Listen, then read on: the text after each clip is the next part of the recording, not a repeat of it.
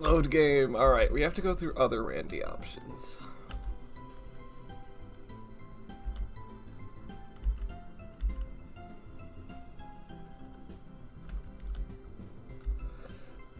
You didn't mention maybe Dialtown later, so yeah.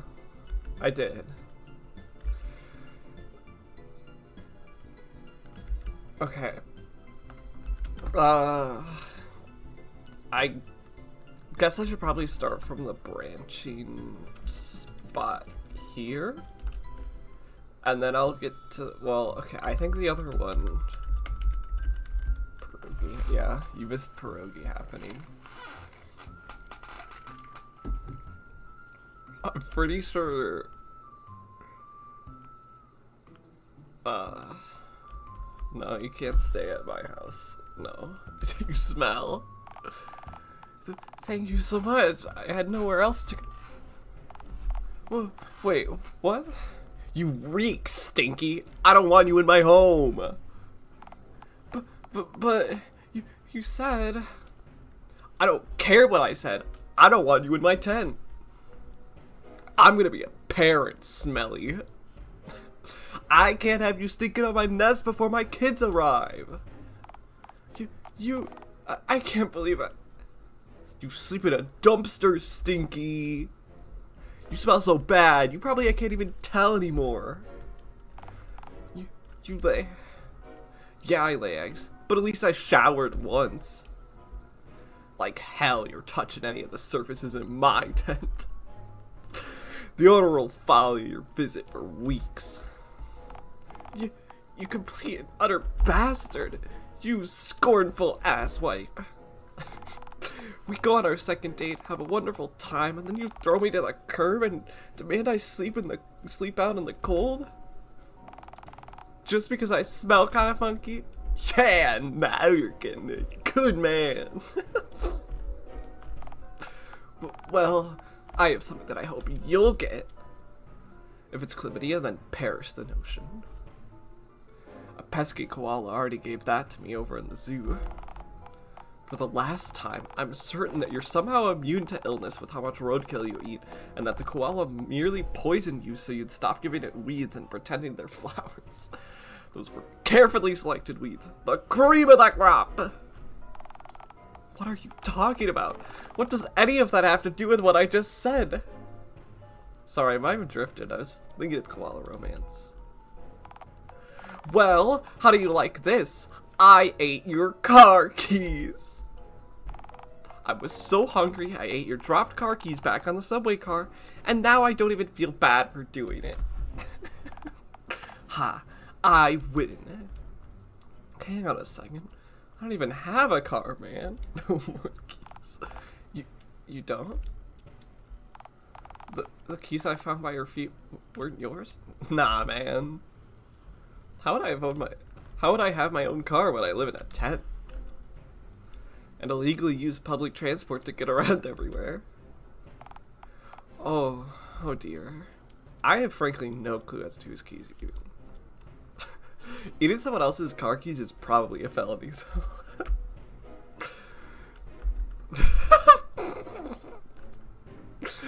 Wait, you don't have a mouse/hatch. That is a good point. I don't have to. Did you adjust them a different way, Randy boy? What does that even mean? What are you implying? Gotta be careful with what you shove up there, Randy. Well, I've heard of a rear being hard to steer from behind. But this takes an ass biscuit. Why am I even still talking to you? I'm gonna do what any man with dignity would do in my shoes.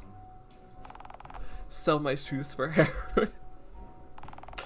I hope you one day find yourself in a bleak, unending Tartarus. You blow it out your ass.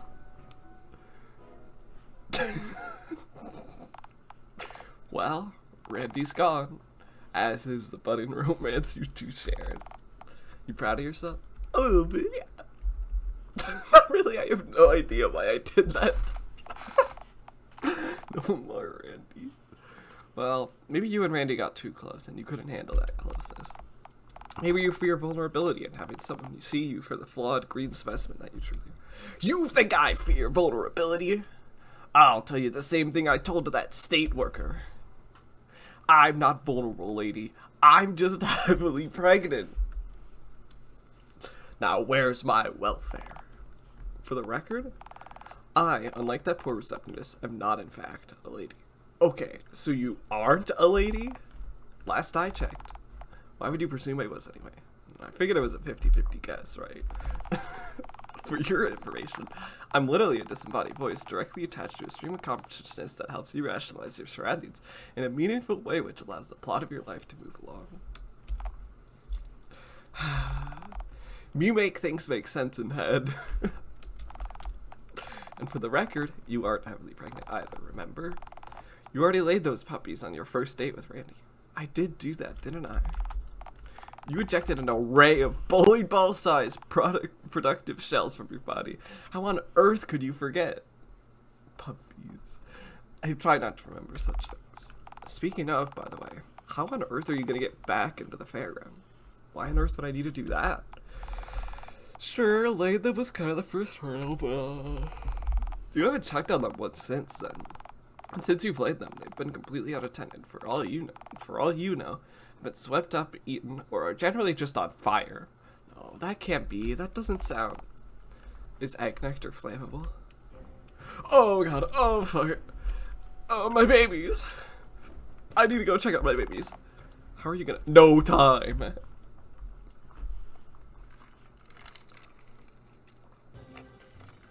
Ticket, Jerry. Please let me in. My eggs, they're... I am dialing for the police as we speak. No! Must eggs. Plan B, then? Fence. You'll never scale that thing, you know. I can and I must.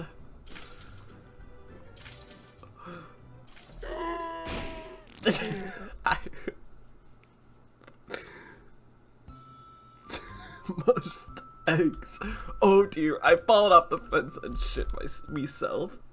I've shit myself and I'm dying.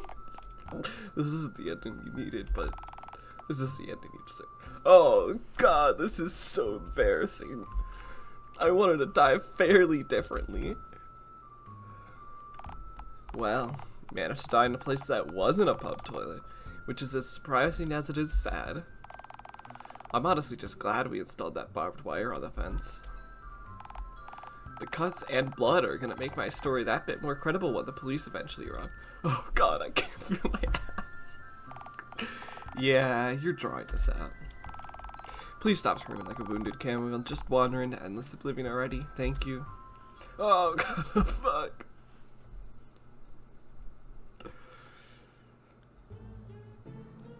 So you had a bad idea. The ending where you fall off the fence, shit yourself, and of course, die. Yeah, that sounds about right.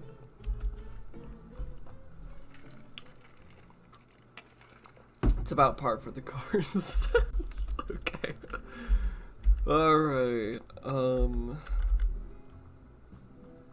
so there's also one. Oh. I know what that decision is.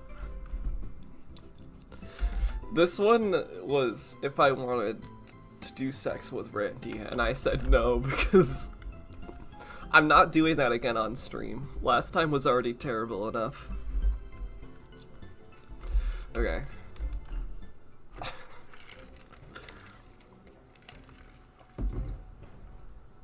Damn. Okay. Stop, drop, and roll, Randy. Just ditch the change. Okay, noble mugger here. Just take it all. It's not like it's all that much anyhow. Sweet, dude.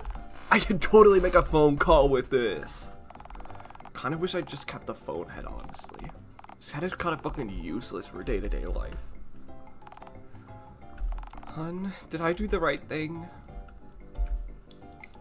Oh god, why is the bugger still here? Go away! Ah! Hang on a moment. Who's this fine piece of meat then? I'm serious, noble highwayman. Charmed. My, what a fitting name for an attractive goblin such as yourself. Your radiant green skin only complements your rugged green goblin body, and I find myself emasculated in your very presence. You really think...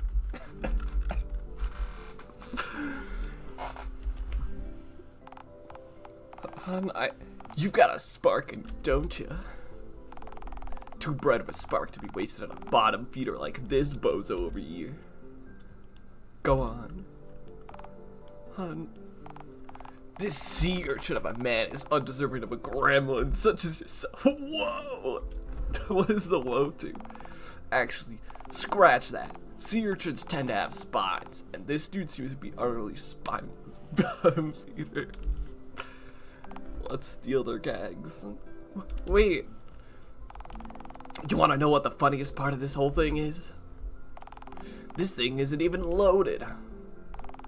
I just randomly found this gun, empty and discarded in a dumpster. How about that? You robbed a dude with an empty gun. Fuck, that takes balls. You're a spineless dude, you should just put her in hiding.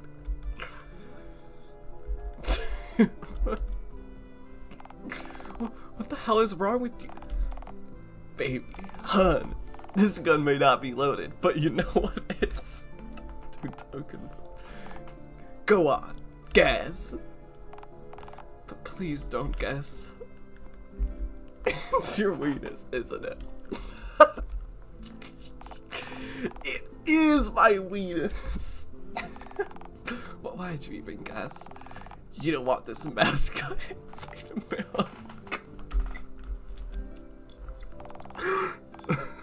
I could give you an incredibly adequate life. There's another choice. I don't know if it'll go back to just the normal Randy route if I...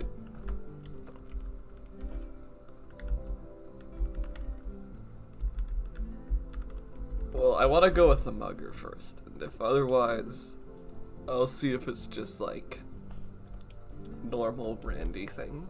Run. Really? I mean, yeah, of course you choose me over that cuckold, babe. I can't believe this. I'm not a cuckold, Dude, I'm literally about to fuck your teeth right in front of you. You are the literal definition of a cuckold. I can't believe you choose a swindler, a vagabond over me, a swindler. You're an impoverished, emasculated loser, Randy. Oh my God. Impoverished? That dude just mugged me for spare change. Yeah, but he's got other perks. No. It's literally just a gun, isn't it? Yeah, okay, fine, it's a gun. Happy now? Dude, why would you... I've got to think about my eggs, Randy. He's got a gun. He could protect my younglings. Oh man, this thing lays eggs? Score. No, not score. Oh heck. How on earth could he protect anything? He said that the gun isn't even loaded. Yeah, but the gators don't know that. Come on, babe. Enough of this clown. Later, virgin. Yeah, later. What do you say you and I go somewhere more private and see about unloading my other... No.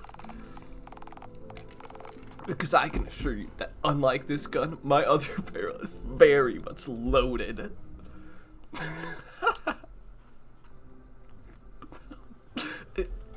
Is it dead? It's fine, babe. It just doesn't seem that excited. I said it's fine. I mean, it looks fairly dead. Stop pointing it out, okay? Still, good. The pressure is too much for the poor little guy. Should I prod and poke it some more? With your weird green feet again? No, you'll just scare him even more. This is cringe, bro. Why is the funfair music here? I thought you said that your weenus was loaded anyhow. I said that my barrel was loaded, not that my barrel was straight. This whomps. Why not? So, what now? Well, being a fucking criminal, aside from having casual sex and mugging strangers, my favorite hobby is doing hard drugs. Wanna hit us some weed? That's not a hard drug.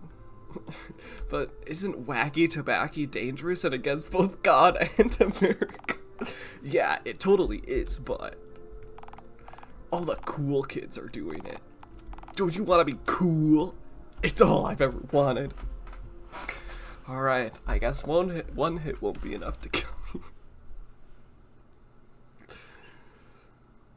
This can only end well. President Ronald Reagan. Hello, my fellow Americans. President Ronald Reagan here.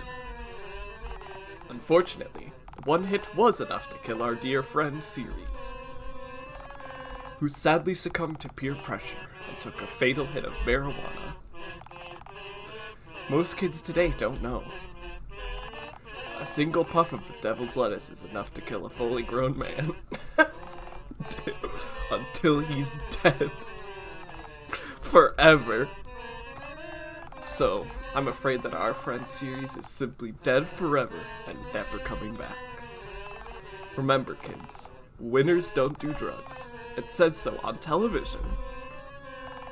If you stay away from such things, why, you could even become president of the United States yourself one day. It's time for me to go. Goodbye, kids, and remember, I'll be watching.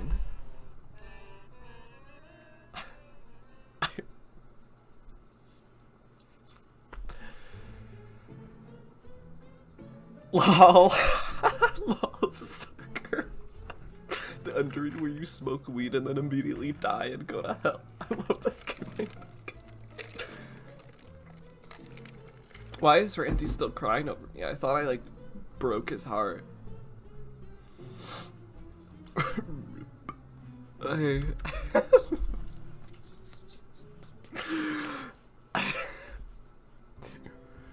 Okay. Mugger flirts with you. Dandy with Randy? Oh, hey, that rhymes.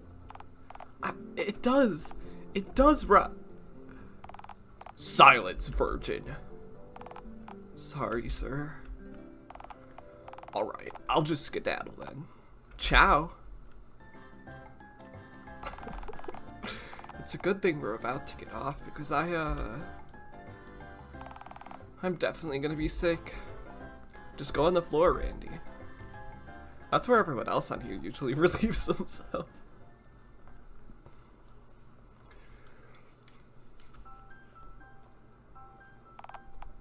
Well, isn't this just scenic? Bitch bench. Bitch bench. God, this conversation feels like pulling teeth out. Perfect capstone for this sort of day, I guess. Today wasn't that bad, was it, Randy? Bitch bench. Well, I did get sort of mugged, didn't I? A bit, yeah. And then dragged through a puddle by that leash swan. Hey, at least you got the leash on the swan this time. Even if it was the one I was leading. Even if it was the one leading you, I guess. You were still legally the one in control of the situation. I think the swan ate this month's rent receipt after it filled my pocket. Is this the same? I'm totally legally in control of the situation now. I can't feel my face. don't think this is. But I feel like the rent receipt thing happened before. Only 60 more years of this max and you'll be dead. Hurrah! I can't wait. Why so glum, Randy? Come on, my friend. Stiff upper lip. You know, life is really just one long kick in the nads. And that's fine. Eventually, your balls just grow accustomed to the ceaseless barrage and become indestructible, metallic balls of steel. Or in my case, bruise, shrivel, and shrink up inside your body to hide from the unrelenting pressure and unrelenting agony the scrotum is exposed to daily. Is this just a metaphor, or do you really need to see a doctor? Both? I'm just accustomed to misery at this point, but, well, something really, really irked me about today's mugging. Was it because you pissed yourself during the ordeal, dear? Instead, you know it. I didn't. You saw that? The whole bench is sticky, man. Oh, man. I mean, piss aside, the mugging irked me worse. Worse than these very usual swift quicks and me old nads usually do. What's up, then? What's gotten you so riled up this time? Well, what that mugger said about me being an emasculated beta male bottom feeder. He's right, you know. I am a loser. No! Ah, shit, that wasn't even remotely convincing. Alright, take two. B-O. B. Bob. Don't bother, I know. I am a loser. I'm your bottom feeder. I take what's given to me without complaint and unconditionally accept the world for how unrelentingly awful it is. Tuck. I've taken this heck crud for far too long. Yeah, go wild, Randy. You're off the leash, man. Run into the woods naked. Be feral. You're off the grid now, Randy. Go rogue. Yeah, I'm as feral as they come now, baby. Everything was just dandy till that damned fortune bot cursed me, leaving me with bad cosmic juju. Yeah, fuck that Uncle Joe. Yeah, heck it all the crud. I've taken life's table scraps for far too long. The leash has been torn and I'm free now. I don't know if you saw, but the swan bit through my last leash and almost devoured a small child. So I'm like definitely fired anyway, but yeah, I'm done being the world's only part-time hotline voice daddy. Part-time swan chew toy. I'm making big changes and I think I'll sleep on this bench tonight. Even if it is sticky with piss. Your piss, remember.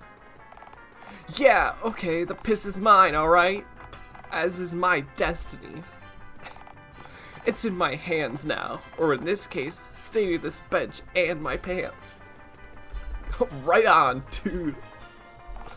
Yeah, the rightest of odds, dude. I think I'm gonna get some sleep. It's past my bedtime. It's 7 p.m. Exactly. The more time I spend sleeping, the less of today I have to experience.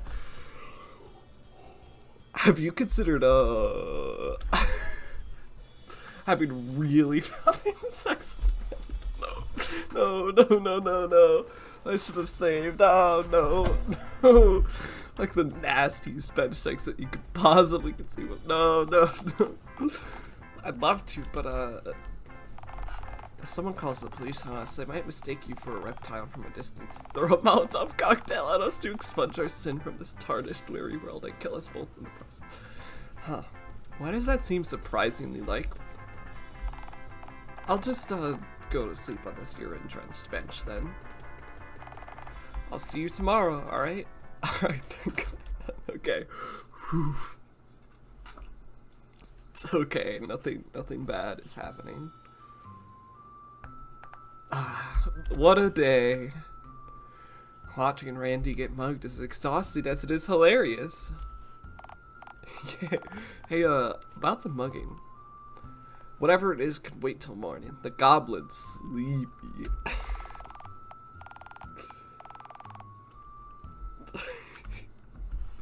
I like the message you sent. This is a trout, I think. Sorry, I have to check my Discord.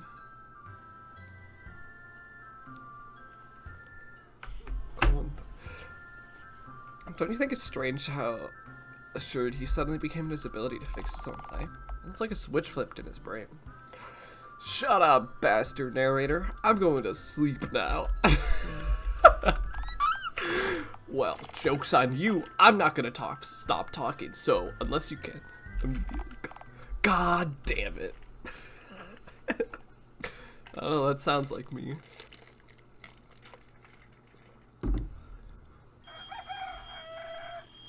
Clock.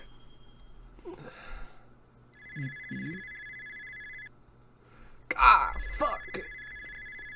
The sirens. The Japanese, the Huns. They're serious. That's your. Oh, is that my head doing that? Yes. Odd considering my head isn't a telephone. Yeah, actually, you might want to get that checked out. What does it mean if it screams like this? Well, usually it means someone is trying to call you. Okay? It means somebody wants to speak to you right now! Oh, well that's a first. You gonna answer it then? Let a stranger into my head? Sounds like a fantastic way to get indigestion. Or worse, possessed by a vile demon. Answer it. Okay, keep your theoretical socks on. Hey, babe. It's me, Randy.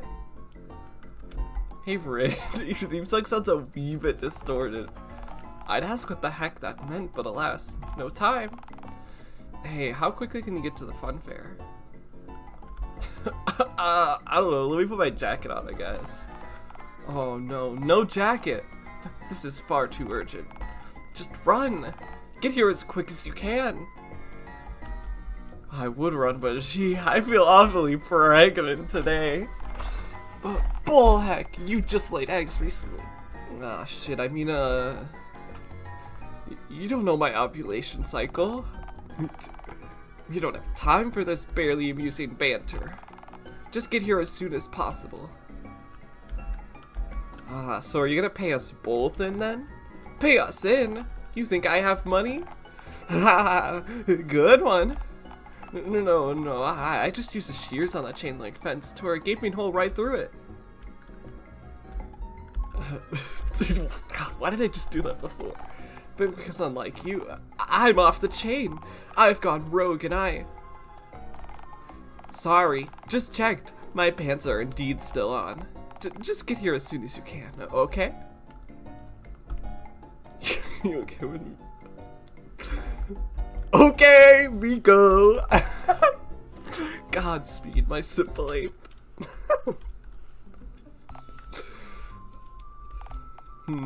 Yep, Randy's off his rocker, all right. What? No.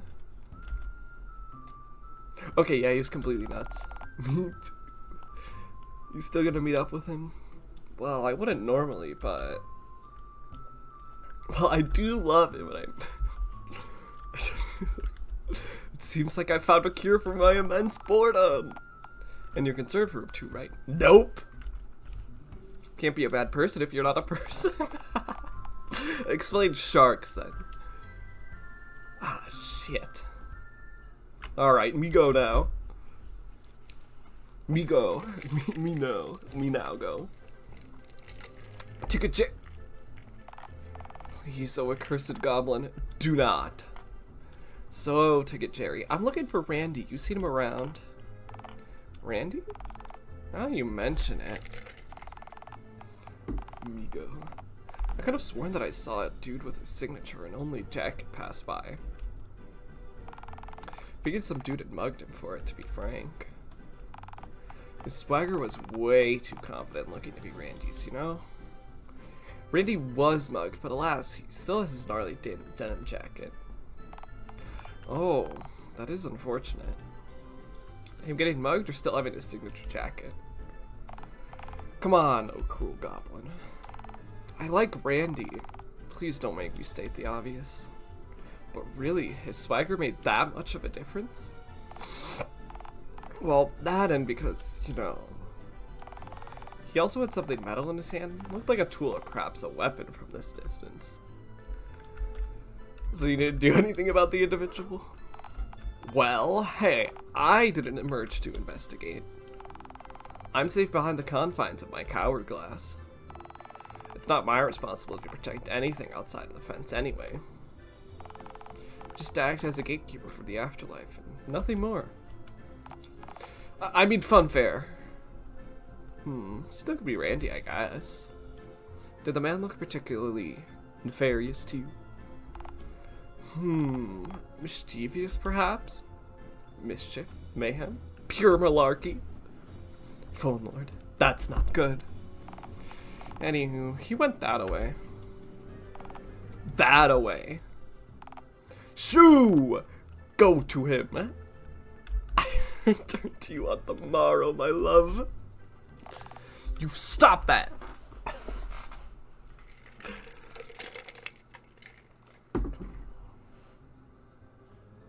Oh, no, not the fence again. No. I'm tired enough one. Well, Jerry did say that Randy was somewhere off in this general direction. Granted, I'm sure Jerry would have told you that even if he wasn't, just to send you wandering in any direction that doesn't directly lead to the ticket booth glass.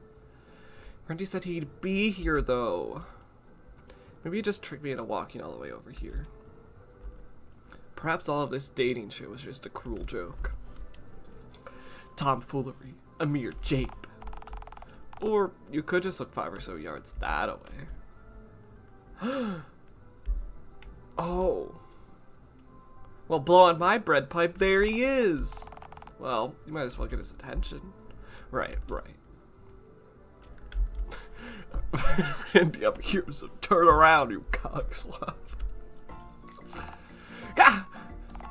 Series, why on earth did you have to scream at me? I thought Jerry had seen me cutting this gaping hole in the fence and... I'm not gonna... I don't know, you could probably cut a gaping hole with a hammer, but... No, Jerry saw you, but it looked too cool to be identified as radical. I can feel the tides turning already. Is that a hammer in your hand, by the way? It sure is. Do you like it? It's very hammer, alright. Thanks. I think so too. Why do you have it with you anyhow? Why do you need a hammer? Well, you see... Wait. Is that... the mad and mediocre machine? Oh my god. It sure is. You've brought us here? Why? Well, you see, I just realized something, right? So, all the misfortune running rampant through my life, this cosmic hogwash, it all started when that damned fortune teller bot cursed me forever, right? Allegedly, yes.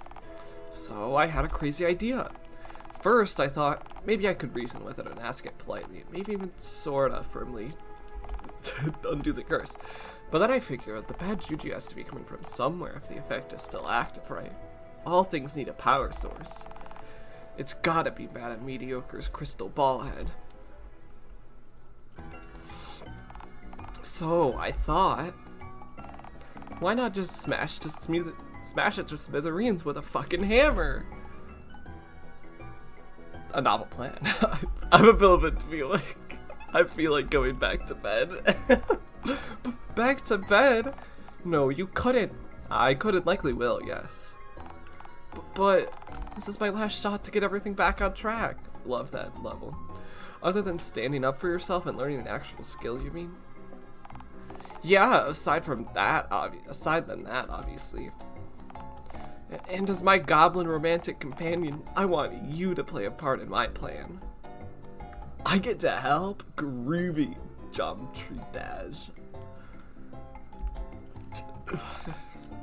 You sure do. I need you to watch for any witnesses that may or may not otherwise witness the very illegal vandalism that I'm going to enact on the machine.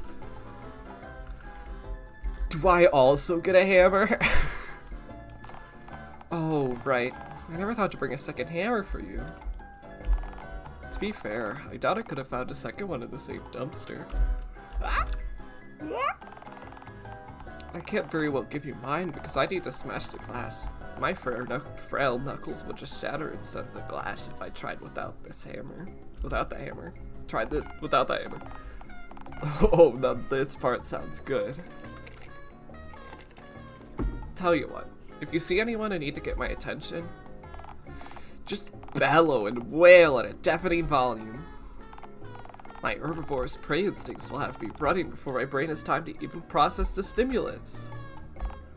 Oh, come on. One whack is all this'll take. Unless it takes more than one whack, in which case I'll just go to town on the machine till it's a mere wreckage of what it once was. Okay. I love Randy's music.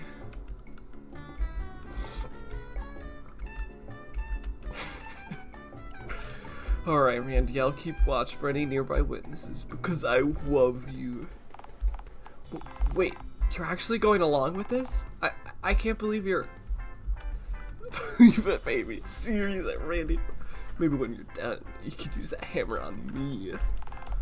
Oh, baby. I'm gonna wreck this cabinet, and then I'm gonna wreck you. I'm gonna kill you, and I'm gonna kill you again. Or more likely, you'll wreck me using the hammer. Randall Jade is not a top.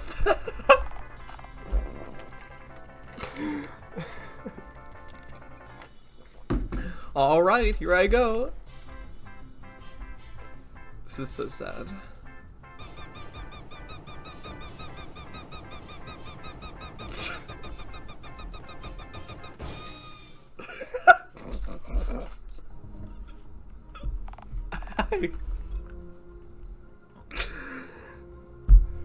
Wow, I can't believe it. It's finally a squeaky hammer. Think I didn't throw enough job? Should I smack it some more? Only if you give me a turn with that thing when you're done, hammer boy. Shameless flirting? Wow, this is all so sudden. I've really done it this time. I've destroyed that damn thing, and its curse is finally dissipated. I'm free! Why, I reckon I can feel my luck getting better already. Prison. It's bad. We shouldn't have loitered at the scene of the crime for quite as long as we did. Could have just celebrated back by 10, I guess. Oh, phone god, I'm too fragile for prison. What if my bandages get wet and fall off in the showers? Oh, worry not, Munchan. It's not so bad. It is very bad. Haven't you looked around? We're in prison and... Oh, phone god, what am I gonna do if... Hush. Need quiet. Need to figure out how I'm gonna check on my beloved eggs. I like that we're in opposing jail cells. Your eggs? I hope your Yulings all become omelets. You take that back. Why should I? What else do I have to lose at this point? Aside from your kneecaps, you mean? Yeah, aside from those, I guess. Need to figure out the logistics of this situation. Egg logistics. Randy, can you do me a favor? What? Nope, nuh-uh, not happening. I helped you out with your awful hammer plan, Stinky. A deal's a deal. You owe me. Okay, you have one request. Make it count. I need you to use your one phone call to try to get my eggs smuggled into the prison so I can look after them in here. What? Why would you? Are you kidding me? This place is damp, dark, prison food's close enough to reptile food. This concrete abode is the perfect nest for my future children. Why don't you just use your one phone call for that then? What could be so important that you'd leave the dirty work of saving your future offspring to me? I need to get my raccoon friend smuggled out of here. His name is Pierogi. This life won't suit him. He'll get torn apart in here. Unbelievable. Oh, don't phone your arms at me, mister. Who would you even call? Huh. So, getting a stuffed raccoon out of a prison cell, you considered flushing him? I guess that is an idea.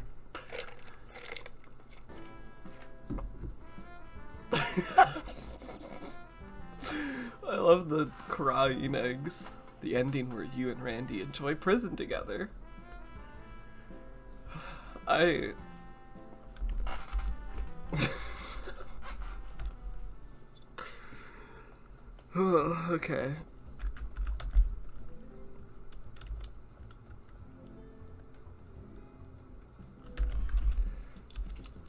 No helping, Craig's.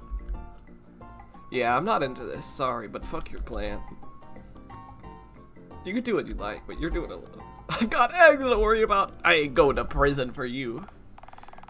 You just throw me to the curb? After all we've been through? You don't understand, Randy. My eggs, you'd prioritize those soon-to-be cryptids over me.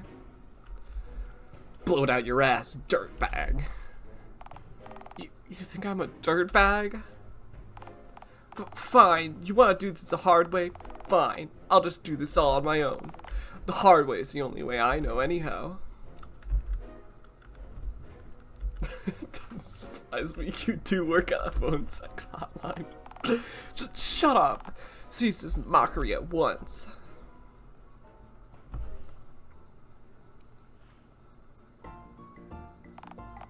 Oh, yes. This is my destiny, and I'll take it into my own hands. I am Randall Jade, and whoops. Randall Jade, have tripped on an exposed route. Curse my general clumsiness. Oh dear, how embarrassing for you. Oh darn, my hammer flew out of my hand. Well, no matter. I, Randall Jade, shall... Oh, no. Oh no. Oh, yikes. Ouch, that'll leave a mark, alright. You reckon he's okay? I'm sure he'll be okay. You really think so? Oh god, no, Randy's definitely fucked. Nah, bummer. Yeah, a real shame. Ah, fuck it. Might as well go check on the legs while I'm here. No point crying over spilled brains. Later, Randy.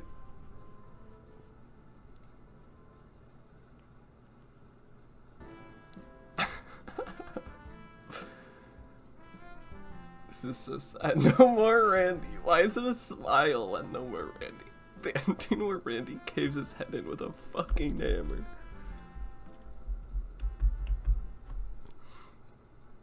The people that were here before were telling me that it was tragic that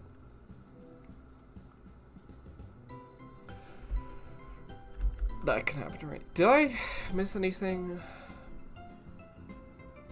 to do? There's like a lot. Did I do?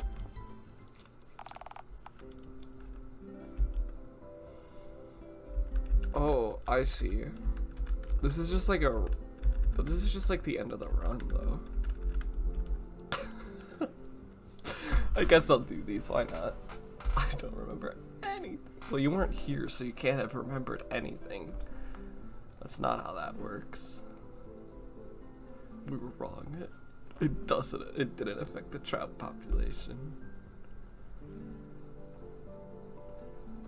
Okay, I gotta be really mean. I made a cute... Hold on, let me quick check my reflection in this puddle.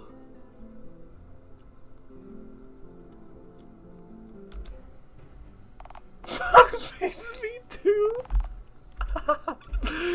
Fuck Phase V2? I can't believe you... raise me up just to throw me back down at the ground at terminal velocity, shattering me into a million bite-sized pieces. Oh, you'll get over it. By lifting me up, you just gave me further to fall. Oh God, my heart. Why? Well, now that you work in the ticket booth, I've got it inside, man. I don't understand. This was never about love, Randy. Life is merely a game of chess. Egg chess. Now that you're in there, I'm no longer at the mercy of strong-willed Ticket Jerry, but instead weak-willed Ticket Randy.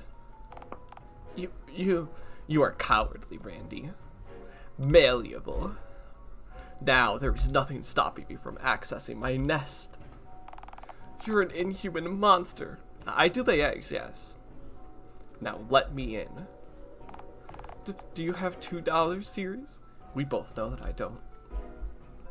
We also both know that you lack the will to stop me entering. I've taken all that you had left.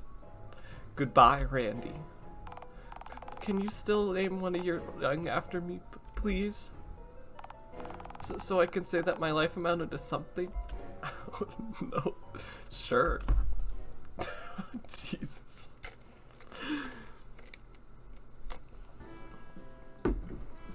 Here lies Randy's heart. The ending where you break Randy's heart for no real reason.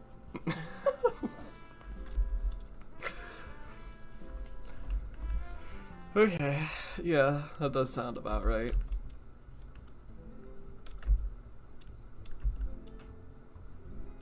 Okay.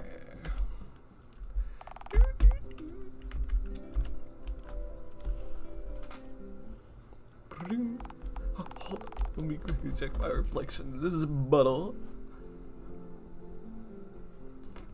I'm so proud of Randy for being able to tell what it says in the puddle. Wait. Tough guy? Are you... You're not making fun of me, are you? No. But I'm not a... Oh, please. You think any scallywags, ne'er-do-wells, or hooligans are gonna mess with a bandage-certified tough guy?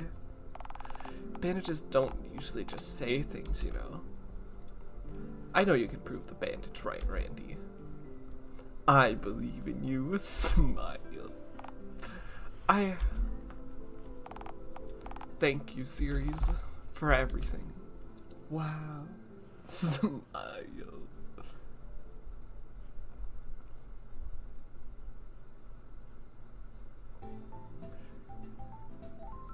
Okay, I think that's just...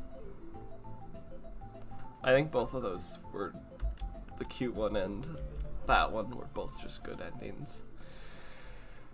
Okay, I don't think I have anything else with Randy. I don't think, at least.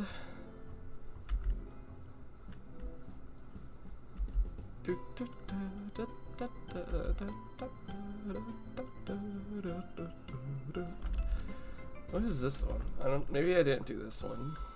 Oh, no. I did this one. Game end.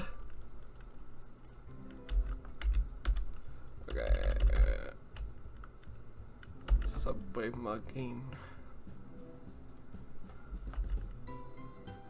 I think this one doesn't matter. Oh yeah, I just saved because I messed up one of the times. Okay. Ugh. Okay.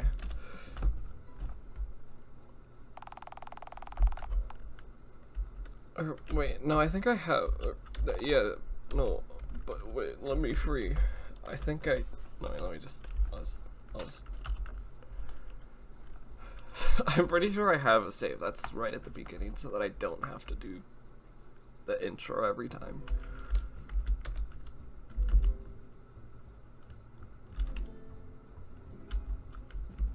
It's one of these. I mean,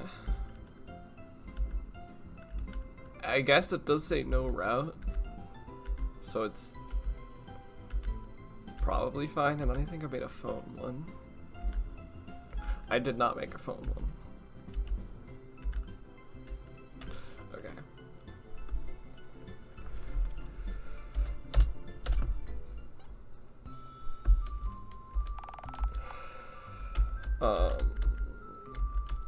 Uptown, Dialtown. I have to go to the bank.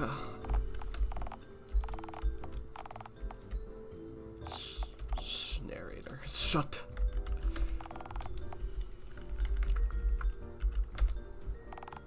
The bank? Really? Why the bank?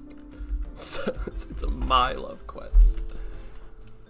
I must lay the eggs, find the love of these. Oh. Drink the milk of human kindness and all that jazz. You have like 6 nipples. Why not just extract your own milk?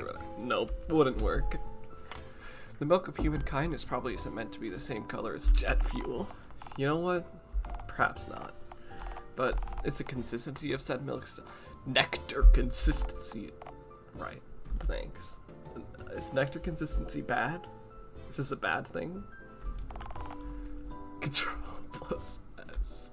Save, save, save. So real. Leave the bank.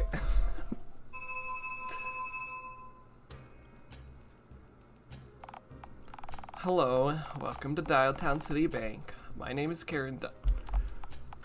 I didn't see what you said. How can I help you? You're green.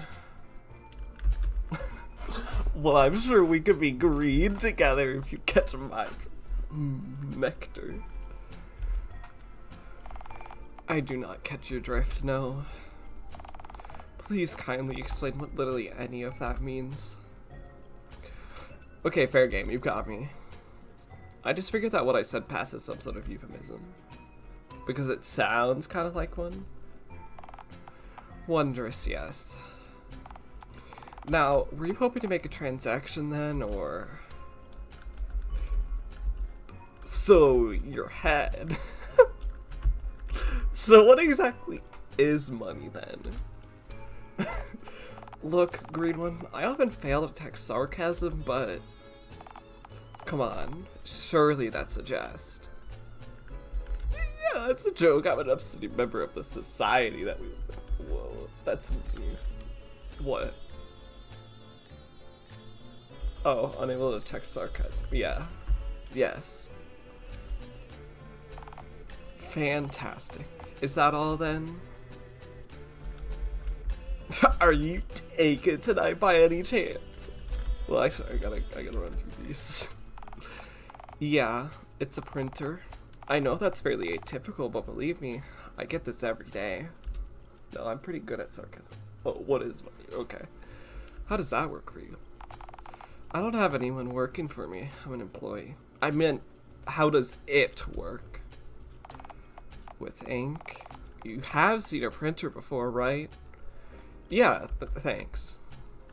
Is having a printer instead of a typewriter different in day-to-day life?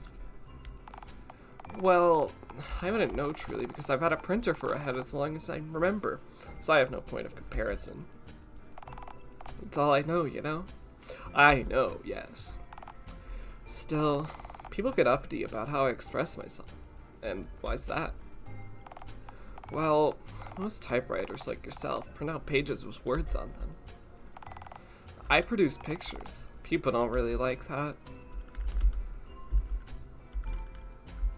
I don't blame them. It is pretty whack-ass. A picture paints 1,000 words, they say. Are you even listening? I just said that I can't paint words, and that's the issue. Please listen to my responses if you're going to ask questions. Oh, come on, I didn't mean it literally. Well, can you please speak literally? Idioms go over my head. Yes, I'm aware that's an idiom. I get that one now because phone lord people jump straight to idioms to explain not getting idioms. Because I'm the one not getting how basic things work, apparently. I'm sorry, I diverted the topic. Is there anything else that I can help you with then? I'm also not good at getting how basic things work. Can I check my account balance, please? Alright, what's your account number? You do have an account with DTCB, don't you? Do I need one? To check your account balance with us? Yes, you most certainly do.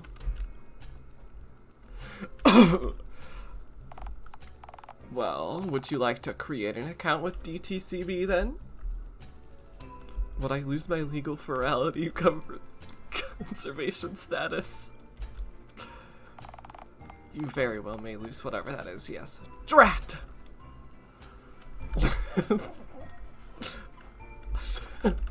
I don't know. I love being feral, but also I love bank account. Fine, make me an account. Alright then. Let's see what kind of account you're eligible for. Look, I'll be honest, I don't really know what you are, and thus what kind of account to make for you. You look adult-sized, relatively adult-shaped. How old are you then? I think I might be like ageless. I need an age. I don't know then. 80? 40? Put 40 down. If the bank thinks I'm having a midlife crisis, they might give me some instant gratification sports formula. And then I can just die before they ask for it back. Well, see, now we know you were planning to do that, so no, you cannot in fact do exactly that. So, no more?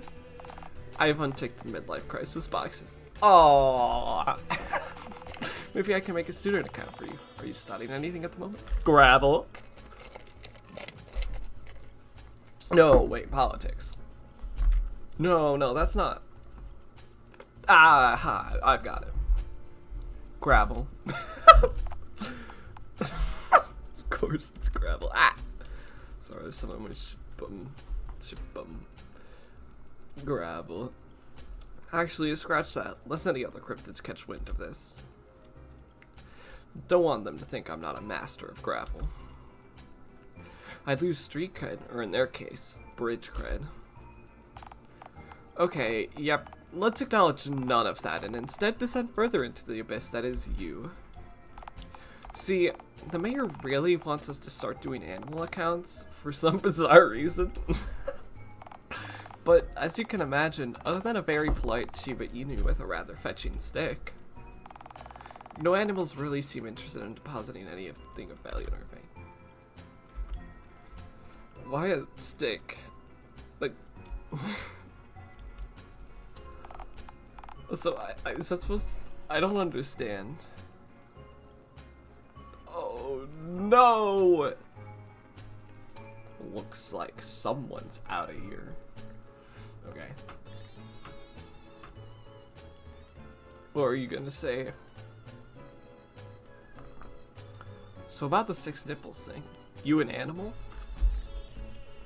Last I checked, I'm legally more akin to a Sasquatch. Dogecoin? Is it? I don't know what the... what does Dogecoin look like? Isn't it just... well, it's just Doge. I don't know. It doesn't have like a stick or anything, so I don't...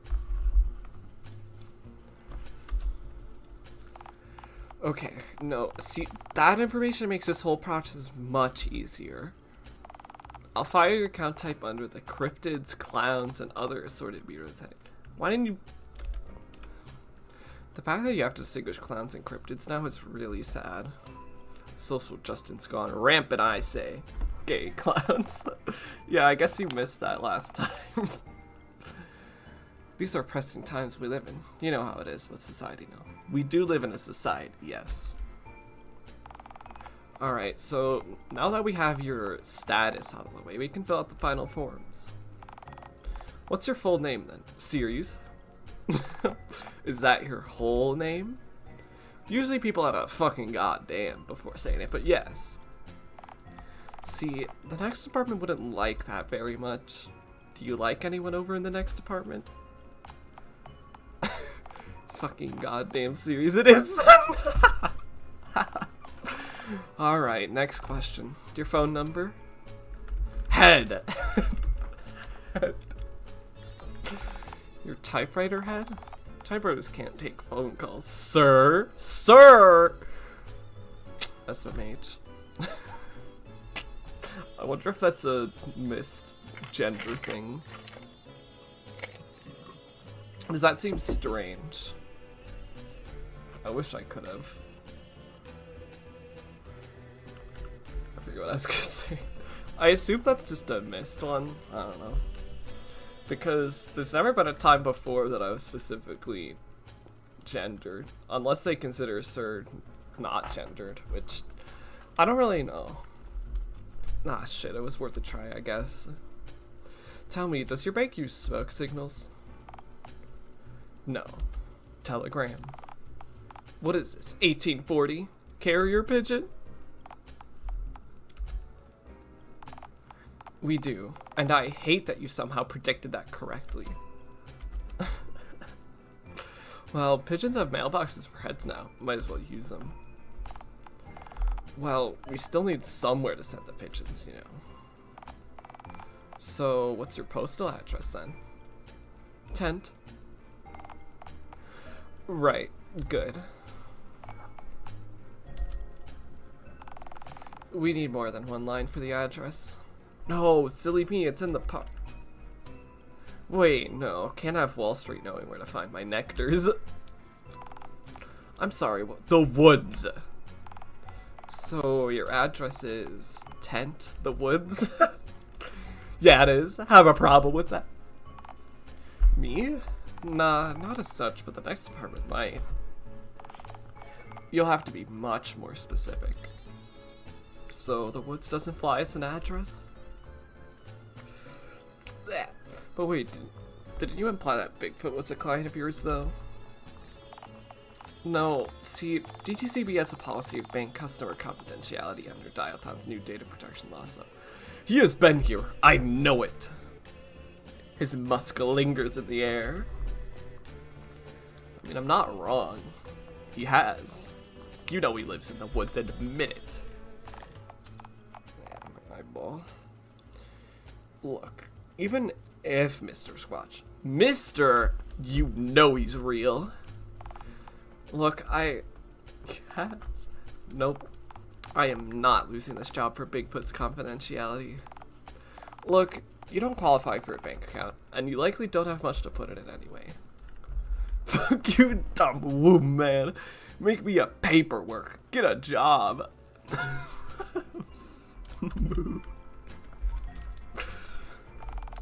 Are you mocking me? Have you been just mocking me this whole time?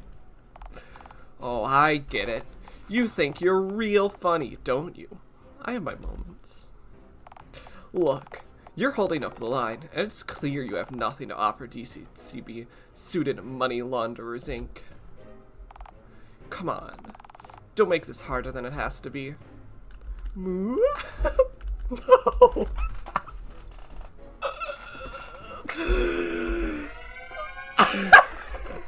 Security. We've got another milker. Suits. Route lost. Bail whilst moving like a wounded beef creature.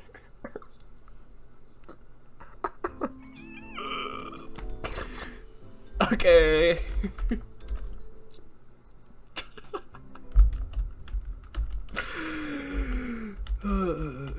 Can't anyone moo around here? Unbelievable.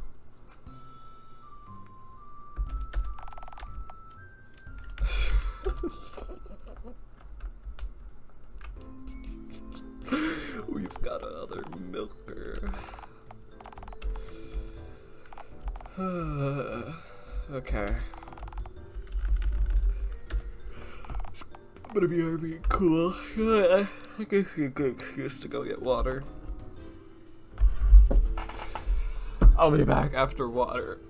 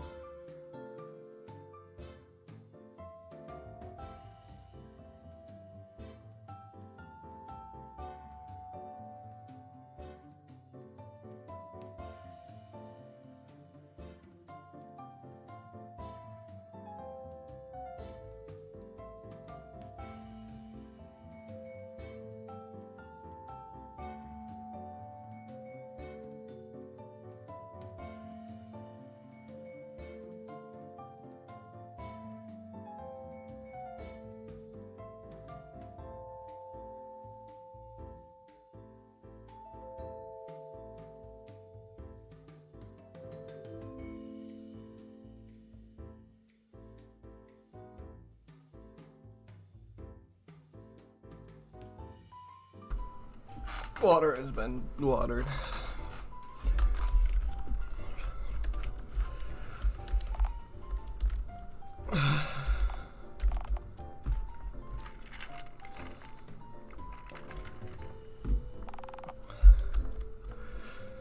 A ring for a teller.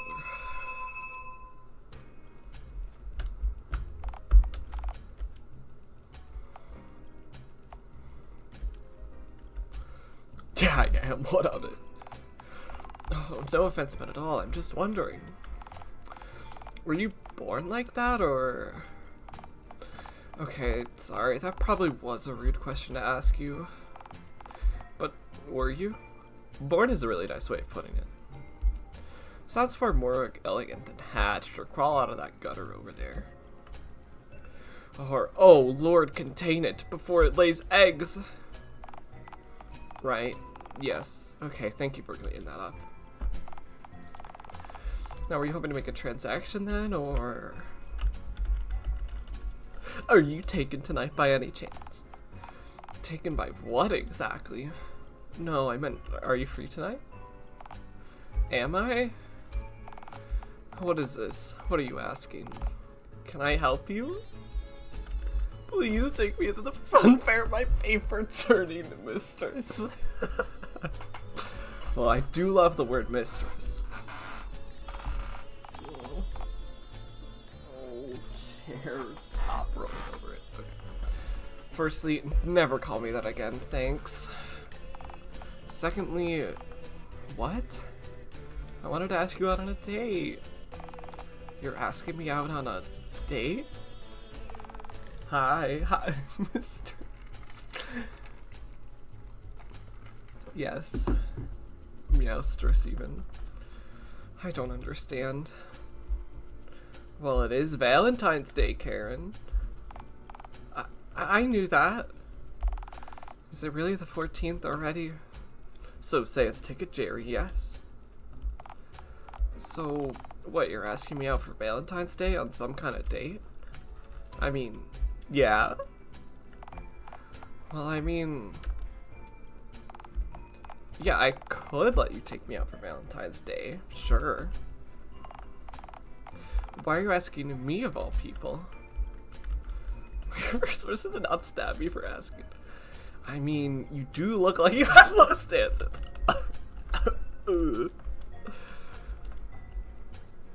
At least not literally. Oh boy, that makes me feel wanted. Come on, that's not what I meant. What, so you think you're too good to be my last resort? Jesus. Well, say what you meant. Don't beat around the bush. Surely you can see that I'm different. You have green skin, half a dozen nipples, and don't even get me started on what your head is crafted out of. Alright, I get it. You do seem to be relatively comfortable around me, though. That's actually not all that common. Pal, have you seen the kind of customers I get on a daily basis? The last 3 dudes before you came in were a Shiba Inu, a hobo, and a woman who had a dude in a BDSM leather animal costume on at least accompanied her. Oh, that's so weird. You would do that. Guess which one pissed on the floor. Nice. You're weird, but you're not day ruining weird. Okay, fine. It is normal. I feel like something bad is gonna happen if I piss, but I really want to, so.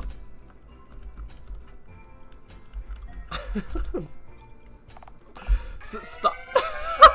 Okay, yes. We've got another pisser.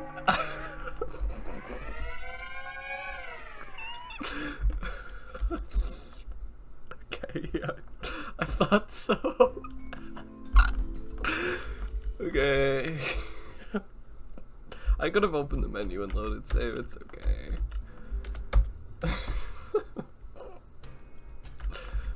Most people see me as a monster, at least think I smell funny. Well, I'm behind glass, so I can't really smell you. do look like you smell weird, though. Granted, that's probably true.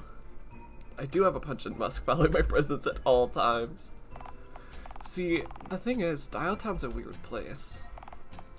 Hell, the world's a weird place. The way I see it, since everyone's weird, maybe no one is. Plenty of harmless goofballs and weirdos who simply wind up in the wrong place at the wrong time, you know? So no, I don't see you as a monster. Just a cryptid who's actually kind of talking me into this somehow.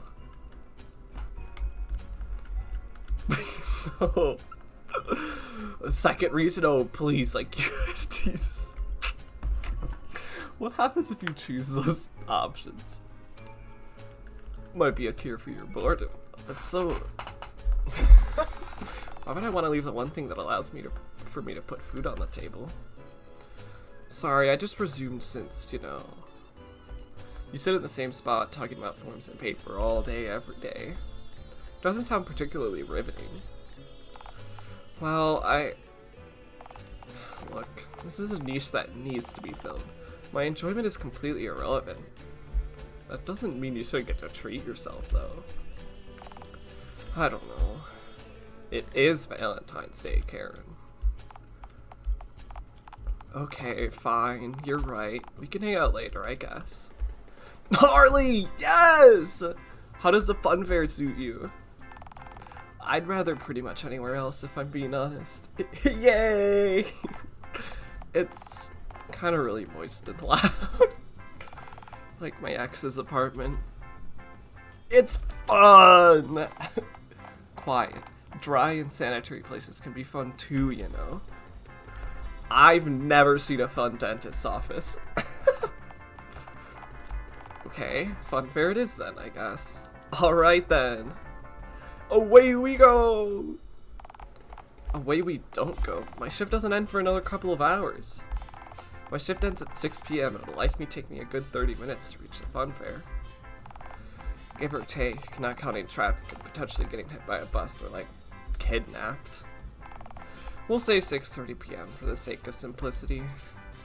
Great snakes, that's hours away! What misfortune. So does that mean I have to stand here for, like, hundreds of minutes?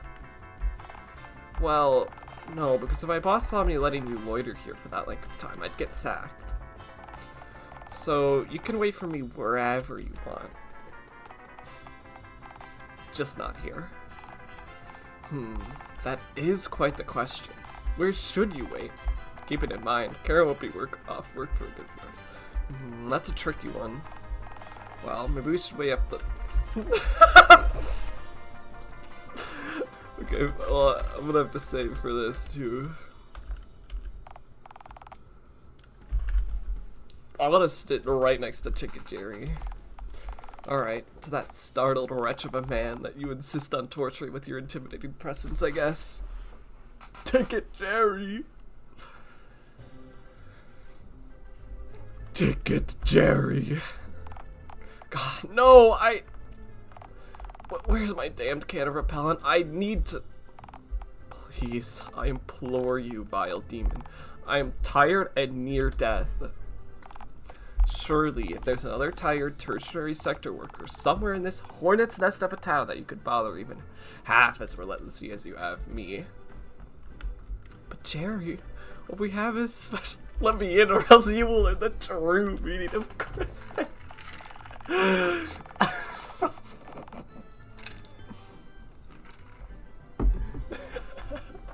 That's a threat. What, are the ghosts of the last guy to work in this booth will approach me wearing chains and moaning my name? Or more likely, shrapnel from the roller coaster that crashed through the ticket booth's glass, killing him instantly instead of the chains. Ah, yes, and he'll only be the first spectral visitor, Jerry. And the first of many. Are you seriously festively threatening me right now?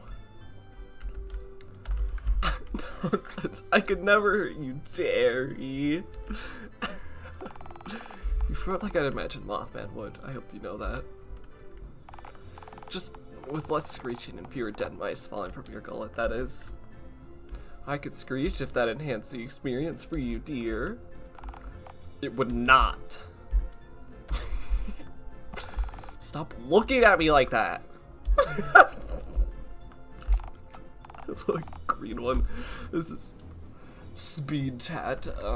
I don't know where that is, but I know that that's the smiley face from Toontown. Find someone to take you here, and voila, you can exploit a festive loophole to gain entry. This is out of my hands. Smile. My boss has me legally registered as a houseplant and is watering me down on his tax forms as a work expense.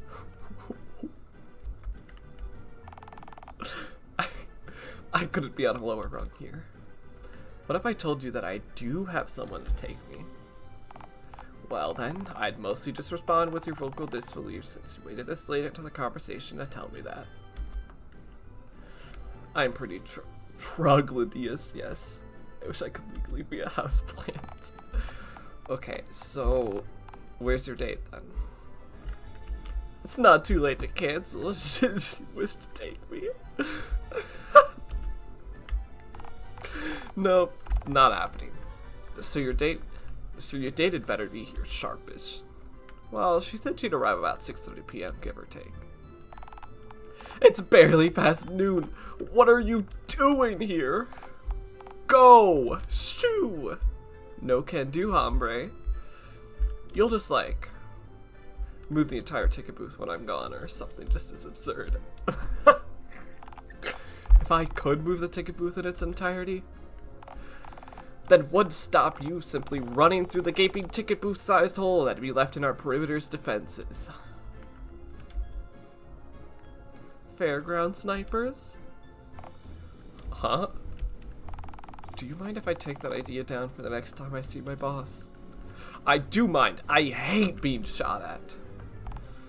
Look, just go home, get some rest, maybe freshen up for your date.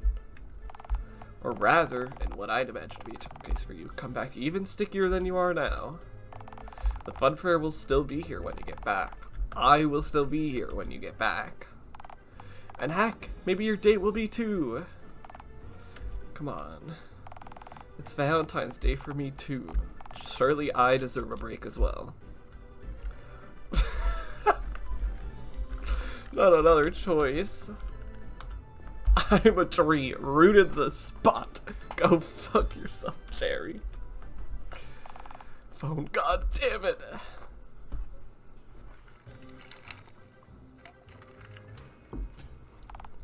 Well, here I am, 6:30 on the dot like a Karen.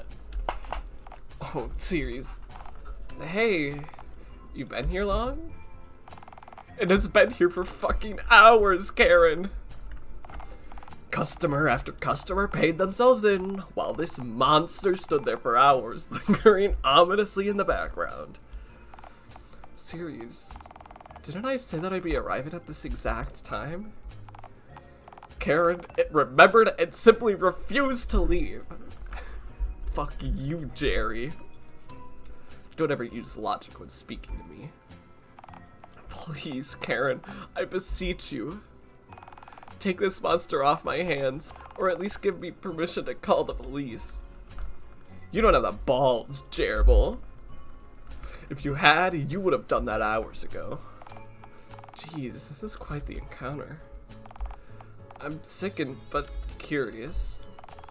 I kind of want to pay us both in, just so I can see what'll happen next. Karen, you're not. Surely $2 is worth the price of admission to the fun fair, and for a front row seat for whatever kind of antics it could possibly have in store for us. Oh, baby. Karen, it's just using you for a free ticket. You know, on account of the whole 2-for-1 ticket dealio we've got going on today. Really? So, the only shred of affection that I've been shown in the last 5 years is just... I'm afraid so. It just wants you to pay them in, like a printer clutching parasite, so it can lay its eggs in a damp ditch deep within the fun fair's untamed grounds. Lies! Oh, I get it. I thought you were actually serious for a moment there. No, Karen, I really mean it. It really is going to... I may have a bit of a reputation of not detecting sarcasm, but come on, Jerry. You think I'm enough of a fool to believe that Ceres lays eggs? Karen, I really meant it. It's akin to fucking Sasquatch. An oily, moist, egg-laying Sasquatch. What a ridiculous proposal.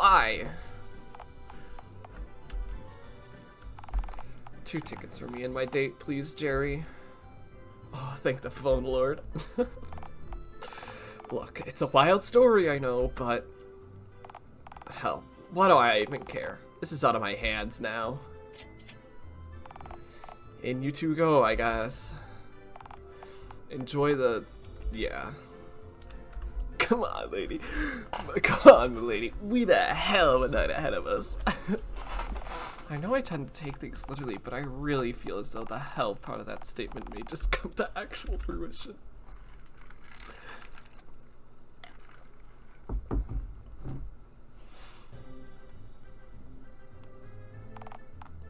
Alright, here we are. You've got me where you wanted me. So, what's next? Well, we are at a fun fair. Dog on a stick! Wait, is it long dog on a stick? Is that what it is? We could always go on a ride or two. Something that'll shift the stick dog. Something fun. Well, alright, what do you have in mind? I know just the ride. How about that crab claw looking thing that screams deafening metal in Mexican? Too loud. I don't do loud. Me too. Then why'd you ask me to the fun fair of all places? The fun fair was your... Surely you can think of something at least somewhat quieter than El Crabo. What about the coaster over there? The funeral planner, I think it's called? Not a chance. Why not? You know why it's called the funeral planner, don't you? Not as such, no.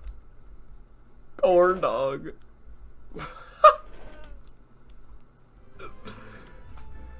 Okay, that filled in some gaps, yeah.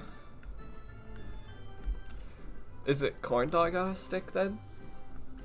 Sorry, I saw the long over there and I was thinking it was a long dog on a stick and I thought that was really funny. Alright, so you want something that isn't flashy, loud, or dangerous. That sounds like what I want all the time. Ideally, yes. Jeez, that really whittles down our selection, doesn't it? I think it is long dog, but maybe not. Wait, yeah, it is. Good. Long dog on a stick. Well, how about the carousel? What is that? I don't speak Italian. It's... in terms you'd understand, horse wheel. Oh, the horsey wheel! Why didn't you just say that?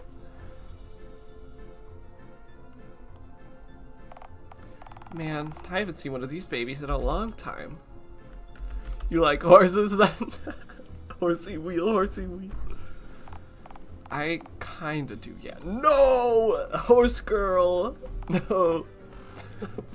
Why? Do you? They make fine jerky. Why is it always jerkies and nectars with you? No.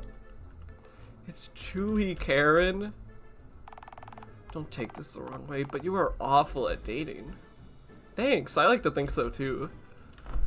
Now onto the horsey go-round we get.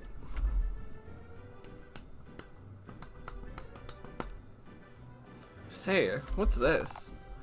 What do you mean? Why are their heads like that? Oh, well, it must be an antique. I don't understand. What is it this horsey have an engine for a head? How else can I properly gauge the beast's horsepower? Like I said, it's clearly an antique. This carousel must have been purchased before the worldwide dial-up. It wasn't just us who had that done to us, you know. Animals too. Really? Yep. Originally mechanical and organic entities were distinct. So the whole world was altered? But surely not everyone must have been manually changed. Surely someone must have been missed, right? Don't tell me this is another one of your clown theories again. Okay, never mind, never mind. Let's just get on the horsey wheel. Horsey wheel. This is nice. You know, I really didn't think anything particularly fruitful would come from tonight, but I think I feel...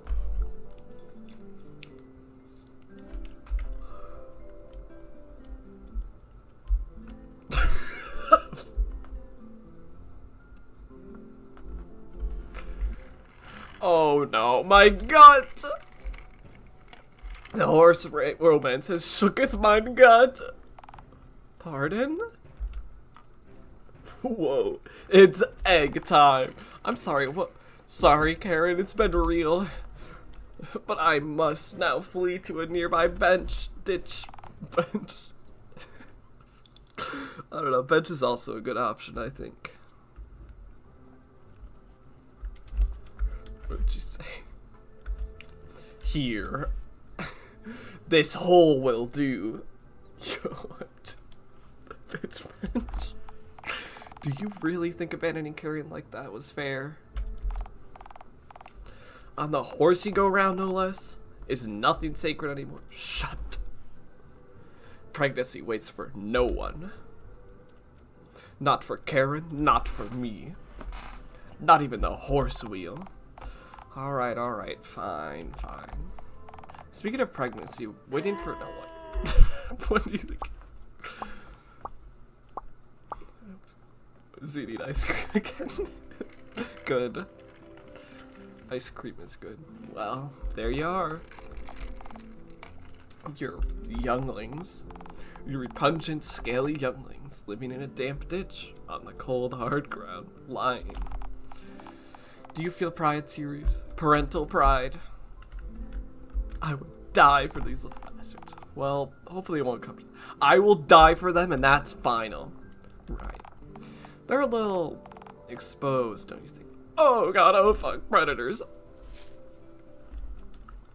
There we go. Now I can... Series. There you are. Oh, hey Karen. So, sorry about Did You Knew. I had to, buy you a hot dog. How dare you? Wait, really? Processed pig hooves in the shape of a skinned wiener don't tend to agree with my stomach, but that is actually quite a thoughtful gesture. Why is everything she's saying me, though? I also don't really like hot dog. So, where's the dog? I, devoured it for sustenance? Unbelievable. I was so hungry, Karen! I can't believe you just run off on me like this during an intimate moment, no less. What else should I have expected? I'm sorry, Karen. I'm just so feral. I just don't fit in with city folk. I belong with my brethren in the woods or under bridges, not the sad music. It's terrible whenever it happens. Or better yet, a cage in the zoo. No! I can't go back. I'll kill others before I go back there. Right. Yeah, well, I'm off. This was dreadful. Thank you. No! Don't mention it, Karen. See you again soon. No. I didn't save at all.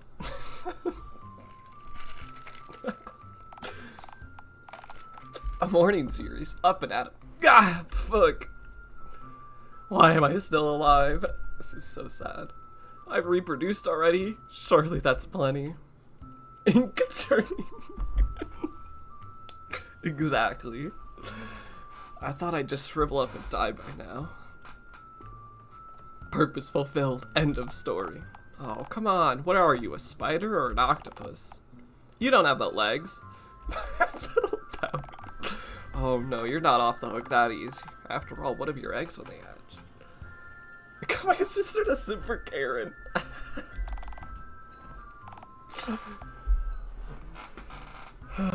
Good. Feed them. What about predators? You think they're doing okay right now? Well, you buried them, so unless anyone feels like digging in the cold, hard ground to forage for eggs. Maybe check in on them in a week's time? Noted, yes. So, you're awake now. Unfortunately, yes. So, what now? Yeah, see, I'm not good at coming up with ideas. At least ideas that don't involve pregnant, groaning, foraging, and scurrying. You did not have to say that. And with my young having evacuated my swollen lime gut, I guess that leaves scurrying and foraging on the table. Look, I've said this to you before, and I'll say it again. Scurrying and foraging are fine as occasional hobbies, but come on. They don't quite fill the gaps that normally be consumed by shit like child rearing or having a job. You expect me to work? Oh, come on, it's not so bad. You could try putting a tie on. Formal stripe noose. Pass. Not all ties are striped, you know. There's always, like, novelty ties that look like pianos or fish. Granted, your boss might not allow those at work. Can I just call my boss for his lunch like a normal person? I just had my first day back at school. I still have to adjust to not speaking like Dialtown characters. Yeah. That's like... I don't know. That's the thing of... I don't know. I wouldn't know what it's like. Last time I was in school, I immediately left. I don't know if I ever really talked about that on stream, but whatever. Yes, kill boss now. See, that's not normal. Those are your instincts. You're feral. Oh, right, yes. Look, even deer and wildebeest and shit tend to have shit to get up and do. I'm sure you have something to do other than aimless scurrying or scratching the ground like a peckish boar. Wait. Karen! I wonder what she's up to now. She's probably at work. She does live in a society as the rest of humanity does. Oh, right, that society thing. Yeah, it's everywhere these days. Guess I'll be on my way to the bank then. After all, banking is one of the 4 pillars of the civilized world. Alongside jerky production, the President Factory, and Bigfoot Hunt film crews. The President Factory. I don't really acknowledge that one. It's always Bigfoot with you, isn't it? They will never find Bigfoot using stealth and deceit.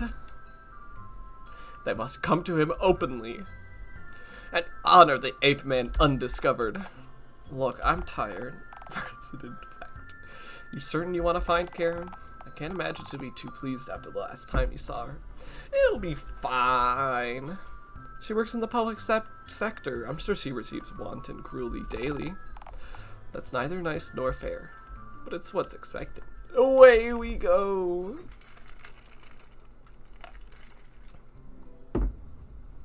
Chapter 2. Wahoo! Don't worry, guys. We have plot armor. Karen can't be mad. So done. Done. DUNN.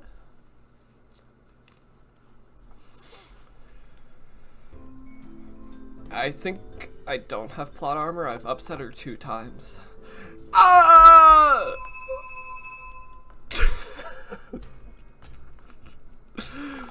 Series. Why are you here?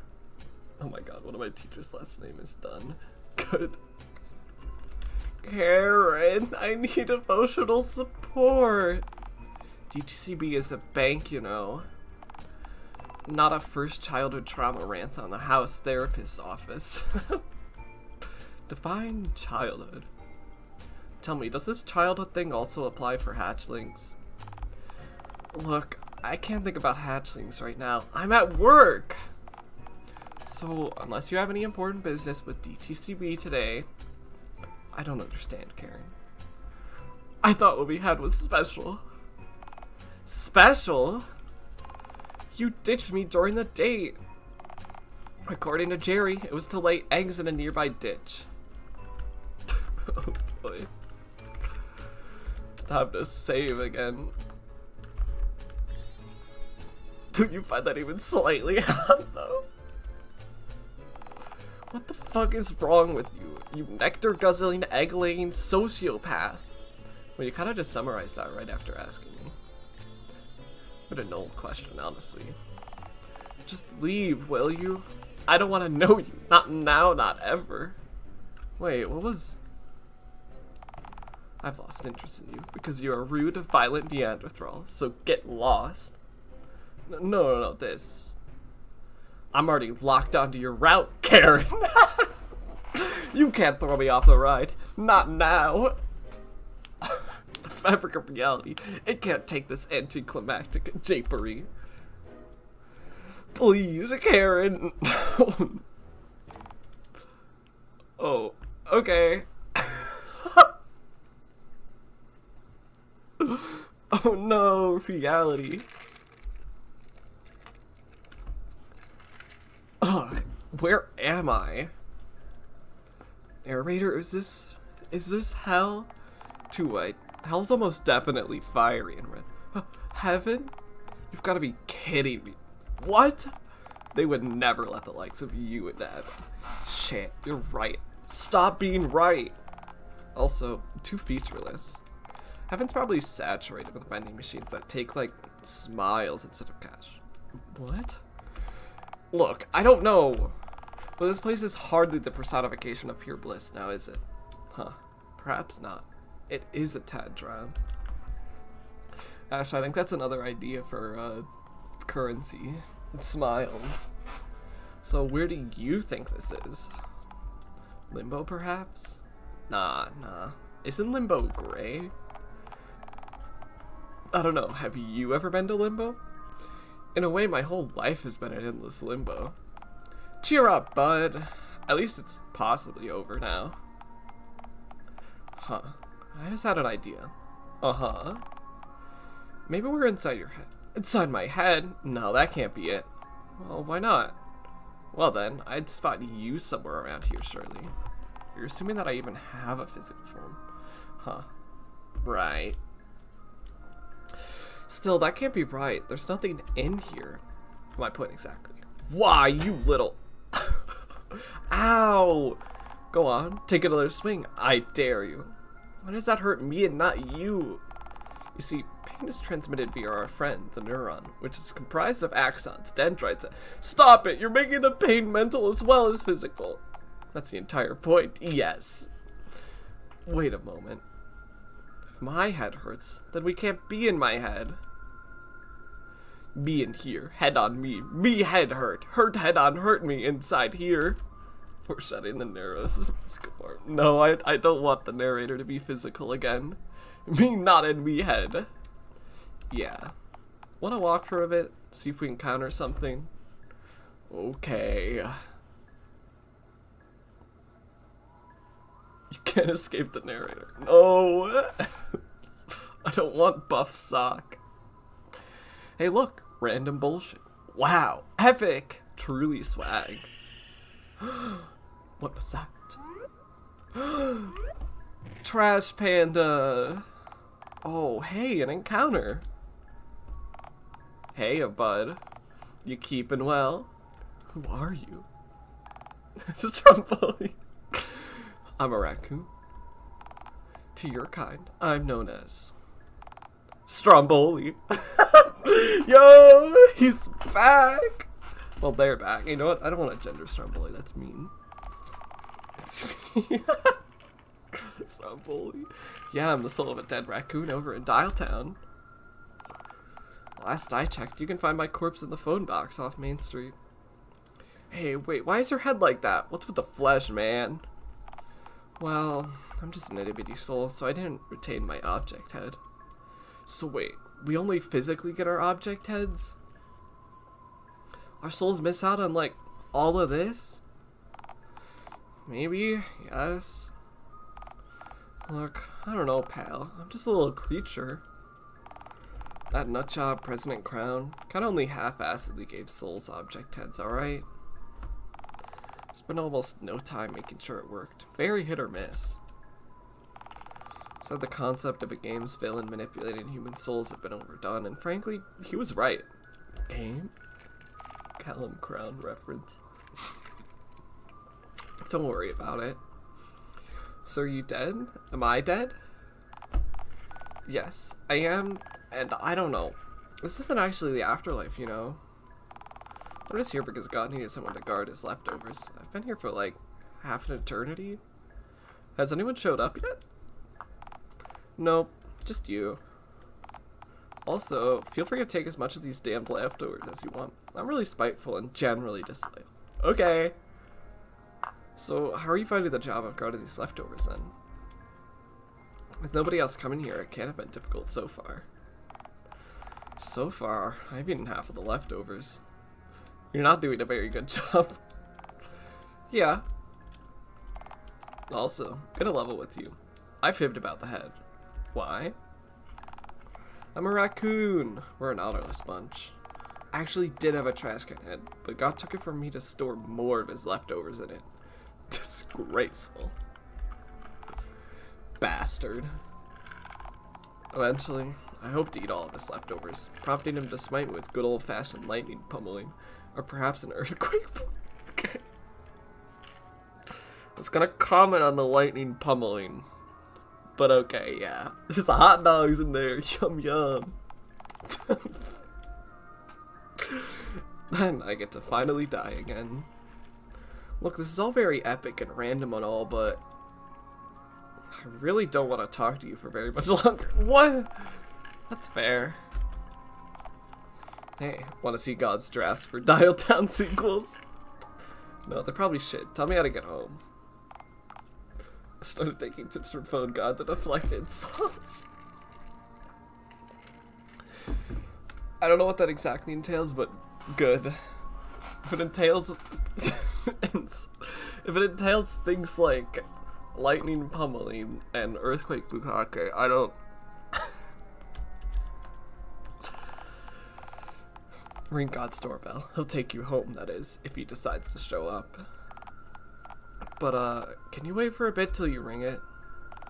I want to ring it after I finish all of his leftovers, half an eternity from now, but I can't reach it myself. I'm a raccoon, you see? No, I'm going to ring it right now. Bye, Stromboli. Bitch. You absolute fucking ass clown. You actual shithead. I hope your heart shrivels up like a rotting apple when you need it most, you fucking onion. What the fuck?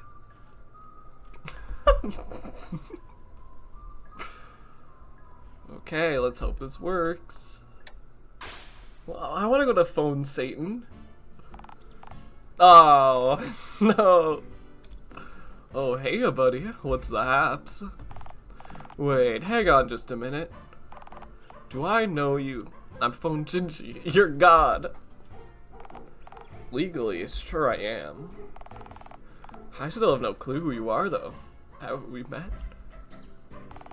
If we have, has it happened yet? This is outside of time, and not all time is happening all of the time. You feel me, buddy? No. Cool. Still, no clue who you are. We haven't met. Get off my property. How have we not met? Aren't you meant to be everywhere at once? Nah, common misconception. I just move really fast. This is cringe. Take me home. Oh, you're from reality? I'm from Dialtown. Alright, cool. That's the location, yeah. Which timeline? What? There's plenty more reality than just the bit you're used to, you know. Let me see. You've got a typewriter head, which is a start. Yeah, because I chose that head type during character creation. Wait, you created yourself? Most people I've met had to be created by me or, like, their parents. Fuck. I don't remember if I created myself. Shit. Pal, you want my job? God, I want to go home. Rightio, rightio. So, if you have a typewriter for a head, you must be from one of those wacky Callum Crown timelines. Unless you're from the one unfortunate timeline where Randy goes to dial up, in which case, I sincerely apologize for letting that happen. Even a god can weep. Nah, Callum Crowney, Calman Crowney was the weirdo who caused the dial up. That sounds right. Though the name Randy does seem familiar. Crownsy timeline, half forgettable Randy, Calcium Crowney. Aha! I know where you must be from. I've got a whole timeline full of green-skinned scaly dudes you'll fit right in. Nah, I'm one of a kind, baby. Not my original timeline. What a pity. That dimension still has dinosaurs, you know. The green fellas are the dinosaurs. Dinosaurs? I can ride a dinosaur? Yeah, they've got dino petting zoos. Take me there, take me there! Hey, just a heads up. If it's not your timeline, you might find it difficult to acclimate yourself to take me to Dialtown, take me to Dialtown. Alright, alright. I'll drop you off with the aforementioned Randy. He'll be desperate enough to take you on a Valentine's Day date there. Ciao. Dinosaurs. Yeah, this is Randy, alright. Hey, my groovy dude. Welcome to Dialtown. This is hopefully only cinema. Swap. Can I serve you a tall glass of popcorn? A box of soda, perhaps? Heck, I mixed up the greeting again. Please don't ask me for nachos. There's a swan nesting in the nacho pit. I want to go back to the void.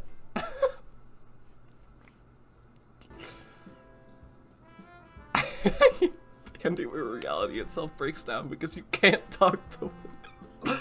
Hey, that's not true.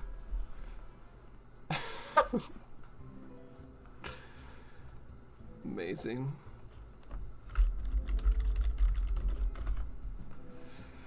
Okay. I can't believe flirting did not work. Or is this... Yes. Oh, guess I gotta be rude now. I have needs, Karen. Reproductive needs. Look, this is all very interesting, but I'm at work, and there's a vast line developing behind you. Wait, what does Oliver look like in that timeline? I mean, I guess you would have Randy's phone in. I was here first! Which is why I'm serving you before them. Look, you can just leave and come back when it's less busy if you really want to have this conversation. I just can't have you occupying this space for this long without getting in trouble with my boss after all. So, what'll it be? Not again. God damn it.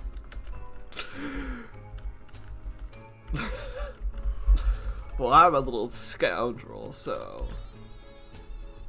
But Karen, what if we both left, like, together? What? You're asking me to just leave my job? Why on earth would I do that? Because you love me and I'm asking you to. And because you clearly want to have this conversation in the first place. So what makes you think I want to have this conversation? You could have called security on me from the get-go. But you didn't. I mean, come on, Karen. It'd be so easy. Just pack your shit and bail. Work be damned. Go feral with me. You know what? Fine. You're right. I do hate my job. I do hate handling other people's sweaty, green, spendable paper all day. Fine. Go wait outside. I'll follow you out. Right after I explain to my boss that I'm leaving my post. Girlfriend. Threatening. Cowabunga, see you outside, girlfriend. Don't call me that.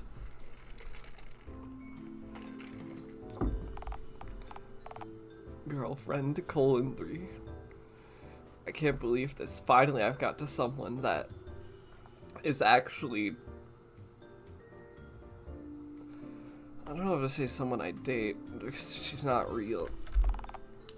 But she's not a guy.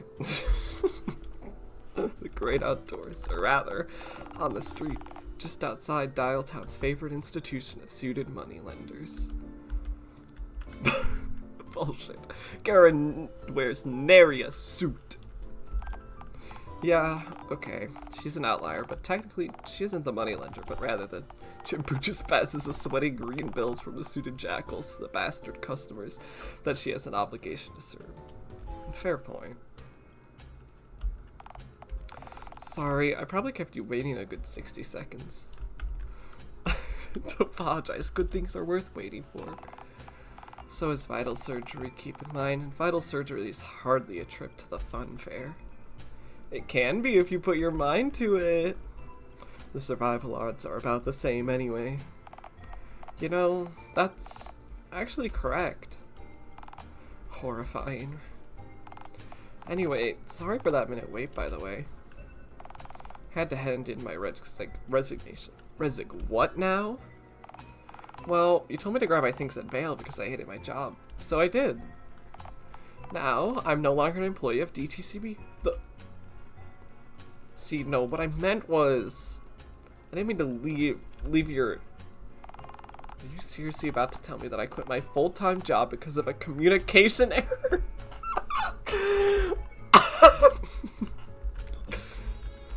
Sure! Where did you get that onion from? It's my cringe onion. I bite into it to relieve dramatic tension. I am 100% more tense thanks to you doing that. Onion. Well, yeah, the onion doesn't erase tension, but merely passes it to another person. The onion did its job. Right, yes.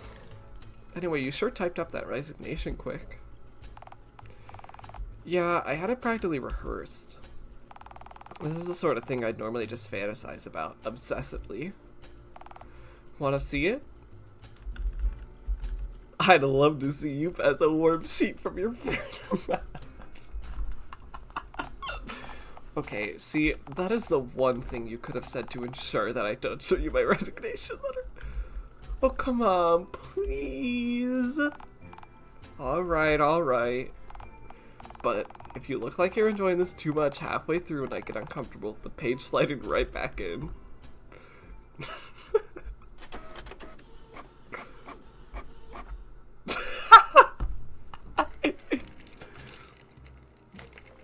Short and sweet. I liked it. Thanks. I made it myself.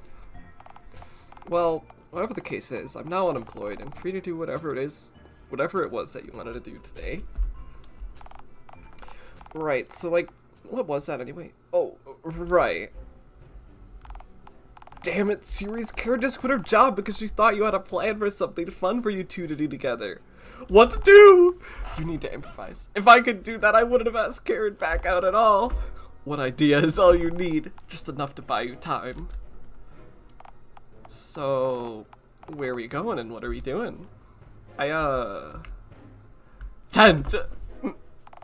Tent? My tent! Away, go now to tent! Oh dear. Tent time. Good things happen in the tent. Alas, my tent. Welcome to Casa della Me, Karen. Tent time. It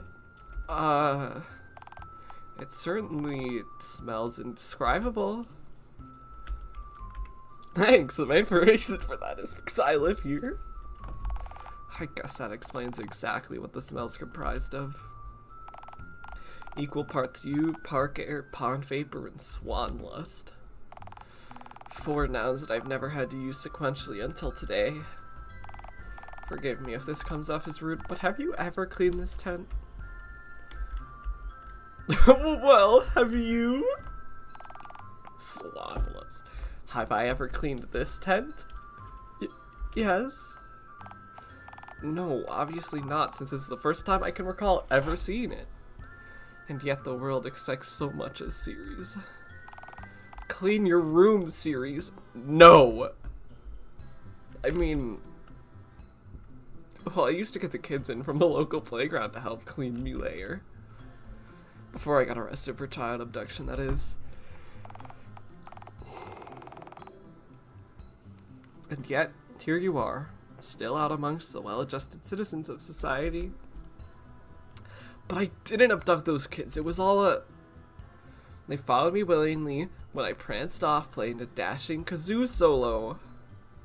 The jovial music clouded their judgment and they followed me of their own accord. My state-appointed lawyer managed to get those charges dismissed. Uh-huh. Then I, got started and kind of sprayed all over the jury. Bad move, by the way, or so I was told after. Yeah, generally not a good look. So the judge charged me with 8 accounts of child labor law violations. Now I can't legally get too close to kids because I'm such a feral entrepreneur. Such is the life of series. Okay, since leaving the bank, I've learned that you live in a damp biohazardous tent and that you blatantly spat in the face of child labor laws. I respectfully disagree with child labor laws. I'm this close to leaving. No, wait. I haven't even shown you my knickknacks. Alright then, let's get this out of the way. These are my favorite scissors. I use them for miscellaneous cutting and dicing. Is that... That looks like blood on the blades. It's strawberry jam. I also use this baby for making sandwiches. Why not just use a knife? The courts deem me unsafe around exposed blades on my own. Right, well, that's a can of worms I simply refuse to open. You got any other batshit oddities to show me? I sure do! This is Scott the Squash. Did you paint a face onto a butternut squash? Nah, it came pre-painted. Oh no. This is a bad ending music. Not the squash. Would you like some Scott lore? Scott lore? Yeah, Scott lore. Sure, I mean, well now I'm enthralled. So, this is Scott, the all-knowing and all-hating squash. Scott Cawthon reference. He knows everything and hates all of it. Right? Please don't touch him. I'm a simple squash-fearing man. Well, he's the most terrifying vegetable I may have seen today. I'm glad we are unified on this topic. This is an unholy entity. You thought of calling for an exorcist? With my typewriter head? Oh, right. I don't know, write a letter? Do I look fully literate? Never hurts to learn. And practically domesticate myself? Hard pass. Besides, I'm sure attempting to exercise the tent would just anger the squash. Whoa. Somehow I believe that. You don't seem to be enjoying yourself. No, see, this is all very amusing, but now the squash is giving off ominous, malevolent vibes, like it doesn't want me here. Perhaps we should have left this place alone. Can we maybe ditch the squash and continue this discussion at another location? Okay, good point. We can go somewhere else. Like... Well, we could always go to... My place is off the table. Don't ask. Just make another suggestion, please. How about the zoo? Zoo, zoo, zoo. There we go. It's been ages since I've been there. Oh, right, me too. Not as a civilian anyway. Did you work there? I was one of the acts. What? Were you one of the exhibits? Come on, let's just go, eh? Zoo trauma. Do not feed the hairy ones. Well, here we are, Karen. Man, it's been years since I've been here. Do they still have animals here? We are the animals, Karen. So, is that a yes? Yeah, I imagine they still have tapirs and shit. Splendid. That's the best thing about zoos. Also, I have to make a comment. I feel like it's just like a thing with all of these characters that they always have a double thumbs up pose that's like scrunched like that. I don't know if that's actually true, but I feel like that's a thing. Splendid. That's the best thing about zoos. Now, let us... No! Oh ho, what's this? Oh no, fuck, oh god, not you! I'm sorry, Ceres, do you know him? Ceres, you feral bastard! My phone god, it's been months, how goes you? Theodore Russell Belt. My former captor and arch nemesis. I mean, gotta base the photos off a similar series, right? True. Am I to take this all as a confirmation that we're going ahead with the series came from the zoo arc? It is what it is, Carbo. It is what it is. Ceres, come home! I can offer you the luxury hay pile. Carbo. No! I'm a free goblin now, Theo. I'm a person. Don't be daft. This is your home, Ceres. You belong here, mon cher. I do not. I belong in my tent at an undisclosed location. And that location is the park, is it not? Who told? Why, I saw you emerge from your tent last time I visited the park. I stroll its foliage abundant grounds occasionally. For all the sorts of fancy vermin contained here, we have nary a duck nor swan, forcing me outside our perimeter to merely observe them. And nary a you, too. Come home. Boy, this would have been a... Hush now, woman. Ceres, you must be contained, studied, dissected. Hang on just a moment. Hush now, woman? Oh, now, don't be hysterical. It's just a... Stop all the big words, Russell. I'm not letting anyone dissect my date, except for, like, maybe me if this date doesn't get substantially better. Aw, thanks, Wait. I didn't mean a literal dissection, my dear, just a figurative one. Promptly followed by a literal dissection, should the aforementioned dissection fail to identify the source of this specimen's peculiarity. Leave my partner alone, safari creep. It's mine! Damn, it's a lot of emotion for not liking me. Alright, but should you change your mind, come to me before visiting the pound. Unlike the pound, I can offer you $10 for dropping them off here. And there's an extra $5 in it for you if you can knock them out with cough syrup before it. No, not the cough syrup. It'd make the transition that much less violent. Pass. Hard pass. Come on, Ceres. Let's just go look at some funky animals. You think this place has any horses? Well, no. Only the most depraved specimens are housed here. But I have the next best thing. Zebra am. Horses stripus. Horse girl moment. True. Behold, the immortal striped horse. They're hardly immortal. No, not even slightly. But they do have stripes. Horsey. I mean, Yeah, cool. Say, do horses and zebras both have engines for heads? Yeah, but zebras have striped engines. That's it? That's kind of lazy. The Ringbull says that Phone God was hungover when he created the zebra. Horsey. Hence, stripe horse. Yeah, but are the stripes the only difference? That is the definition of a zebra, yes. I relate to Karen. Are you also a horse enjoyer? Whack. Oh wait, don't zebras have off-road engines actually? Yeah, same. They do, why is that? Wait. Well, the African savanna tends not to have many roads, so I guess they'd have to be off-roaders.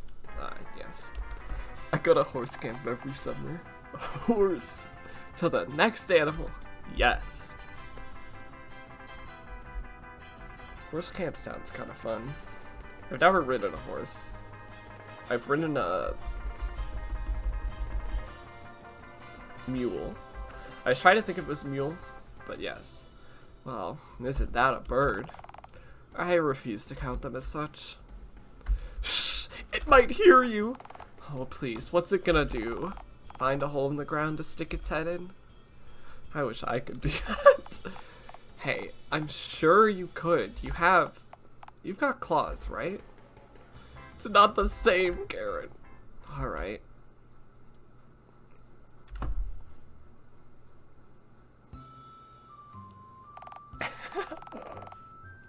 I love the gorilla sign and the graffiti green one. Come home.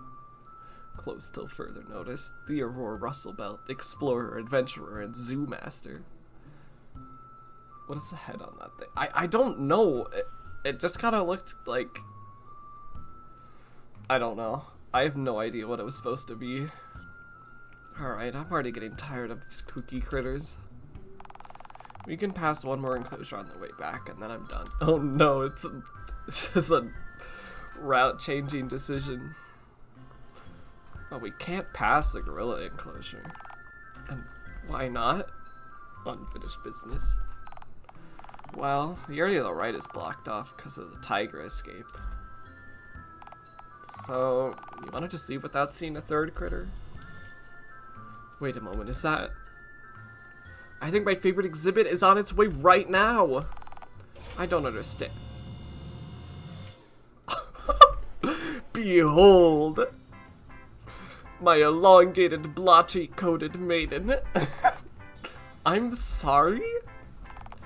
That's a giraffe. Isn't she beautiful, Karen? She's long and weird looking. Hey! Giraffe. Besides, how do you know it's a she? Oh, it's a mystery.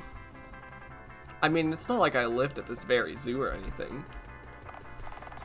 You and Theodore explicitly told me that you... I'm gonna wind up some sort of sick. Shh. It's giraffe time, Karen. Hey, girl. Don't listen to that nasty woman. You're beautiful as you are. Fuck yeah, that's the good noise. No. No.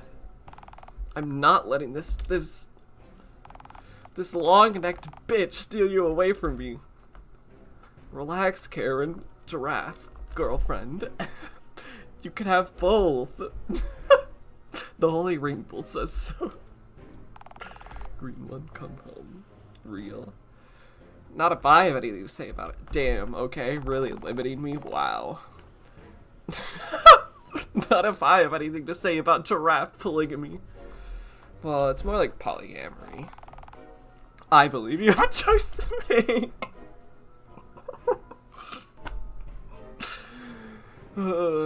Come on, Karen, you ultimatum issuing wench. Don't make me. It's me or the giraffe. You can't make me choose. That's so mean. I choose the giraffe. What? Why would you? How could you? What does that long-necked harlot have that I don't. Karen, have you ever heard the expression deep throat? No, X-day on that. Its head is a ladder, you idiot. It doesn't even have a mouth. That's simply not possible in the slightest. Not with that attitude, Karen. I forgot about that. I can't take another moment of this. If you love that giraffe so much, then why don't you just marry it? Oh no. Series.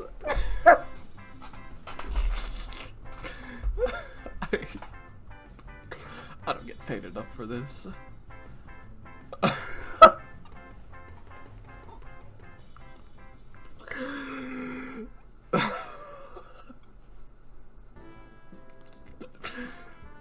How is this a bad ending? Why are you making the... Well, it's not bad ending music, it's just like the medium ending music. Where you marry a goddamn giraffe for some reason. The person who drew that is amazing. Are you saying like these pictures?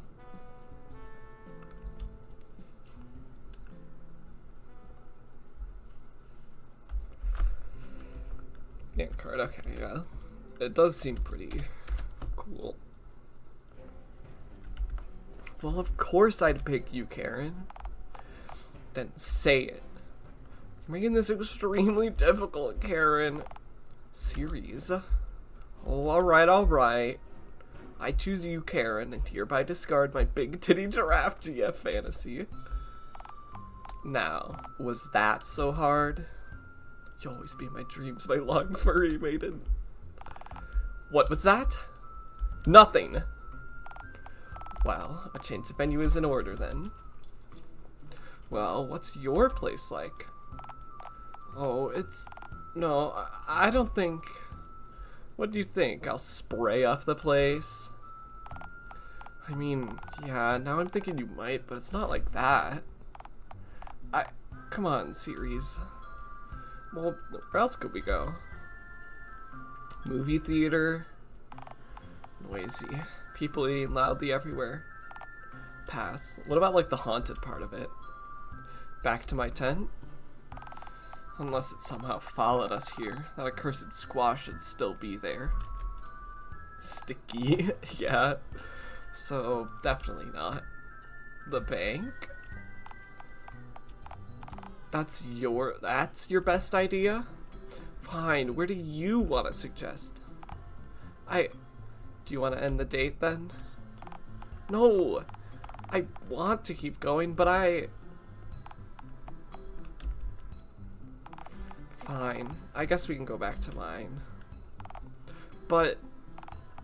Nah, it'll be easier if we talk about it back at mine. What is her house like? Yay!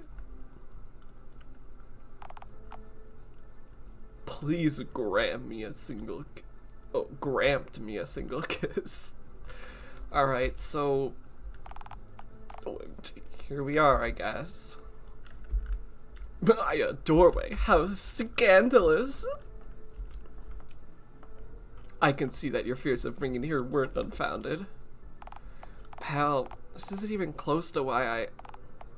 Look, there's no point keeping the band-aid on any longer, I guess. Behold. Is my camera tilted? Uh-oh.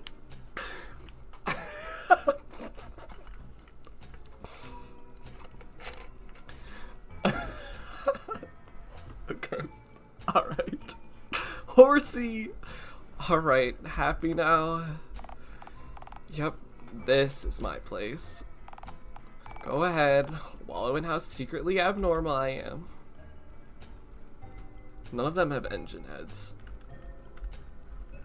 Does she like her horses without engine heads? That's kind of mean. Okay, this is pretty hilarious. You seem to enjoy horses. I seem to, yes. Oh damn, you're right. Say, can I ask you a question? Looks like my room, but more purple, and I don't have a rocking horse. You also have lots of horse. You know, my room normally is purple, but no horses. I just have a light on because for some reason I like better lighting for streaming, but I have purple lights always going. Is it horse related? A bit, yeah. Then alright, go ahead, get it over with. So, why do you work so hard on hiding this part of yourself from the world? Karen, the horse enthusiast who works at a finance job that she despises all day, every day, doesn't really roll off the tongue, does it now? I collect realistic animal figurines. I have quite a few horses. Nice. I wish I, like, collected stuff. I kind of don't. And, like, my room has a bunch of stuff that's from, like, my parents. And I don't really care for it all that much. But, you know, you can't really just get rid of that. Oh, okay, alright. You know what? You are right. I do have some features in my room.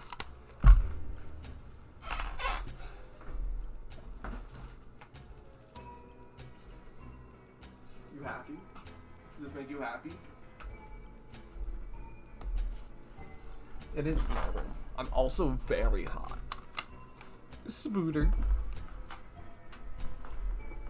Oh, what did she say? Oh, yeah. Well, the sentence came out of your printer head just fine. Har, har. Come on, you know what I mean. Imagine a good, hard-working typewriter who's got her shit figured out, walking into the bank and seeing an obviously bored printer behind the counter playing with horse figurines. Spider. Do you think any budding romance is going to stem from that encounter? Do you think people like that get promoted? Do you think that aforementioned typewriter would want to ask the real me out for coffee? Why would you want someone so painfully rigid? Why? Yeah, well, they're not. Wait. Do you see me as a lesser person, Karen? No, not at all. Not now. Did you? Look, you're great. I think quitting my job to spend the day with you says more than sappy words could ever could right now. I obviously like you a whole lot to have done that. You did hate your job, to be fair. Okay, I was itching for an excuse to quit my job / die spontaneously on the job, fine. But I was also tremendously unhappy. I know how it feels to live on a continuous loop. Loops aren't so bad. Loops, brother. Sometimes some things are worth doing more than once. Yeah, but it's when I get home that I get to be by myself. I get to be myself. I can't let myself get too attached to weird customers or strange whimsical ideas when I'm out of this apartment. It's not proper. This entire game is a loop. Maybe a little. Or rather, I couldn't, I suppose, since I did just leave the job. Don't you find it all exhausting, though? Constantly censoring yourself just to appeal to a snooty majority? I'll tell you what's exhausting. Find date, lay eggs, help date through life. Kill date, murder date. Actually, do any of the other dates die besides Randy? Is Randy the only one that can die? Break reality. Doing the same dead-end job daily for a boss who hasn't given me a raise in 8 years? That sounds like capitalism. Was that a counter-argument? You just proved my point. Okay, what point was that? That being normal is bad? There's no such thing as normal, Karen. You said you so yourself. My point was, why try to be something you're not? You said it yourself. You weren't even going anywhere. Well, nobody's ever gonna want to date me if Am I not good enough for you? You sure told that giraffe that you're not a fan of polygamy, too. Well, nobody's ever gonna want me to date me if Okay, maybe you have a point. Maybe I don't want to spend my life with someone who's fallen in love with a person that isn't really me. Alright, you win. Society is stupid. I knew it! I knew gravel was just domesticated rubble. The most accommodating of rock fragments. Okay, okay. But be happy and weird is hardly an entire lifestyle. It is for me, Karen. I have an apartment, a home. I have rent to pay. May I suggest? I'm not moving into your tent, no. Gravel, gravel, gravel, gravel, gravel. Darn, that complicates things. Do you have savings? Yummy. Yeah, I have a ton of savings taken from the wages from my near minimum wage job that I constantly also use to purchase food, power, running water, and a roof over my ink churning head weekly. I don't know. You seem to have a lot of weird horse art for someone who doesn't have money. Are you a tax cheat, Karen? No judgment, because I paid 0 taxes, but like, I do indeed pay taxes, so don't be silly. I didn't buy a single one of these paintings. You found all of these in a dumpster? No, What are you, a thief? Scoundrel? Have you been looting, Karen? No, I printed them myself. You made these on your own? Well, canvases are cheap. And I need something to keep me sane when I'm not handling grubby green paper or drinking cheap wine. I don't understand. How? Well, my head produces ink in the shapes of images. But they're so horse-like. Just like the ones on the horsey going around, except real. Photographic memory.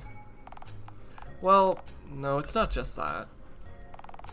Good visualization skills, I guess. I'm skilled at picturing things I've seen already, but vivid alien changes are my forte as of late, hence funky coloration. You can do this all in your head? And you were working for a near minimum wage for 8 years?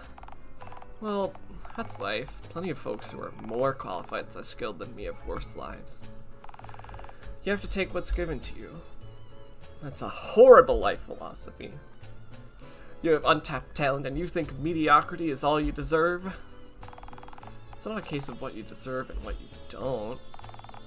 It's about what you get. Karen, you have to take your happiness into your own hands. What? And you think you're happy? Living in a tent at the park, drifting around like a plastic bag. Do you ever feel like a plastic bag? Well, duh. No gods, no masters, no taxes, that's my motto. No masters, that's very lame. Also, no tattoos. No taxes, sorry. My brain got confused, as it often does. Karen, this art may be weird, sure, but it's gotta have an audience somewhere. The same goes for you, too. Yeah, well, who on earth would spend actual heart and cash on such a strange and whimsical product?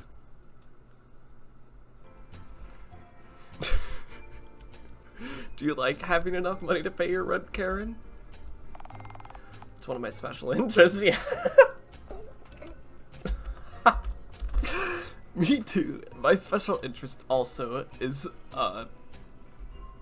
surviving, subsisting. Then you've got to try something. Plus, do you have any better ideas? Phone, god damn it. Aha!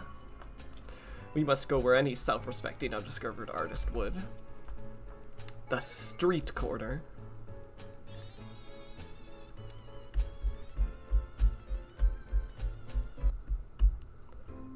$4. Come on, serious, let's just go home. Nonsense, my ink churning maiden. We've only been here for an hour. 4. During which only one person stopped just to gaze at the canvas and wistfully ask if we knew a good horse dentist. In fairness, you somehow did. I hate that I did, yes. Plus, that dude did seem nice. He attacked you with a trowel when you asked him how he was. Said, how I am is my business. In fairness, I'm a literal monster. You do tend to forget that. Oh, come on. You're not a... So, how much longer do you... Randy! Hey, can I trouble either of you for some Oh, hell. Randy, you're already making a doggo's dinner of this. Hey, you two look like you have more than 30 cents to your names. Do you mind sharing some of that wealth with poor old Randy? Sorry, bum. We're also panhandling. We just happen to have a talent that we can offer to the world in exchange for the meager amount of money that we require. That sounds wonderful! How does one attain one of these talent things? Usually 3 years of dedication and hard work. It can't be found in your average back alley dumpster then? No, believe me, I've looked. Ah, crumbs. Well, back to the slums I go then. Not so fast! Cough up the $4 or your kneecaps, get it? Alright, be gone, smelly beggar. Get lost. Alright, can do.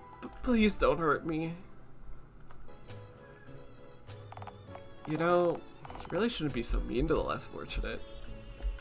I live in a tent, so I'm sure he's more fortunate than I. Right, that's what he is. You're the one who referred to him as a smelly beggar. You brought this to adjective territory, not me. Well, he is smelly and pathetic. I'm poverty-stricken, but you don't see me shamefully begging around. I'm pretty sure I do that. Weren't you begging for literally anyone to take you to the fun fair yesterday? I had nothing to lose but my pride. Right. Hey, what's going on over here? I don't know what voice to give them. I see your beer bottle, so I give them... I don't know. We're trying to sell this horse painting without success. Cool, cool. One question, though. Hi, back. Curious. I don't know what voice to give. How do I... I'm not good with multiple feminine voices. That's tough. Say, is that a horse? I just said... Wait. Are you day drinking? This one. I like this one. Hey, you too, green one. Say, are you free enough? The goblin's mine. Back off. Sorry, I just was looking at their typewriter and... Do they... It seems like they have some English letters. Some of it is Russian. Some of it is... I don't know. The hybrid head, though. You are right. They do have the hybrid head. Aw, bummer. I was gonna ask you to the Dialtown Art Gallery Expo tonight. They're having some expo night and there's gonna be like art and shit. Art, you say? At an art expo in the art gallery? Wait, did you just say art? Be gone, drunkard. Right, cool, cool. Anyway, hang on, is that a horse on that there? Oh, wait, shoe! Right on, right on. What a... Well, someone sure has a jealous spark, don't they? Shut up. Haha, that means you care about me! You loser with your feelings. The urge to cosplay. No, let's just drop it, okay? On an unrelated note, we should go to that art expo. Why on earth would we go there? We're trying to sell this painting, not steal another painting to sell. because then we'd be back at square one with 2 unsold horse paintings. No, I mean, maybe we should pander to those hipster art snobs. After all, the common rebel has failed us. So, that's it then? Unless you have any other ideas. Nope, no ideas. To the gallery we go. Alright then, follow me. I know exactly where it is. I can't wait. Society. I love all of these. There's society, there's blurry image, there's blood splatter, there's food, there's psychedelic nonsense, there's gnome, there's swan. Oh no. Well, as it would turn out, I had no clue where this place was. But regardless, here we are, in only 2 hours, no less. Swan! Wow, look at all this painting! These many art! Look at all this Really? Are you high right now? Only on you? Sorry, I'm just not in the mood, series. This place... See, I feel like in any other sphere, an igloo made of human feces with "This is what ails society" scrawled on the side would be rightfully spurned. They say the definition of modern art is that. It evokes the same powerful feelings as classic art does. But you can no longer discern why. Well, in that case, that Mussolini portrait made out of pasta captioned "Il douche"? I'm confused what letters those are. Truly is art because, man, that thing made me feel a whole wave of agony. How do you think we can get your work displayed here? I don't know, maybe we have to book an exhibit, and that's only if they like my nonsensical riffraff pure no. Let's just rip the worst painting down and put yours up. Nobody'll ever know. And if they did notice, they'd probably thank us. Pure no. I don't think that's how it works. You telling me you don't want to rip Il Douche straight down from the wall? You know, I'd love nothing more than that, but I don't want you to... I mean, I don't want me getting it. Ha! You do care. Shut up. Shut up. Shut up! Yo. Them again. Ma'am, are you having a problem? I understand that pieces such as Il Douche can produce complex emotions, but please keep your emotions to yourself or I'll have to... Hang on a moment. You're the drunkard from outside. I am? Yeah. Are you the curator here? Oh. Yeah, I am, right. Oh, so that's why you're drinking. Because of the expo function. You're celebrating! What expo? The one you told us about earlier? Oh, that. No, you misunderstand. I'm simply an alcoholic. I don't... How does that work? How do they drink? Imagine you had to view Il Douche several times a day, every day. I understand completely now. Honestly, it's commendable that you're not, like, on heroin by now. Not on work nights, sis. So, like, can I help you? Can you put my friend's painting up on the wall, please? Sorry, the wall's full of this shit. If I remove anything, I'll get, like, sued for censoring magnum opuses opera, such as a statue of Winston Churchill made of mashed potato that says, "What is a king to an obese train conductor?" Drat. Hullabaloo. Fuck. This is truly a vile place.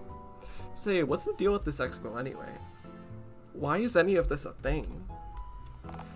Well, the famous satirical artist Philip Murakami modeled a new work. It's going to be unveiled here any minute now. The name of the piece is Greg. Is it considered any good? No idea, since nobody's allowed to see it yet. Tag. Greg, tag. It should be noted that shortly after completing it, Morigami threw himself off a bridge shouting, "I have brought shame to my people," on the way down, and somehow barely survived the jump. So, it's probably something. People have been waiting months to see what his ultimate, possibly final, masterpiece is. Huh. I guess it must be a pretty great piece then. Oh no, phone lord, no. You, my green friend, have not yet seen Greg. If it's so bad, then why'd he make it? Was it an accident? Art is not meant to be good. It is meant to be art. All poetry should rhyme and or be out loud. Fuck art. That's a relatable sentence, friend. Anyway, Greg is being unveiled in a bit, and every art snob in the state is here to see its birth. Right, I guess the exhibit's well guarded then. And to find it, we'd need to... Nah, it's just through that door just off to the side, actually. It's closed till it hits 10 p.m. though. Oh, I see, I see. In that case, I guess the key to the room would be hidden in the... Oh no, the door's not locked at all. I trust everyone here not to peek. This is an interesting development. Karen? Let's go somewhere that isn't through that one top secret exhibit door. Okay, see, if you were about to trespass into the Greg exhibit's confines, I'd be really upset. But since you just said that you're not, that's completely fine. Enjoy, you two. Now, if you'll excuse me, the knowledge of what's behind that door isn't gonna drink itself away. Come on, Karen, the coast is clear. To Greg we go. Are you sure you want to do this? Don't you want to see Karen? Don't you want to see Greg, Karen? Yeah, but we could just wait a few minutes until the exhibit opens, like everyone else is doing. Greg time, Greg time. And spend minutes more amongst this mind-numbing, pretentious hogwash. Greg. I don't know, anytime there's something that's just one word in this game, it's... Or, sorry, in this series, technically. Sort of. Kind of. The staff isn't exactly tied to this, but it's like kind of tied to this. I don't know, it just makes me think of Bear. Well, we could leave and come back. And I guess Bear is referenced in this, so, you know. Right, and enter the crowded exhibit. The noisy crowded exhibit. So, my choice is either sneak in with you illegally or to simply not gaze upon whatever the hell this sculpture could be. Essentially, yeah, that's your exact choice. Okay, fuck it. Let's just do this quickly. Besides, I don't want to spend too long in that room with how accursed the whole exhibit sounds. Oh, come on, I'm sure it couldn't be that.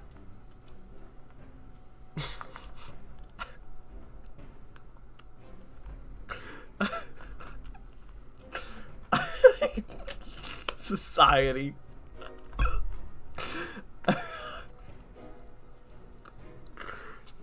Okay. Oh. Oh no, this is... The cactus. The vapid commentary. The pretentiousness. I forgot. This is the worst thing I've ever seen. Serious, are you? Karen. I can't. It's garish, it's foul, it's... Greg. I can't let this evil be unleashed on the world. I can't let Greg be unleashed to an unsuspecting public. I must contain it. No. Destroy it. Serious, you can't just... Greg is priceless. Me no care.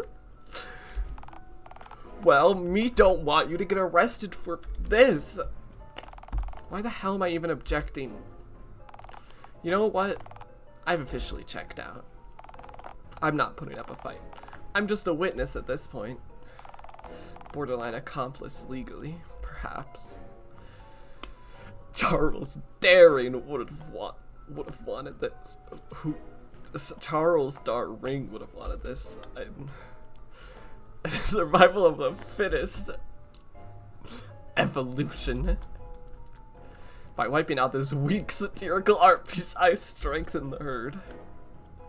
And achieve a passive stat boost for my Lord Charles. Just get it over with before someone... Wow, you really got it over with. What do? We've got to run or... Hold on. There we go. It's like it's never even... Hey, the alarm went off. Who moved the fuck... Oh, hey, is that a horse? It sure is, yes, person. We're just meeting for the first time now. Nice horsey. Wait, why did I come in here again? Say, what's all the... Oh, hey, horse painting. Nice. Guess the origami exhibit got moved. Oh, fuck origami. Is that a horse? Is this working? Why is this working? Don't question it, Karen. Just run with it. Why is there rubble all over the room?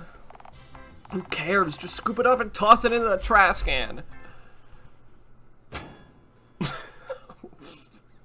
wish people were like this in real life. Me too. 2 hours of art snobbery and handshaking later. Mingus! Mingus! That's a good art. I want that art. Can I have the Mingus art? People really seem to like your horse painting. So much that they forgot about that origami asshole shit. Art. Shit. Smegma. No! No. We just destroyed a European 81-year-old man's magnus opus. Should we really feel good about ourselves? I appeased Charles Daring's ghostly spirit. I might have saved all of humanity for all we know. Well, yeah, well, I just spoke to the curator. Oh? Well, as it turns out, Origami actually survived the jump after completing his painting, but only by the skin of his teeth. But as of the last few hours, has taken violently ill and is now back in hospital. Apparently, he sealed a piece of his immortal soul in the statue he destroyed, so he's quite comatose right now. We've done it. The world is safe from his bad art forevermore. But now that the gallery no longer has a signature artist, and with how well my art was received in the past in the place of his conveniently missing exhibit, well, they were wondering if I wanted to be his replacement, effective immediately. Oh, that's... Karen, that's the best news that we could have possibly... You don't understand. The post isn't simply in Dialtown. They'll be sending me to far-off places to reimagine them and paint what I see. Yay! They figure the more I see with mine own mortal optical sensors, the better my art will be. No! But wait. You're going to leave me? Well, I would like for you to come with me. I mean, it's the least I could offer you with how you basically unwittingly set this pleasantly ending train wreck of events in motion. Carbo, no! Sad. I would, but what about my eggs? Well, you couldn't move the nest, could you? Right. So, my choice is to go back to working at the bank, so I can afford my rent and still get to see you, or you can leave this dead-end town and enjoy the rest of your life. I don't want to. I mean, I can't just... I'd miss you. Yeah, well, there's nothing left for you here. You need to seek happiness. I want you to go because I know it'll change your life. So, this is it then? Don't worry. I'll write. I can't really... See, reading is not quite one of my... Relax, hun. I make pictures, remember? You're good at reading hieroglyphics, right? I sure as fuck am. Who knows, I might even send you a handful of gravel with each note. You and the occasional handful of peanuts if you're good. But what if I'm naughty? Then you get to go to the pound. No. This is not the puppy play I wanted. But I can always just reroute my mail there instead, so worry not. Grapple. Hold on, I've got something for you.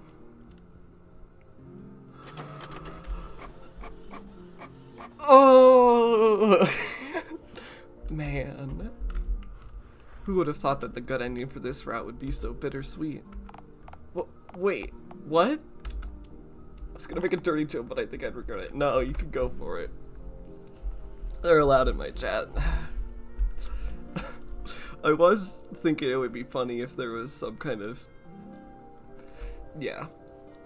What route? Never mind.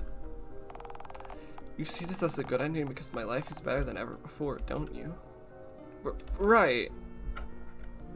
It's exactly that. Now I can't say it. Okay, that's fair. Yeah. Say it. The horse exhibition by Karen. The ending where it all works out. So real. Could you not?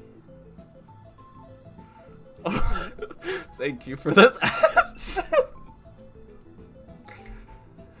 Windows heating.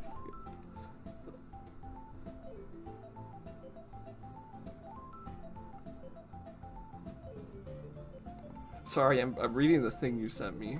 Ah!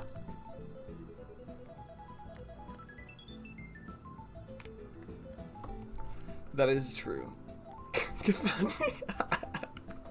Stop. Alright, you be horny. I have to go get water. That was... I'll be back.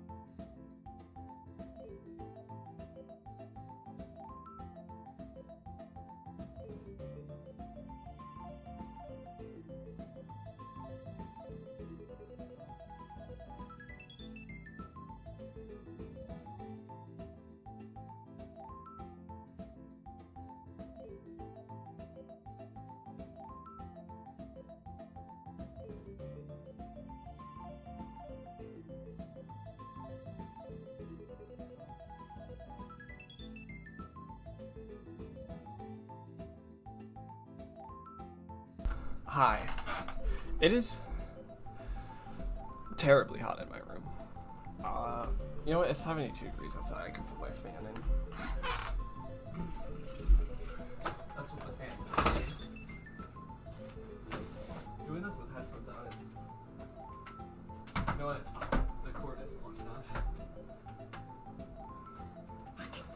Hopefully now I will not be burning hot. I also need to take my medicine. Also, that was not a /J, and you know it. I would say more comments like that, but I haven't gotten that bold yet. I'm not at that level yet. Zam. Can't believe. Oh, my progesterone's so sticky. Oh no.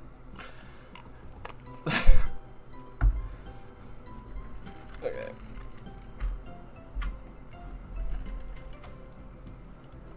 Yum. Okay. Was there anything else I had to do? I guess I never did the other option at the bank. Or...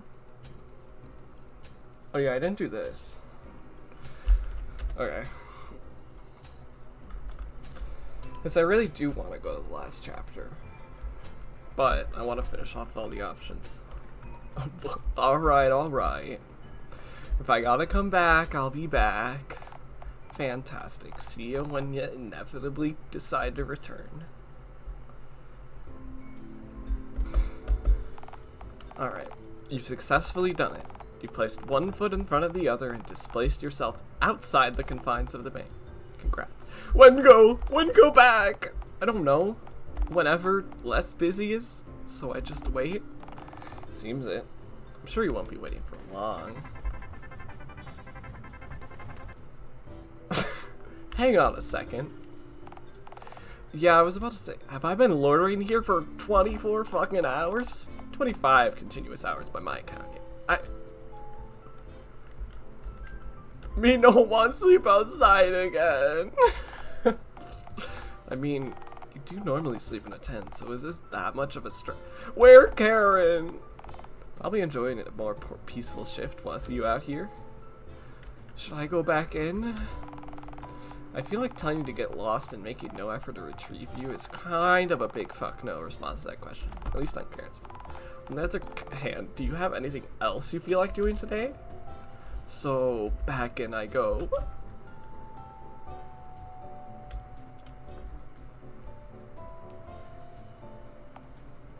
I must ring for Karen.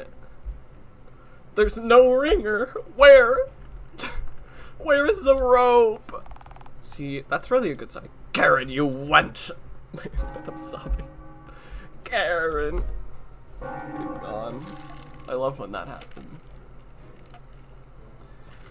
It's not on my end, so... I summoned the bank harlot. Karen! What? Karen, the bell-dangly boy, it is absent. I know, because I took it off to stop you ringing it excessively. And yet... Karen, I don't understand. Am I dying? You're not dying so much as just banned. Banned? I don't understand. See, the thing is, you ended up disappearing for like a whole day, and that gave me time to actually think. I realized that I really don't feel like dating a lime-hued, hexa-nippled Neanderthal. So, I just told security to put you on the removed from premises list. Gay babies who are not allowed on premises list. Note to self, replace sketch with photo from mayor. What? What? But, oh, Dad, look, it's me. I really try not to serve difficult customers lifetime bans. But if your relationship with Jerry is anything to go by, you definitely just keep coming back. So, is this goodbye then? Yes, goodbye. Hello. Welcome. No, fuck you, that was wistful rhetoricism. Gingy don't have parents. I mean, probably not. I am tree rooted in place, bank wench. Did I turn off my alarm? I don't know. Gingy is yes. Alright, I see how it is then. Security. Oh, Frank, it won't leave.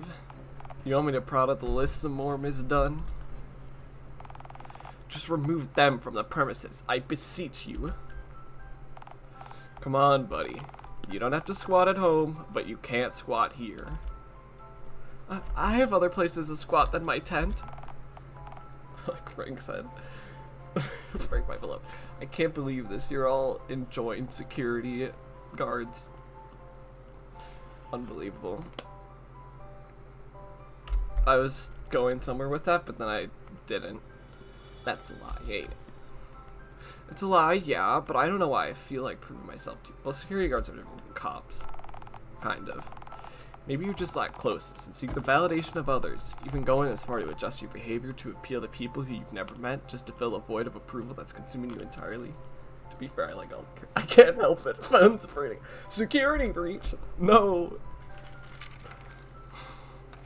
I've never played security breach. I could do that. Like, I don't know, I just never considered it. Real, I don't like human heads anymore. Only objects. That'd be scary. What the fuck, Frank? Weren't you throwing me out a moment ago? It's the bank's new psychological welfare security technique. Warfare. Sorry. We find it stops people coming back. You see, by mentally deconstructing belligerent customers, we outsource 50% of our security needs to local mental institutions and halfway houses, preventing future visits and also saving DTCB 25% from its quarterly security budget. Money talk. Alright, I'ma head out. Object head. Discussing our boring finances is also part of that plan. Yes. Okay, you know what? He's a security guard I can get behind. Only uses mental scarring. I am so fucking mad. Oh, cheer up, buddy. It's not all bad. Okay, so, like, fine. It is all very bad, yes. At least that whole exchange killed a few seconds though, right? I am so fucking mad. Why? We've gotten exactly one and only one date with Karen. You're the romance equivalent of a free sample platter of deviled eggs. A green platter, made from various skins and leather stitched together. Oh, and your eggs smell like fragrant syrups and nectars. This is bad? You know, all this talk about syrups and nectars, is that a bad thing? Syrup generally tastes good and smell good. Nectars, I don't know how they smell or taste. Who knows? Besides, wasn't all of this just to gain entry to the fun fair so you could unload your vile, lime-scaled coated offspring? What do you feel she could possibly owe you? You don't understand. I think I might love her. You Louvre her? No, I might love her. You know, tender feelings and shit. I want to drink the nectar. Me too. Like you only hear about in chocolate and the more sensual motor oil commercials. Louvre. Oh, I see. A feeling, yes. I had no idea that you felt emotions other than craving, lust, and nectar. Nectar is an emotion? Well, you certainly seem to think it is. Speaking of... No, not again! Aha! Me nectar! Oh, serious, I have to insist you don't do this. Fuck you, I do what I want. Nectar is my favorite emotion. I can't believe you. British favorite. Nectar supreme. Wait, where did the saying love is like a box of chocolates come from? I don't know what the movie is called. But, is it just Forrest Gump? Is that what it is? I don't know, I've never seen it. Who's that? Yeah, Forrest Gump. If I want to think outside the box, this is how I'll do it. In British, I mean, my country was started by Britain, but that's not important. I mean, yeah, I don't care if you use that. I just think it's silly. This won't end well. This will end well. OMG. All's well that ends well. Durr. This was such a poorly conceived plan, and you were alerted of this prior to its execution. Silence, shout Loeb. Maybe I don't seem dedicated enough. Like I don't want her enough.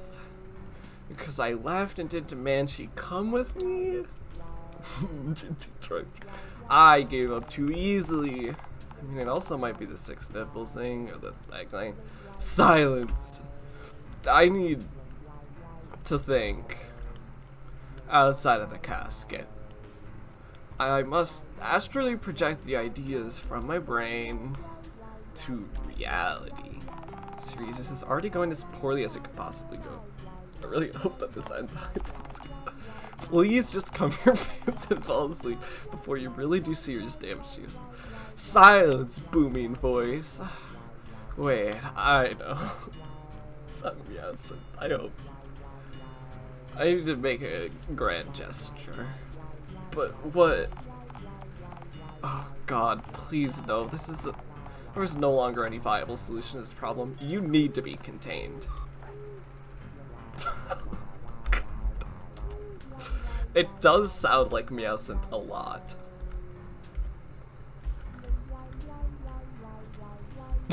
Please rob the bank. What if... Hear me out. I just fucking robbed the bank. Yeah, don't do that. Poppycock, it'll work. How? In what way? What are you hoping will happen? That Karen will be too afraid of you to say no? Nah, it's nothing like that. She needs to see that I'm like serious about this and junk. I like the idea of the batteries though. Don't worry, we'll get to it. So you're robbing her place of work. Yeah, exactly. Good man. This is a really poor idea. I urge you to... Oh, come on. Fading out the screen while I'm real mature.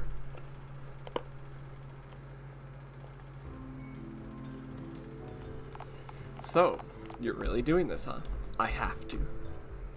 For Karen. Well, I see you've got your little kit prepared. Care you discuss any of it? Nah. Sure. So, what's your strategy then?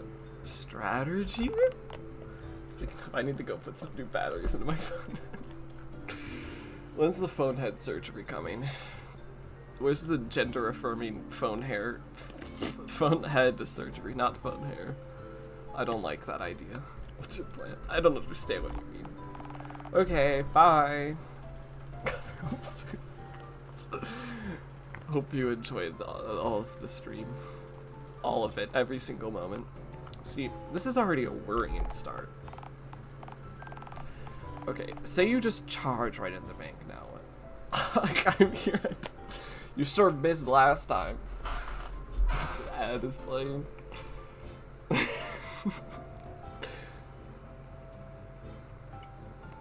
Hey, yo. You're gonna have to watch the other VODs if you can hear me. Okay, say you just charge right in the bank. Now what? Hey, I'll figure it out before I walk in. You sure you won't forget? Nah, of course not, of course not. Everybody on the ground! This is a robbery! Move even an inch and I'll squirt. I can hear you with my ear holes. Look, this is already getting old, and this is only the first and hopefully last time you've attempted to hold the place up. Oh, come on, you must be at least slightly into this. You can't lie to me, Karen. Phone guy, have you played this game but not at all, or? I need to know how much you know, because you seem enthralled. Look, it's 30 minutes from closing time, and I have to serve every customer. Every customer standing patiently in line behind you before I can leave. Yeah, I played, but I haven't seen since the updates. The updates? What does this mean? Do you mean like you played the demo? Just got back home from Chicago. That's where I'm nearly at. I played the full thing when it first came out. Oh, I don't remember. Well, I don't know what it was like then because I didn't play it then. Well, it was way better up there. Then where? So can we hurry the robbery along, please? Aren't you afraid? Like, at all? I'm afraid that you might end up hurting yourself somehow. Yeah, it's changed a bit. Interesting. And here, St. Louis.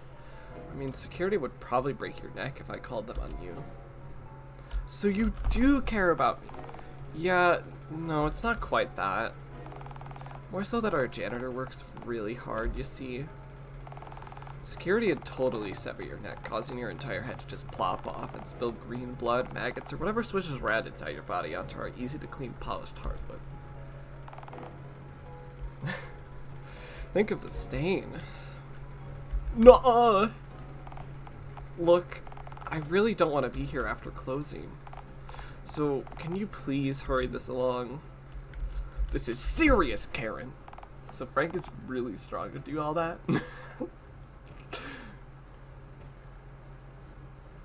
Well, so is my relaxation. I have a microwave dinner at home that's just 6.5 hours from reaching its best buy date. How's that for serious? St. Louis County. Oh shit, Karen, I had no idea. Look, how about this? I give you like $100 to go in a doggy bag, and then I'll like call the fuzz in the morning and have you arrested instantly. You get $100, 12 to 16 hours to go ham with it. I get to go home tonight and eat my microwave dinner. St. Louis County. Yes, exactly. Best of all, once you're in jail, I don't have to deal with this ever again. How's that for a deal? Karen, this is about more than just $100. Karen, I love you. I'm doing all of this to show that I'm serious. Instead of like buying me flowers or whatever, I figured this would be much more memorable. I'll ask you to do what you thought $100. Yeah, true.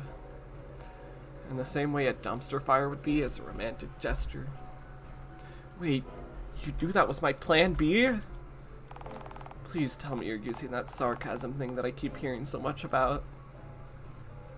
Oh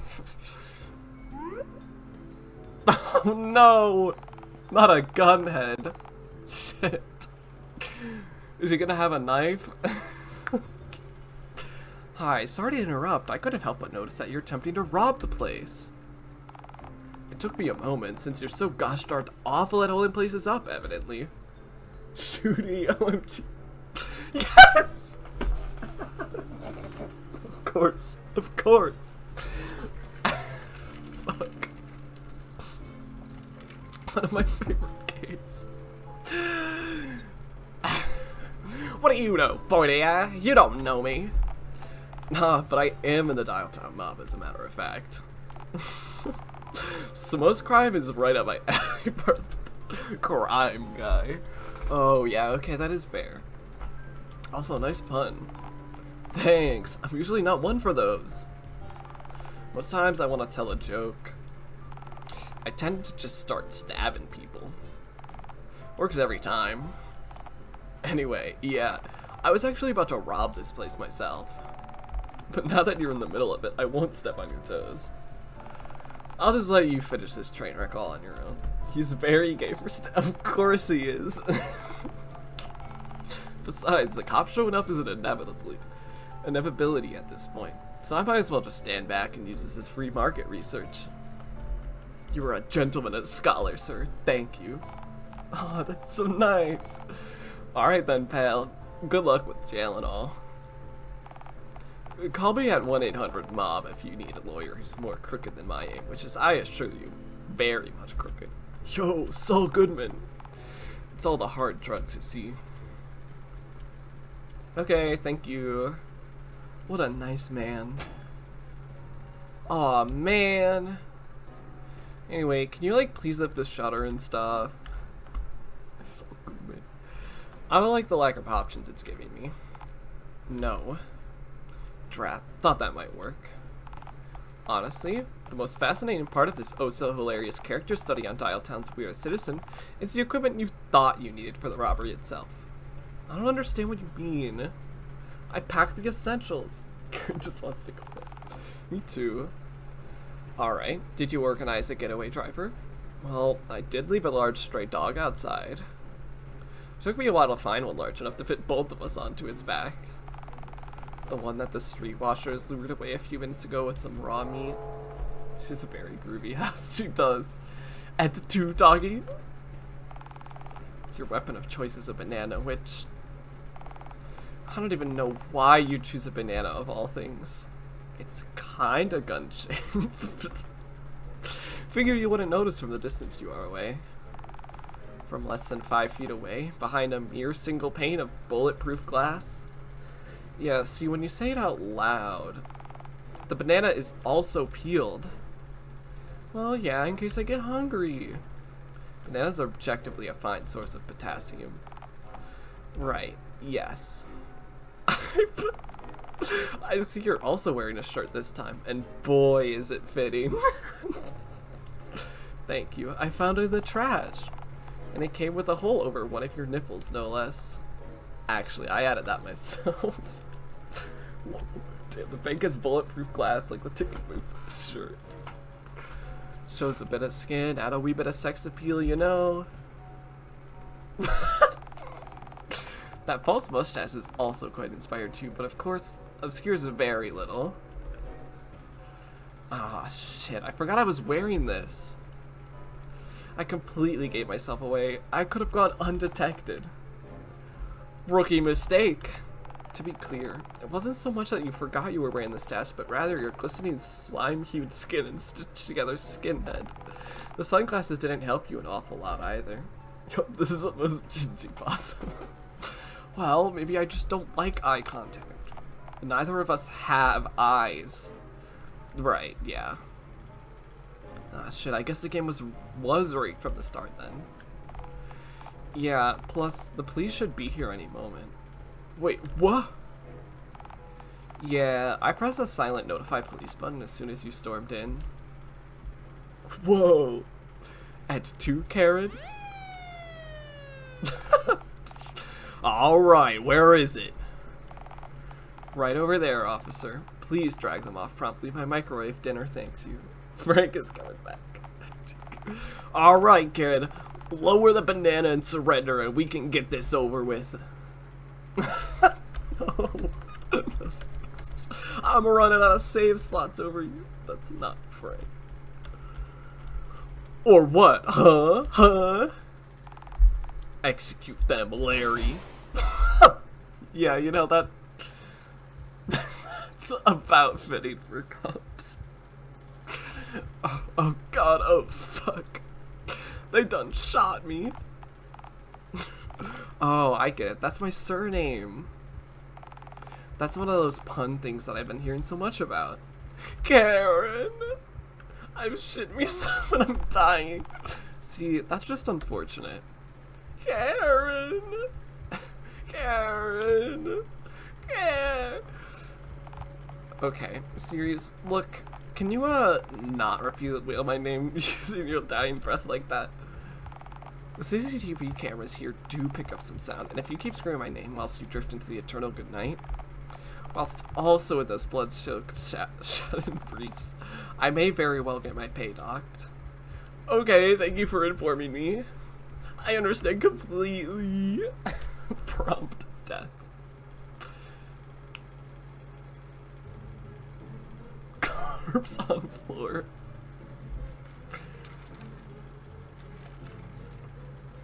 Yep, that's about right. I'm really working to get that achievement.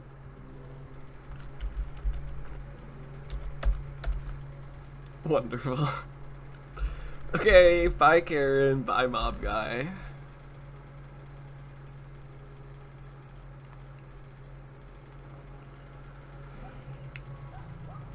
Oh, not prison again.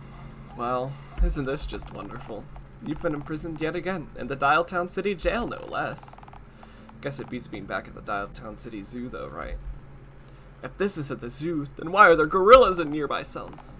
Those are called inmates, series. They substitute 25% of the excess body hair gorillas usually have for crime. I don't know, they look pretty hairy to me. It's bad. They do still tend to have about 3/4 of your average gorilla's body hair, yes. Think they might let me off for good behavior? Why do I hear dogs in the prison? Puppies. Yeah, that's a good explanation. Well, can you be escorting considered a felony by our fair legal system? If it is, you'd have gotten the death penalty by now. Come on, series. Well, now that you're again in captivity, I guess I wanted to ask. Do you have any regrets?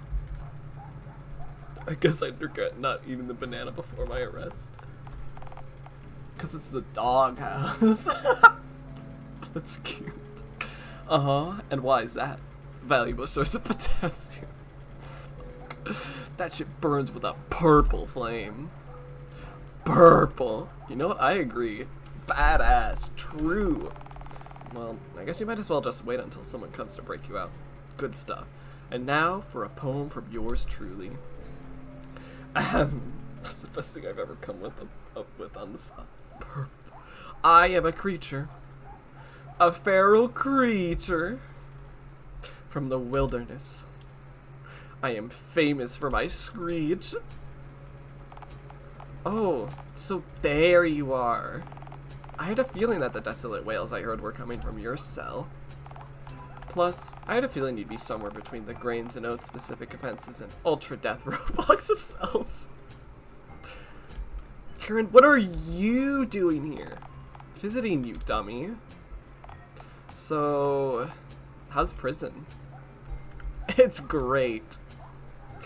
All of my meals are provided for free. In the forms of vaguely flavored blocks of gelatin. Plus, don't you miss the foraging and scampering around in dumpsters? I truly feel in captivity now. Oh, it's not all bad. You had the chance to meet any other inmates yet? Not really, the dude in the cell next to mine keeps barking. Yeah, that's not a dude. That's just a dog. What? Given how big his acts, I can believe that's how the prison is, with Ultra Death Row. I love Ultra Death Row. Pound's overcrowded. But that's where I was supposed to go. You might end up getting a pug cellmate soon. A pug? Really? See, it's not all bad. I came to see you after all. Why is that anyhow? You called the fuzz on me. So it really is the doghouse. Yeah, granted I did call the cops on you, but that was nothing personal. Due to CB policy and whatnot. Do you love me? What? Do I love you? Please don't make me say the actual word. I'll blush. Look, you goof. After you left, I did some thinking. Mainly about how bored I was until you arrived, and only before you arrived. Having a weird wretch hold up your bank with a banana seems to be the definitive cure for that. So you do love me. Well, I have decided that you're tolerable in small doses. Look, I do genuinely hate my job. You're unpredictable, and having you behind bars is actually not the worst thing that's ever happened since I got to observe you without being in danger of losing my job. And without the risk of either of us sustaining massive injuries/trauma. So, you'll come visit me? That's the plan, yes. I'll visit on less eventful weekends, I suppose. Oh, yeah! But say, can I ask you one favor, though? Depends what it is, but sure, shoot. Can you please occasionally check on my nest? My eggs, you see. That's the dirt mound you scurried over to after we routed the carousel, I take it? The very same mound, yes. Alright. I'll visit once a week. Make sure the mound's undisturbed. Shoo away any mean-looking birds from the general vicinity of the nest. Oh, this is not the ending I thought it was going to be, but it was much better. Yes. Oh, yeah! So everything worked out just fine in the end. Aside from you being locked up in prison, that is. Everything worked out just fine in the end, I say.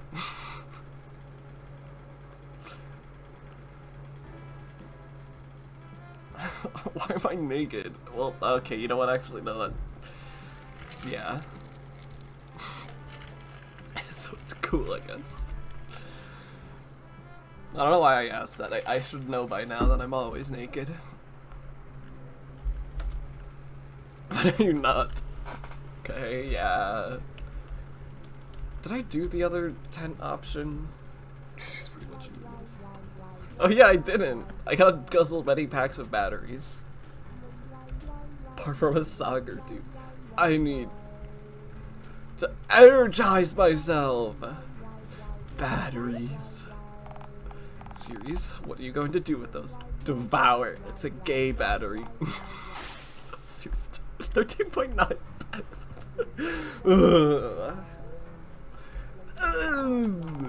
Series, stop this. One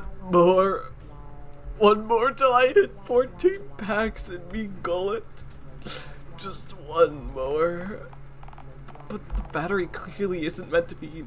I'm not chewing them, so it's good. Like, I just need me electrolytes. Oh god, my stomach. This is AIDS. What's happening? Oh god, my wretched gut feels like it's liquidizing from within. You know, probably is. Those batteries did all contain concentrated sulfuric acid. I doubt even your cryptid tongue is really accustomed to consuming that. Oh god, oh fuck. I flew too close to the sun. 13 mere packs of these would have sufficed. Alright, I get it. You're dumb and you're dying, sure. Stop drawing this out. I've got places to be. Got a date with another disembodied thought being.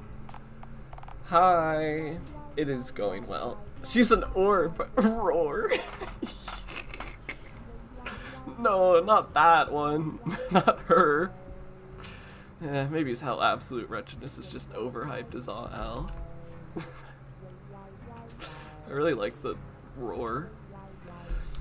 Get it? As all hell? I said. That's the batteries, you see. Haha, I am so wise.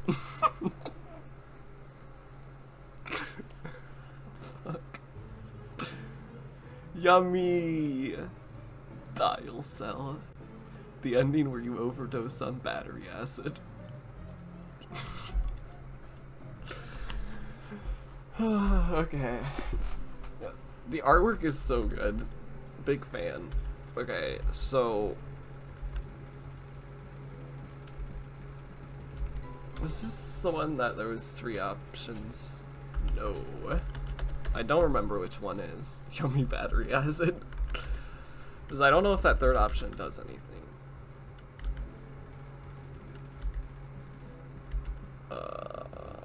There's one there. I don't know what this one is. Oh, yeah, this. I don't know if I care to do it. I'm too lazy. Too lazy to go through all those ones, but they're not like big decisions. Where?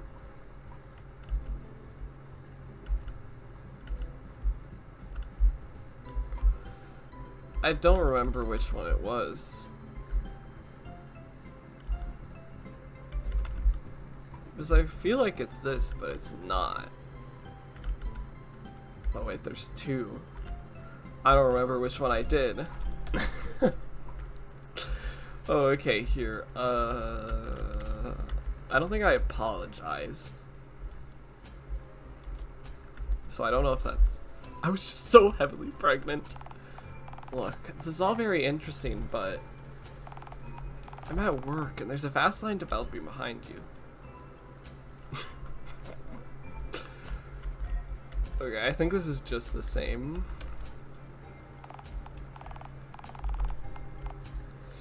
Yeah. This is just the same. No, don't save. Stop. Why is God at the bank? I don't know. He's feeling like it. Good luck. It's finally time for whatever chapter 3 is.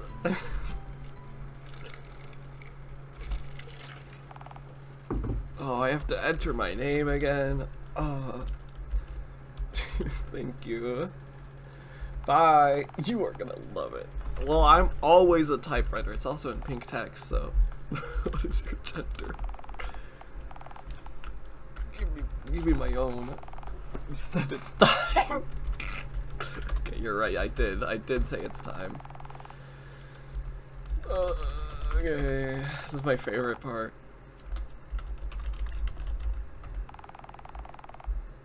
Bye. No. I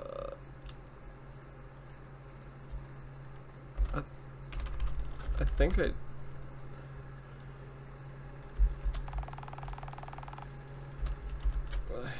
don't know.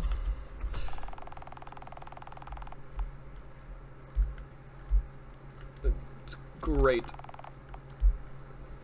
Well, now I don't know, because I was like thinking about it, and I was like, I don't know if I want to use feminine or not. I forget when carrier pigeon was mentioned. Neutral. I can't make decisions, so. Pal.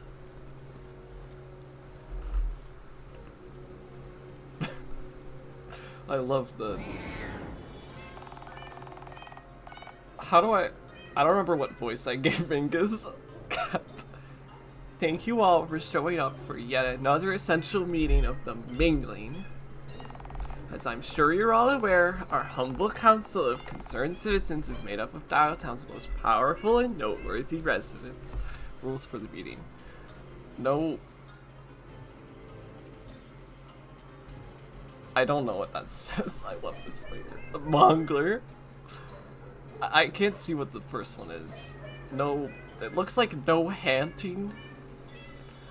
And then no hollering, I guess. No yeeting and no yachting. Okay, maybe they are just not real words.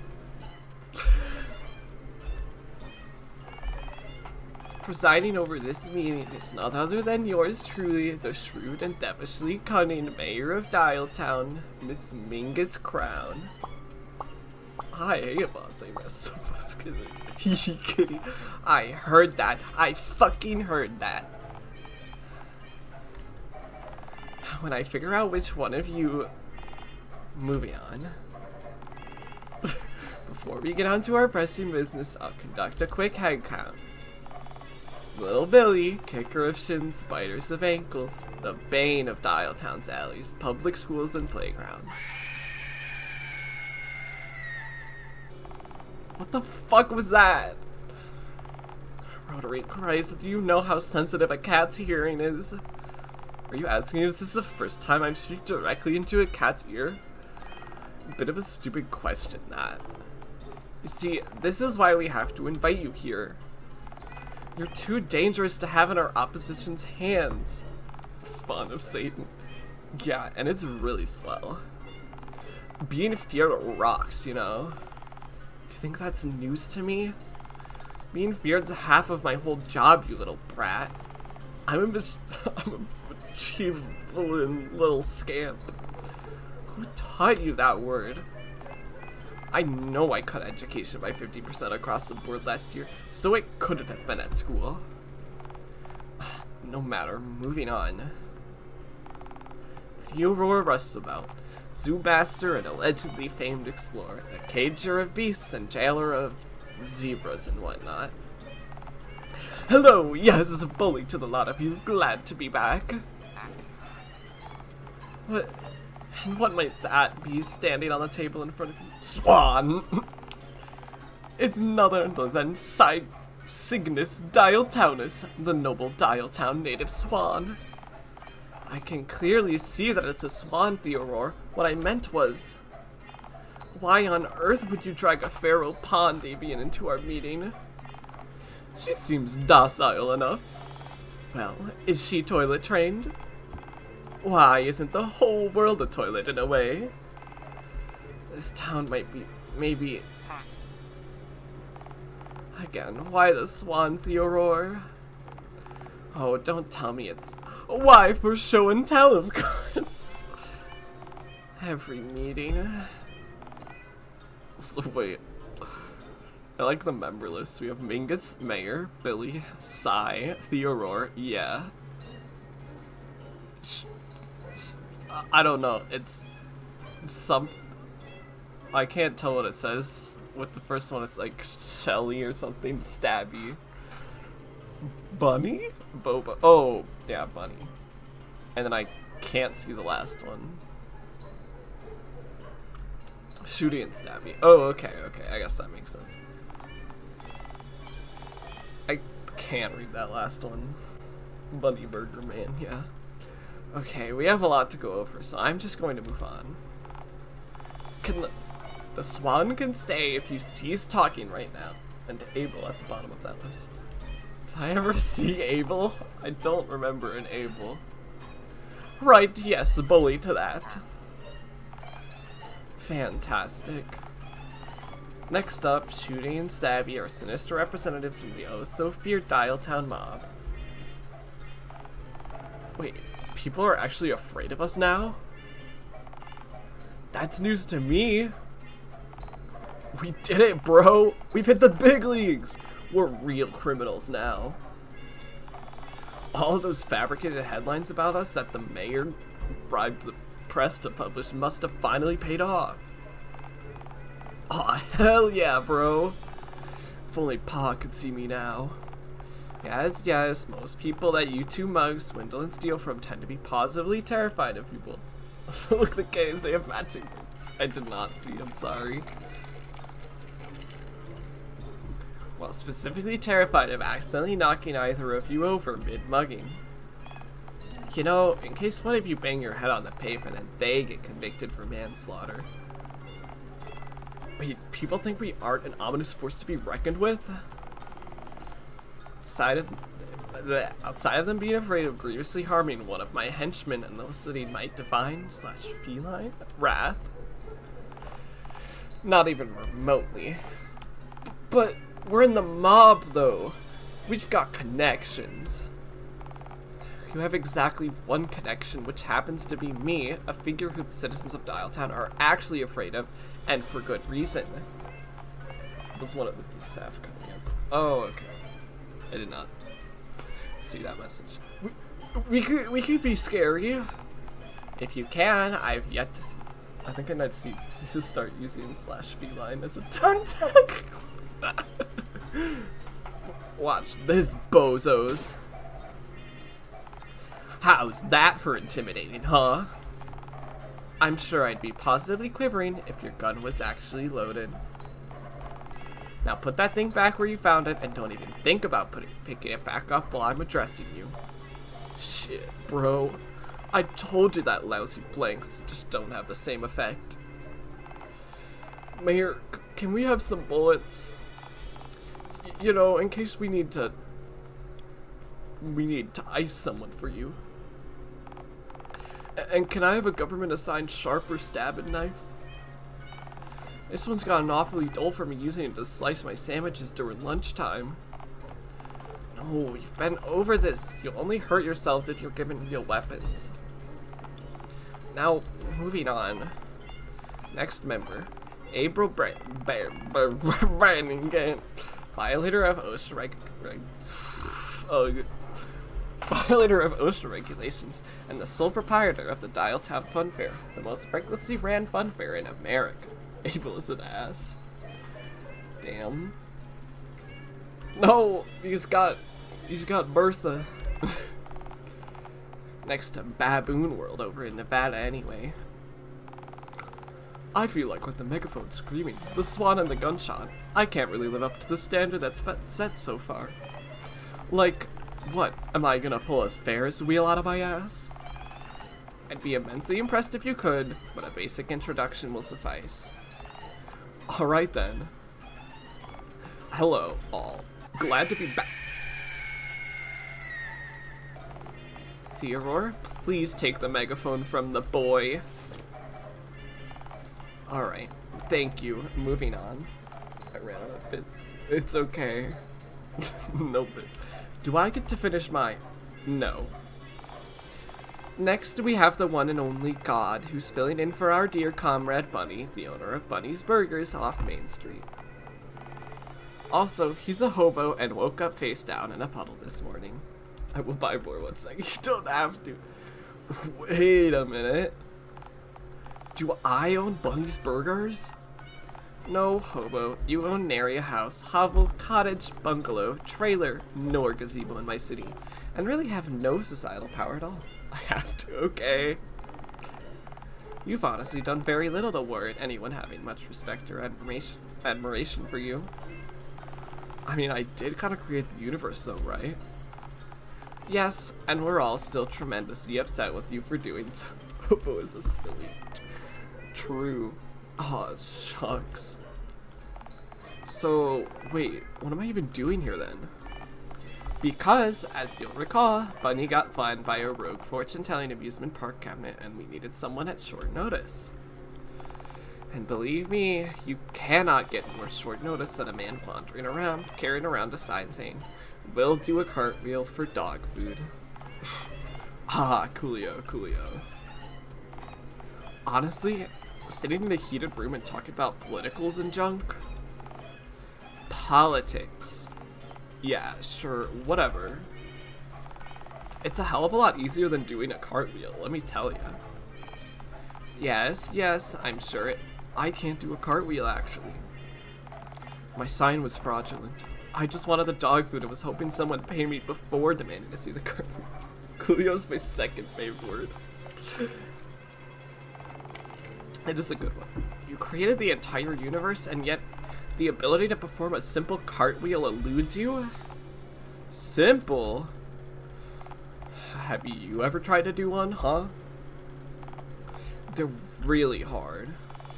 Shut up. Right then, now that we're all present and accounted for, we can begin. I hereby officially declare this meeting of the Mingling now in session. Groovy isn't even better. True. I hope you all had a relatively pleasant journey here despite the dismal weather. You summoned a child to town hall on a school night and expected him to skateboard here in the middle of a thunderstorm. Can I still save? No. Okay.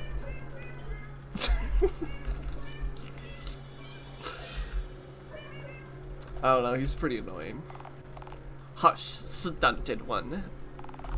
And with that juvenile outburst appropriately discarded, we can begin. Now then, you all know why we're gathered here. Nah, I don't. Quiet, you. Abel, wheel the projector over and start the slideshow.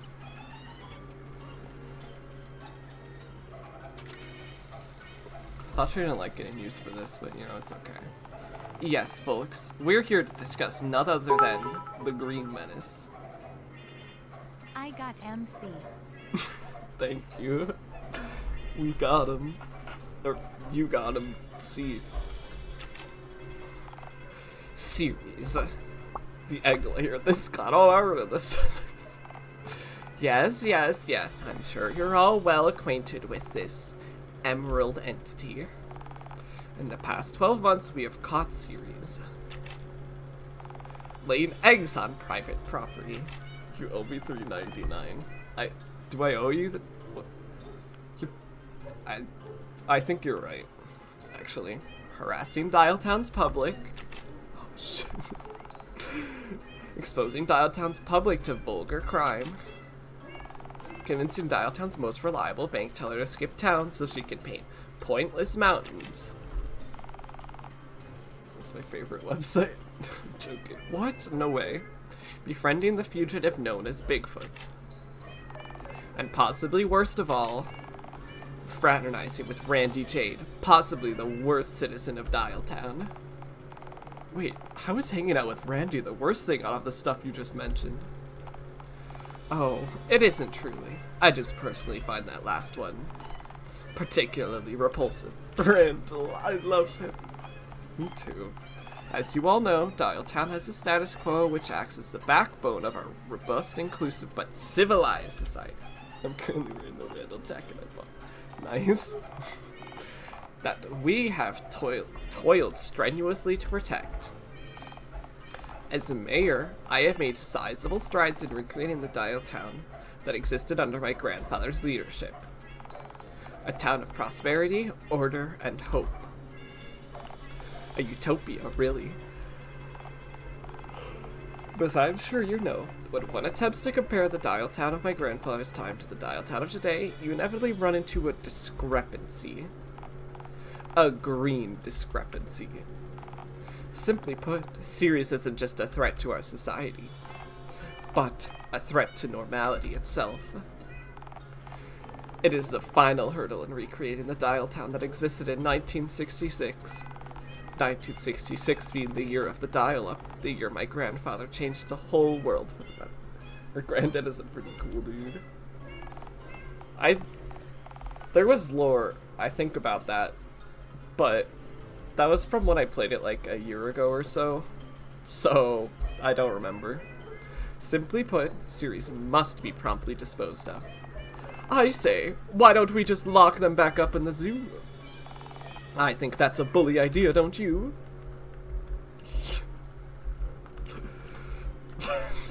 Don't listen to anybody. So what? Letting them escape from your zoo once wasn't enough? I don't trust you to contain Ceres. Dismissed. Alright, let's take the idea of prolonged captivity entirely out of the equation then. I say we just bonk them over the head with a shovel, you know, bury them out in the woods. A quick wham bam, thank you ma'am, and it's out of our hands for good. Right, until a wild boar unburies them and suddenly it's tamed a boar. If we can't contain a mountainous Ceres, what hope do we have against one riding a boar? This is all too hard and pointless. Why don't we just eat a burger out of the nearest dumpster and call it a night? Yeah, there's a bit more lore for him, at least from Dog's Tumblr. Oh. You know, I guess that would make sense that he would post from there. I also, you know, I don't know pronouns of the creator. I kind of just assume he, as far as I know. I vote we do that. Wham bam, thank you, man. Thank you for that. Okay. I kind of assumed that from all of the iterations of him in the games. An action simply isn't an option. Look, you all have something to gain from Ceres' exile. Billy, is it not Ceres who is indirectly responsible for the conversion of the Dialtown cinema into an 18s only spook? 18s only? Yeah, cutting me off from my favorite person to torture in the whole city. I can't steal the fucker's fez if I can't get to him, can I? Theodore, with Ceres out of the picture, you'll be free to recapture and study the elusive Bigfoot, undisturbed. By Jove, think of what I could deduce from you fur samples alone. Olive Man is Strand's calls. What are you on the woman's scale, brother, sister? What does this mean? Oh wait, are you saying that that's the woman scale? Or are you referring to me as that? I don't. Wait. I'm trans by 3.7 on the woman scale. What does this mean? What? You can't just bring up the woman scale and not explain. You are fake trans. Sorry. I don't know. I do not know. I'm deeply confused. Me too. Is this some, like, fourth dimension transphobia? Stabby, shooty, by pulling this job off successfully, you'll have proven yourself worthy of the rank of enforcer. I haven't followed any of this. Someone give me a full recap right now, please. I can't give you a full recap. I don't remember some of it, and it's too much to unpack. You're gonna have to watch all of the streams, except there's one that's missing that has Bigfoot, so, sucks to suck, you won't learn about Bigfoot. I can't. Okay. Dialtown's populace will know that you two must be feared, and for good reason, as you'll be directly executing my will. Sort of, maybe. We'll be qualified for I mean, yeah, of course we're qualified to act as your enforcers. Leave it to us, Ms. Crown. Also, as to that women's scale thing, one friend told me about it. Was you for a Garbulian Fits? I love that word. My one friend did mention a woman's scale, but it was strange. It depends how much I may spend a full hour talking about Jerry. Abel. No more egg shit at your fun fair. Fantastic. And God, you're being paid in dog food to warm your seat. Thanks, you too. As a committee of concerned citizens, the mingling is... Wait, we're a committee? Oh, random ad, yeah. Why? What? Random ad?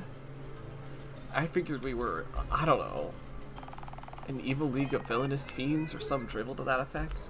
I love ads, me too. Shut God down quickly. I will not let anyone. I may or not be dating Jerry undone by real. Us, villainous fiends. I refuse to let this meeting get derailed by such an unsubstantiated accusation which isn't at all based anywhere in reality. Now then, onto the villainous capture of series itself. I watch stuff just so I can get to watch ads. Do you? The Aurora, I'll need a cat carrier. The one you brought the swan here in will suffice. Shooty and Stabby will take care of the rest. How are we gonna get them into it, Miss Crown? Yeah, I've seen that fucker up close, and it looks like it scratches, and possibly bites. I gave him my life saving, which was a mere $50. I remember which just lets you watch ads for bits. 50-year-old smackaroonies. That was... You had to pay him $50 to get into the fun fair? This makes no sense. Oh, don't worry, you two. I think you'll find my method of subduing them to be most effective. Is this gonna turn into, like, a video game and not just a visual novel? Am I gonna have to... Skull? Glowing eggs? Sausage? Peas? And something else. Ah, what a beautiful spring morning. Hang on a moment. What do we have here? I just needed to bribe him to see that I love him. Ah, egads, a full English breakfast just for me. Why, it's so green. This is wonderful. What a windfall. Serious, I wouldn't eat that. Nah, it's good. No, I really don't think it is. The food's green, man. That's really good. Yeah, but I'm green, so I guess it checks out. That's what I do on this stream. Tasty. How? What? There's audible, malicious giggling coming from just outside the tent.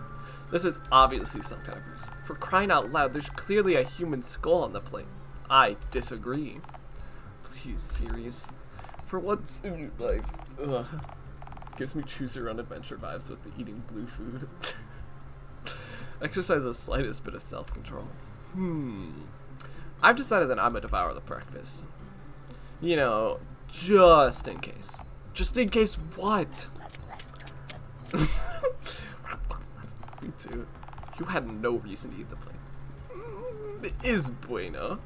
You sicken me. Oh. Perfect, my reaction. Me gut. Serious? No es bueno. Can't believe this. Eat your greens. No, I don't want to if they do that to me. I've already been captured that easily. Well, that was easy. I love that button. Yeah, honestly, hardest part's just getting them to bend into a shape that fit in the carrier. Captured. We're not dealing with an extraordinarily crafty opponent, gentlemen. I would have been immensely concerned if you two had managed to somehow screw literally any part of that up. So you two get to live for another day. Fun fact, Bigfoot's noises were made by dog. Good, I hope so. The precious gift of life, bro. Hell yeah! Hey, if you're both so happy to be alive, this guy's responsible for that, and he could really use some change. Come on, brother. Surely you can spare Surely you can spare just one lousy dime. Miss Crown, do we really need this bozo here? What's my official title, Mayor? A seat warmer. Technically, he's doing exactly what I hired him for. What matters is that Ceres happily took our insultingly conspicuous bait. And I still can't believe it did, as gullible as the fucker may be. The eggs were bright green. Well, stubby one, its eggs actually happened to be bright green. Bright green words. I'm actually unsure if it knows that they're not meant to be that color. But it must have at least noticed the purity of the green bacon or tomato, right? Green eggs and ham. True.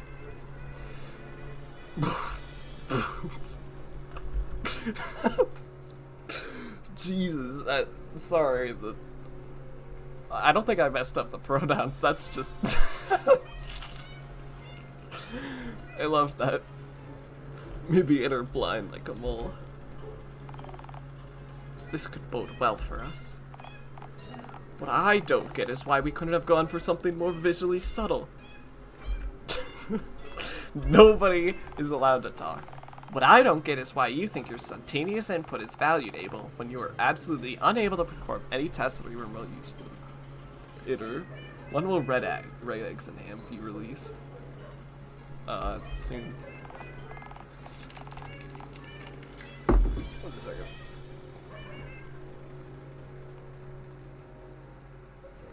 Well, if I'm so useless, then why am I even here? To keep the non-hobo to hobo attendee ratio at a firm 6-to-1, of course. Thanks, you too. Man, this is great. If you have what's-its-face captured and I've warmed the seat, that must mean we get to go home now, right? Our mission is far from over. You see, based on several formal complaints I received from one of Abel's former employees, we can deduce that Ceres is batshit crazy and will simply not take the hint. Our specimen's frankly revolting level of persistence unfortunately leaves my hands very much tied. The Mingling must remain vigilant and squash any of Ceres' inevitable attempts to return to our civilized world. By any means necessary. I'll make you proud, Paw Paw. Just you see.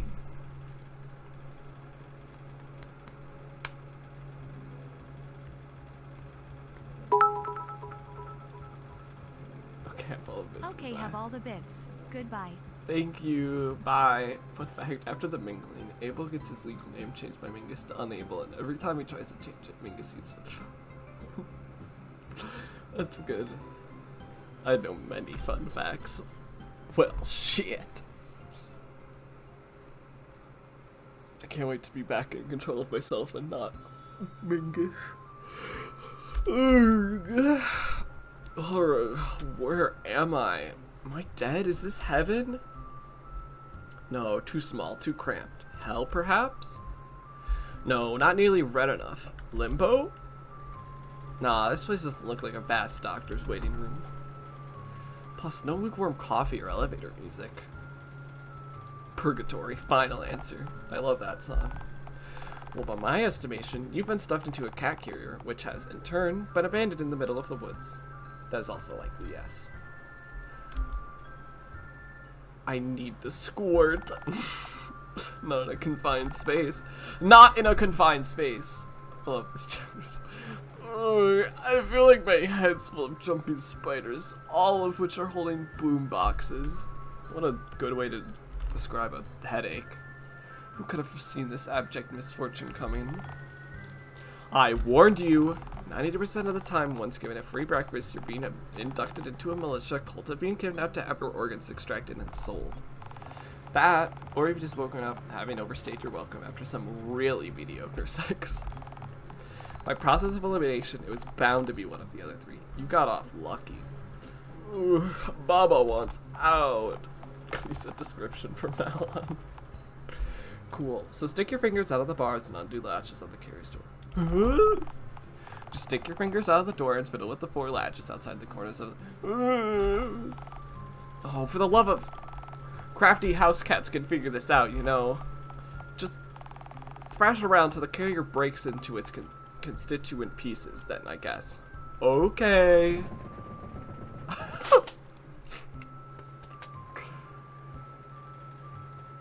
Ouchie, me ribs. Oh, give me a break. Considering you aren't short exactly 1 kidney or aboard an alien spaceship, I'd say that you got off lucky. I love the landscape here. I see the most bonkers shit like this stuff. I can't tell. It's like the close trees pink and then the far stuff green. Well, I can tell the far stuff is green, but I don't know if the close stuff is pink. Because it kind of just looks like gray, but it also looks like pink. Something like that. Okay. I think... Maybe the cat carrier itself was an alien ship. Somehow, I doubt that. Why is that, Mr. Smarty Pants? Mr. Smarty Pants, What do you know about aliens? I don't. Well, I know there clearly weren't any aliens in the cat carrier. Lord, you were a tight enough fit. I very much doubt that even 1 alien could have been crammed in there with you. Maybe they were there and just, like, really small. If that's the case, then you definitely murdered each and every one of them with your bulbous lime-hued ass whilst you were thrashing around the inside. Damn, what a way to go. A martyr's death. Besides, I'm sure they would have probed you after knocking you out, and they couldn't possibly have done that right. My ass feels undisturbed, so doubtful. Well, is any part of your body marked? No probes or chips, but I do have a note stapled to my spine. Alright, yeah. Those usually contain some strongly worded information. Go ahead, read it. Don't come back, I mean it. Don't even try, don't. I mean it. I really mean it, I mean it. Don't come back, I mean it. Phone, goddammit, if you come back, I swear. Mingus. Huh, the note seems to say... Ah, shit, that's right, I can't read. I have no clue what this says. Wait. Mingus. I know that specific combo of hieroglyphics from the Mayworld campaign posters. We call those letters, but go on. That's the cat lady. You know, the one with the cane. Politics puss. Great job. Never called her that in my presence again. Huh, and there's more on the back too. The green one cannot read. Hee kitty. Shit, I guess I'm not gonna find out why I'm out here. Bummer. Alright, may I make a worthwhile suggestion? Lie out in the woods and keep walking till you dropped it. Okay, yeah, that seems to be my best move right now.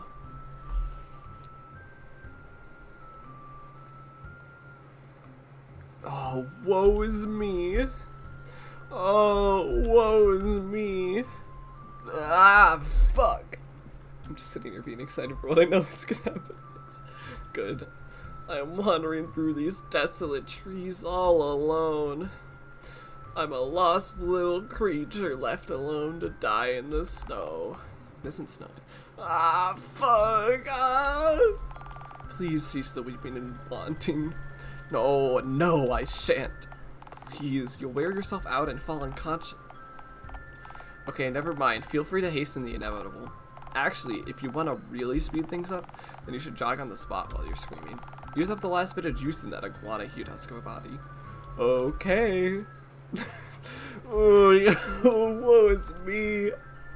Ah, fuck. Jerry! Yippee! Serious? Is that... Ticket Jerry!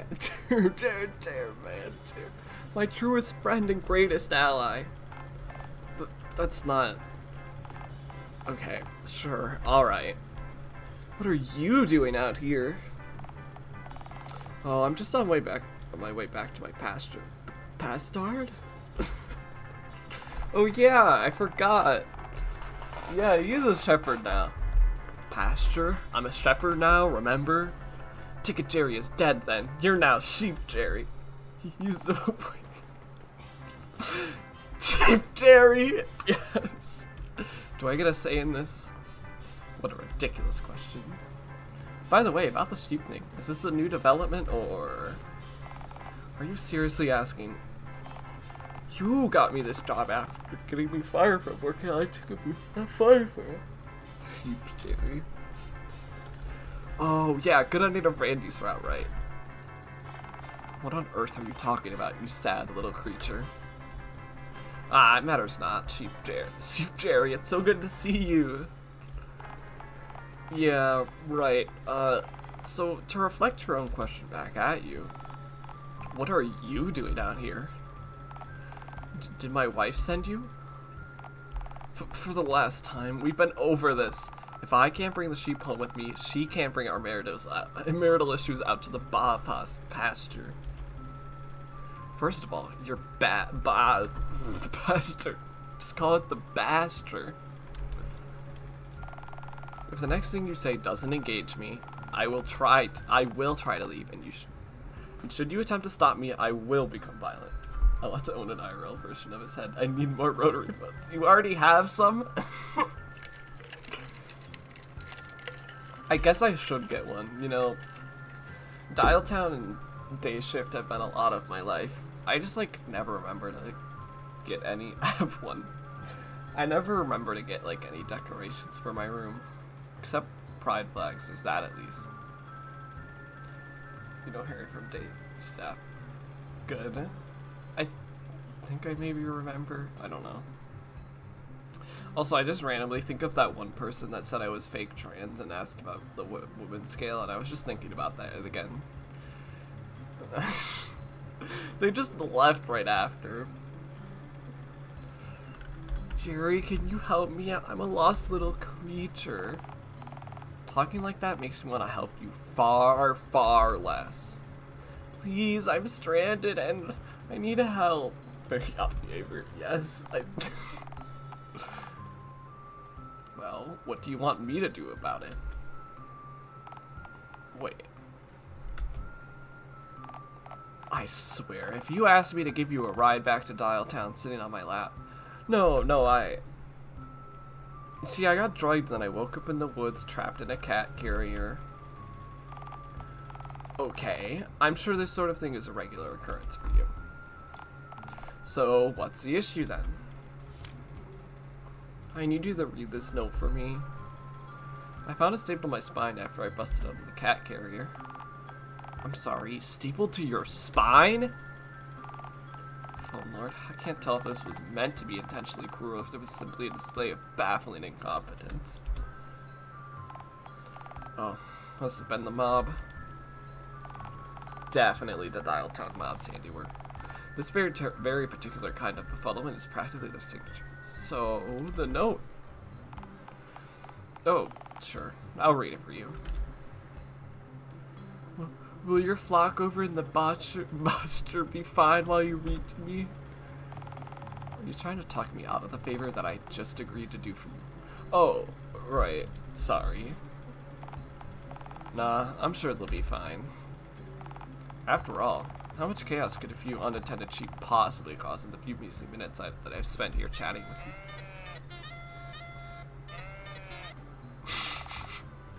I'm sure they're doing fine.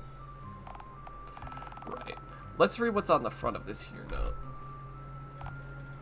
Oh. It reads, "Don't come back. I mean it. Don't even try. Don't. I mean it. I really mean it. Okay.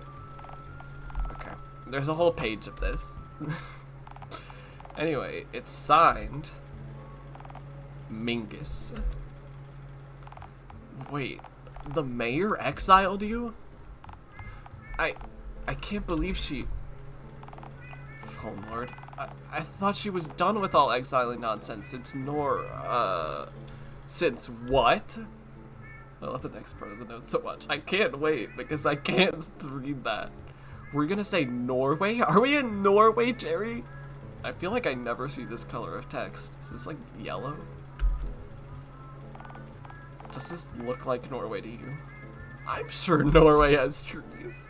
Base text. You're gonna love it, okay. For their fjord creatures to live in. Look, do you want me to read what's on the other side of the note or not? Please. Let's see here. Seems this side of the note is intended to be read by the first literate person to find you post-exile, in case you manage to wander back to civilization. Read it! Read it! Alright, alright. Let me just... Oh. Oh. Ooh, does it say why Mingus kicked me out of town? Yeah, it does, but... Series, I don't think I should... You might simply be happier not hearing this. Jerry, what does it say? I need to know, Jerry. Alright then. To whom it may concern. Alas, you have just encountered the heinous series, a vile and wretched creature. Strong start. In all my years as mayor, I have never encountered a beast more repugnant than Ceres. I guess I should read it in her voice.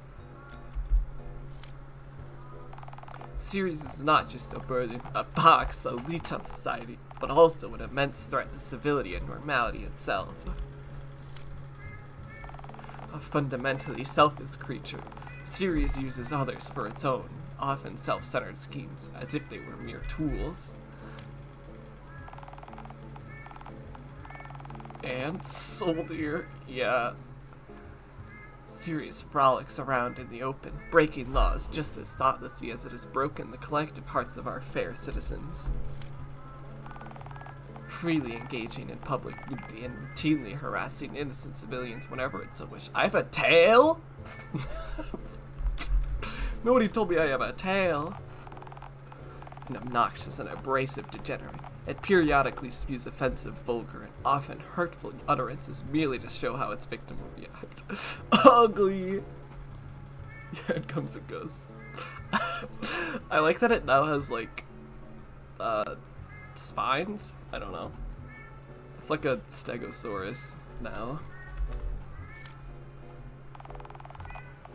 Ceres is incapable of listening to any advice or direction, no matter how detrimental the consequences of not doing so are to itself and others. I very much enjoy this art. Ice creme. Ceres will repeatedly harass a target, relentlessly eroding their willpower in order to get anything that it so desires. It's so stylish. It is. And of course, the gangrenous cryptid in question is reckless and will mortally endanger both itself and innocent bystanders without a second thought. Ceres must be shunned from all civilized society, as it is decided that it's too good to domesticate itself. Or as we who can contribute to civilized society call it, treating others with basic courtesy and respect.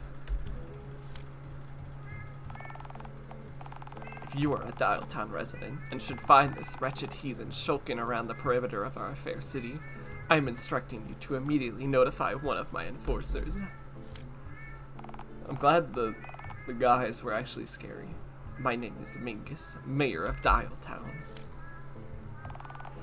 Look on this wretch, ye mighty in despair. A new day is dawning in Dialtown, and it's all the brighter without Ceres. Yours felinely, Mayor Mingus Crown. Oh, that's cool. Big fan of the animation.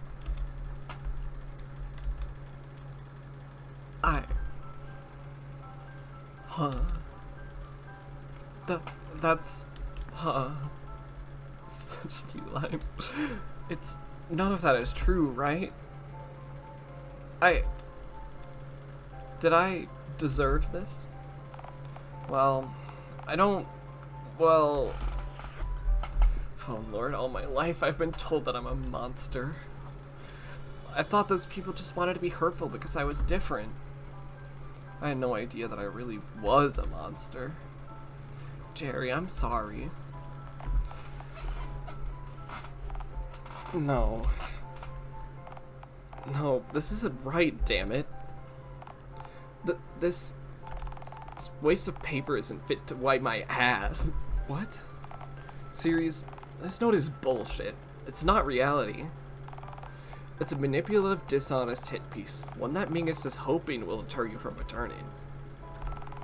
So I can host. Oh my god, I loved her.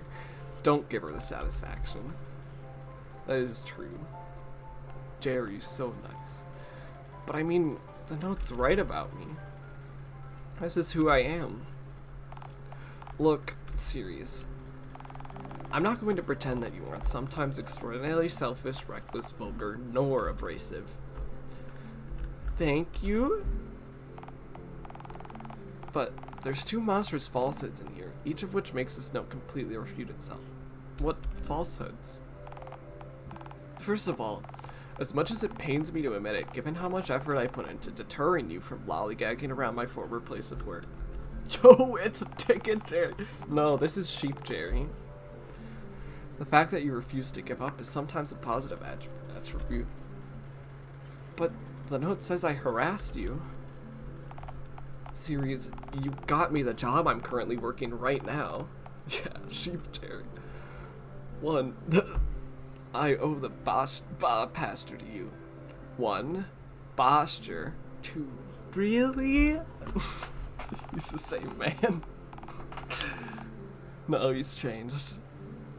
You don't know how much happier I am with this life. You didn't have to do any of this.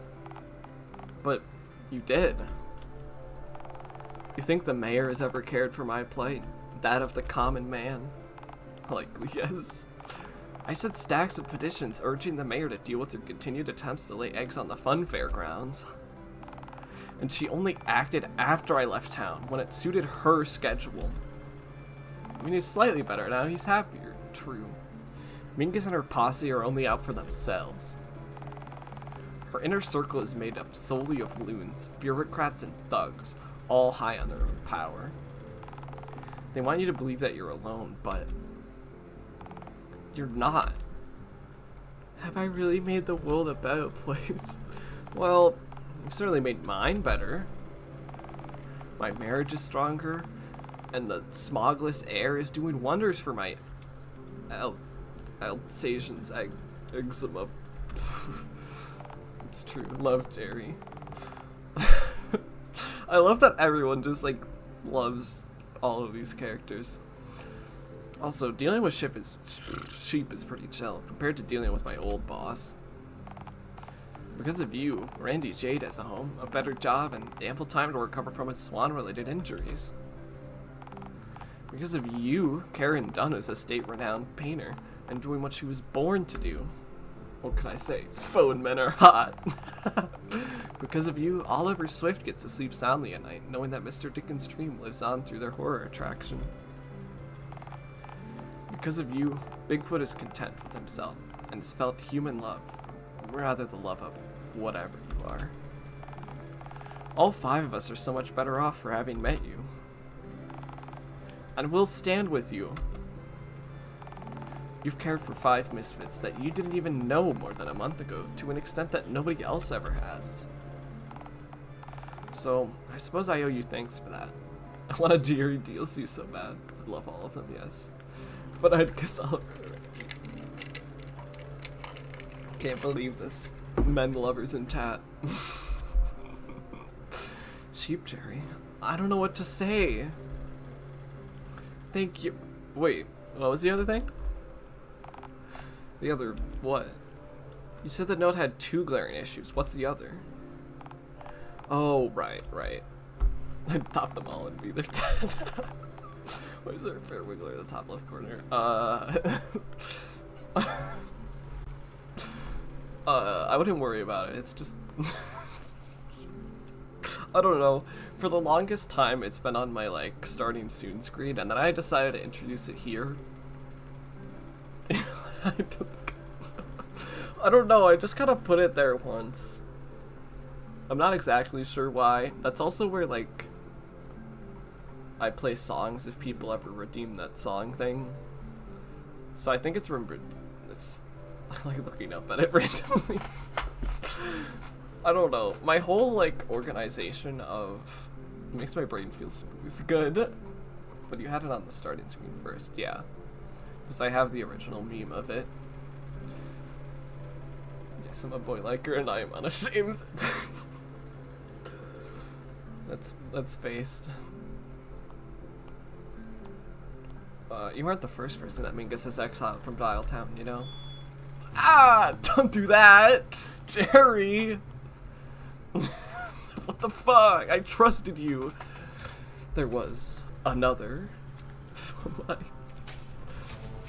Someone else was exiled for their tomfoolery like me? Was it a clown? Karen's nice, but she's a lesbian. I'm a man. Is she? Is she canonically a lesbian? What? No, clowns don't exist. A month ago, you were sure Bigfoot didn't exist. Oh, okay. I guess, NBs get the pass. A month ago, you were sure Bigfoot didn't exist. I think I might have said that, but I don't know. Don't do this to me, series. I just gave you an inspiring pep talk. Don't give me clown dreams again. Sorry. Look, that note says you're a danger to normality itself, but really, there's no such thing as true normality nor abnormality. She's canonically into people with typewriter heads. Oh, is that how it works? Okay, so that's why I was like confused. Because other people talked about people's sexualities and I was like so confused. Because I was like, oh, it's a phone ad.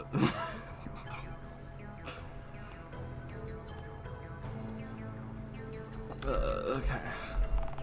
Normality is just an illusion, a concept that changes to fit wherever and perhaps whenever you happen to be. It's what people accept as a norm in a certain place, a certain time. Because of that, what's considered normal changes.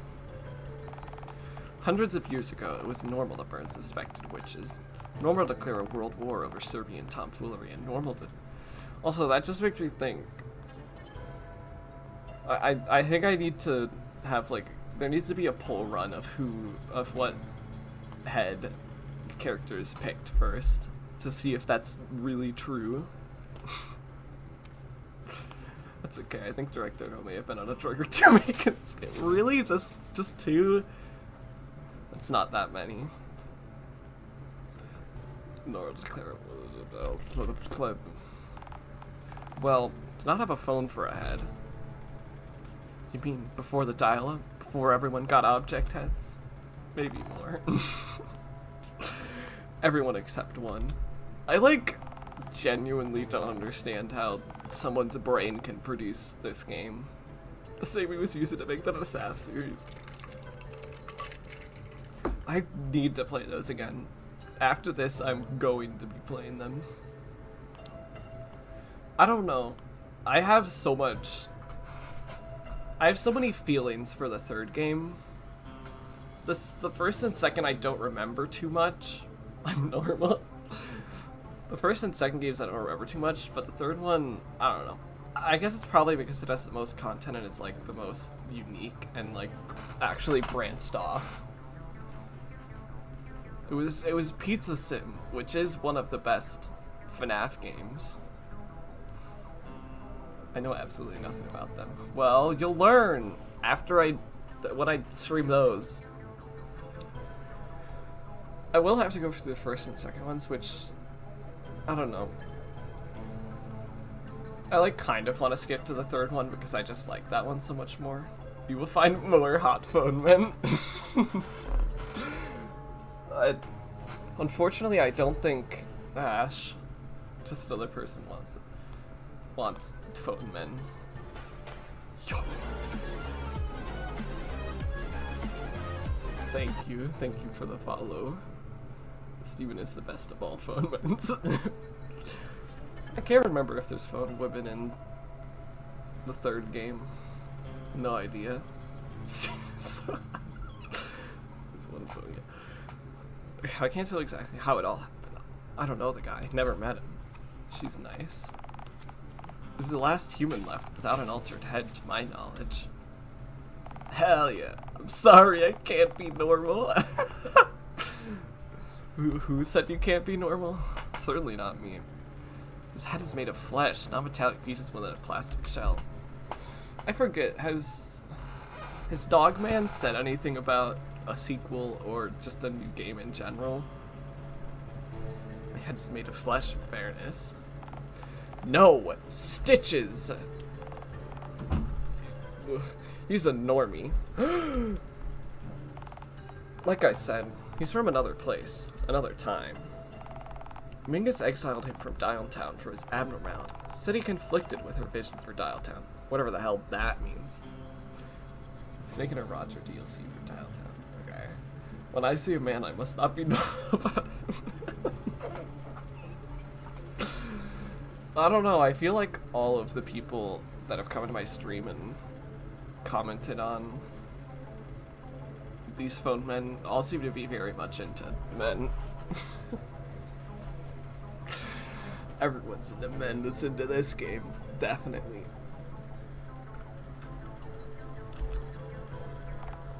But where he came from, Hugh was normal, and we would have been abnormal. Like you, he got a bum deal. Where is he right now? Fox, I feel like we could be friends with our shared feelings about phones. Oh, he lives in a shack 8 miles from here, give or take. I don't know if I'd recommend seeking him out. He's just as likely to shoot you on sight as he is to actually talk to you.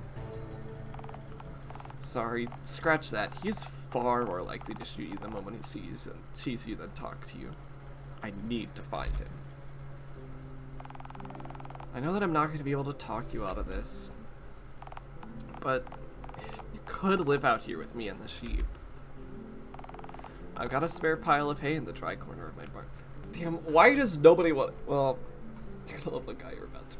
I was gonna say, why does nobody want to give the creature an actual bed, but then I thought about it and I was like, no, that wouldn't make sense.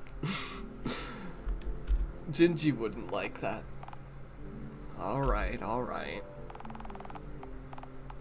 Just know that if you ever grow wary, hungry, or get hit by lightning or whatever, I'll always be out here, waiting for you. Jerry! Let Gingy have a bed. Would Gingy want a bed? Would they want this? Thank you. I'm going to seek this man out now. Okay, cut through the clearing and walk through the trees for 8 or so miles, due north. You'll find the shack. I mean, in his tent, he didn't mostly have a bed. I mean, I don't know, canonically to me, I feel like you could tack any pronouns onto Gingy. They'd have a dog bed. Though the puppy play, it's coming back again. Thank you, Jerry. It's been my pleasure, truly. Please try not to walk straight into a bear trap. It wouldn't be the first time. Farewell, Sheep Jerry. Not like that. Sorry, it's all I can think of, alright? I'm dating a puppy girl, what can I say, alright? It's all my brain, it's not all my brain thinks of. Goodbye, series, you're welcome back anytime. Wow, wow, wow. I wanna go piss. I need to go piss. I will be back from pissing. Wow. Okay, I'll be back. I'm also gonna get a drink because I'm so thirsty and my throat is dying from playing this game. Well, it's not dying, it's just thirsty. It thirsts for water. Refreshment. Fun. Thanks.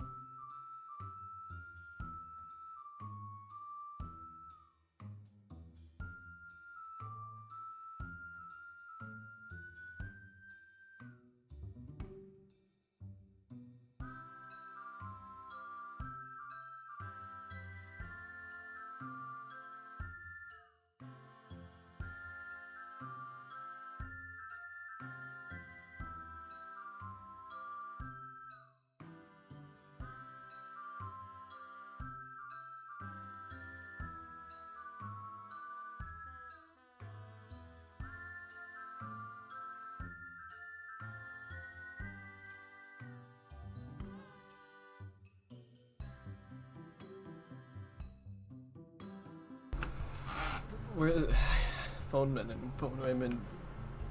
Where's the phone envies? Well, at least the curator seemed to be one of those they thems.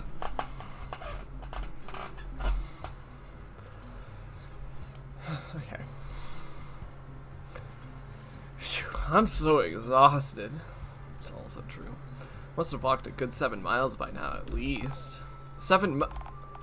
Jerry is still within earshot. I liked them, yes. Keep going, you're doing great! Phone Lord. You know that it's only gonna get harder from here, right? If you're tired already, Jerry's always got that pile of hay in this room.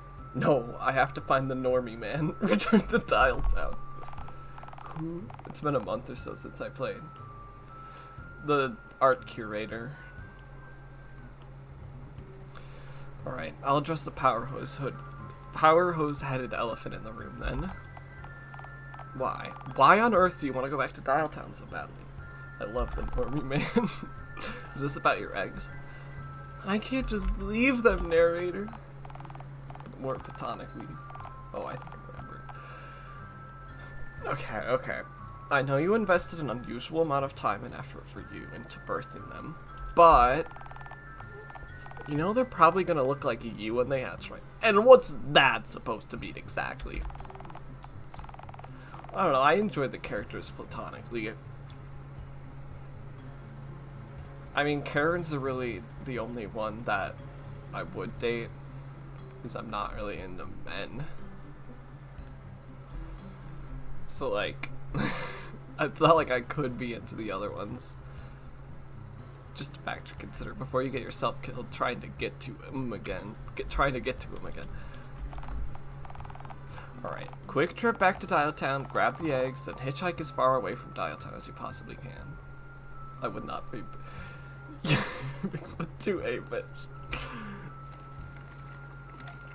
Okay, but they Roger, we both have the same G. Okay, but would you date Gingy? That's a real good question. I need to know.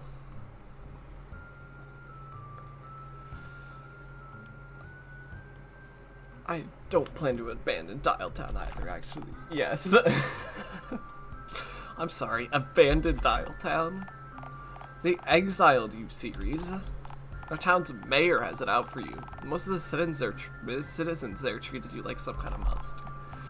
If it costs the same stuff as in game, then yes. No hesitation. I don't know, they've got gremlin energy, and I do like gremlin energy. I sometimes exhibit it, so I'd try it. Why not start over? Why not take your eggs elsewhere and start in Dialtown's home? Actually, I'm not ready to be a father. Scratch that. Just, like, go behind their back and, cook up their eggs into an omelet. I won't let anyone take my home away from me. Just as pig-headed as always.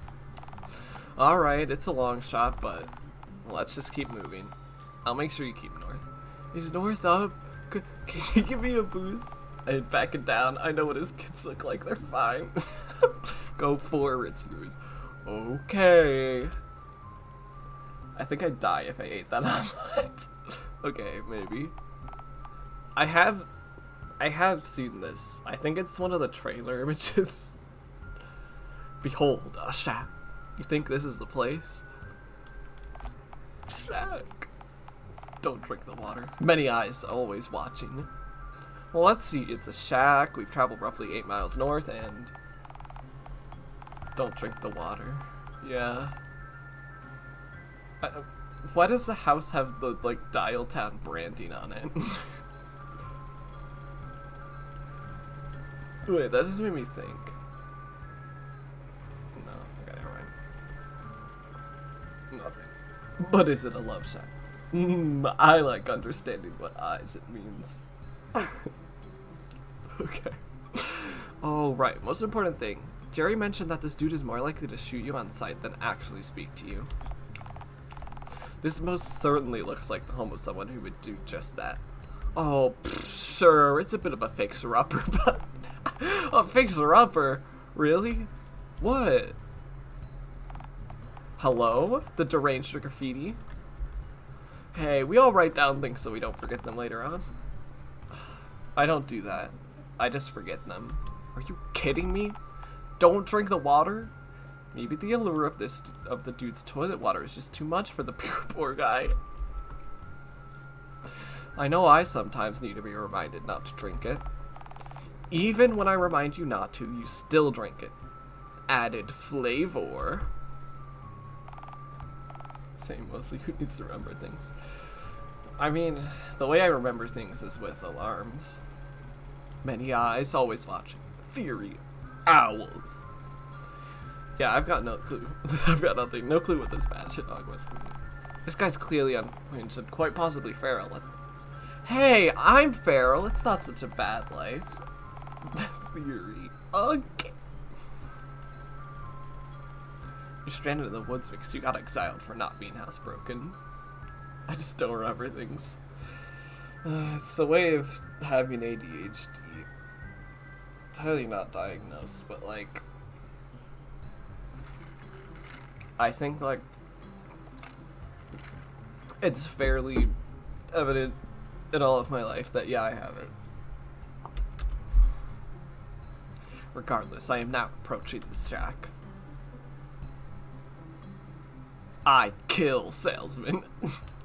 Oh no. Is that... I don't think that's Mingus. It looks like almost like fungus. I'm glad there's another I shoot on site. Should I knock on the door? Could try opening it first, check if it's locked. That's a terrible idea. Door didn't open. That leads me to believe that those doors indeed are locked. Actually, perhaps that's for the best. Jerry stated pretty clearly that this dude might totally shoot your noggin clean off. Probably be best not to break into his house and startle him. I think it's Krungus. Oh, that's my favorite slur. Could throw a brick through his window. Slamming it by little Billy. What happened the last time you tried that? Oh, I went to prison for a short spell. Wait, if I did that again, the cops might drag me back to Dialtown. Yeah, but you'd be in prison. But I would be back in Dialtown. Yeah, and behind bars. I will consider my options. Scratch that. Prison food tends to be jerky-less. I'ma just knock. Phenomenal.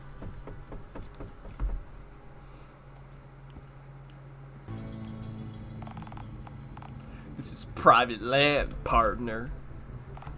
So, I suggest you leave before I decide to do what I usually do to trespassers. You mean inviting them for a cup of coffee? You don't understand, I'm here to deliver a pizza. Well, I didn't order a pizza, so why in tarnation would you assume that'd work? He got real eyes. You kinda do, though. Who'd pass up free pizza? Free food! May I remind you that you ended up out here by devouring some sketchy free food. Quiet, you. Why'd you just hush me? I didn't say anything. Oh, sorry, I was just talking to the narrator. The what now? You know, the voice in my head. The one that explains to me how the world works and how I should feel about stuff. Anyway, I'm very well adjusted, so please let me into your home so I can deliver this piping hot pizza. I know what the pizza is. I know what's in the pizza box. You're not holding a pizza. Yes, I am. I can see you through the peephole, you know. Rats! I was so close too. Lord, give me strength.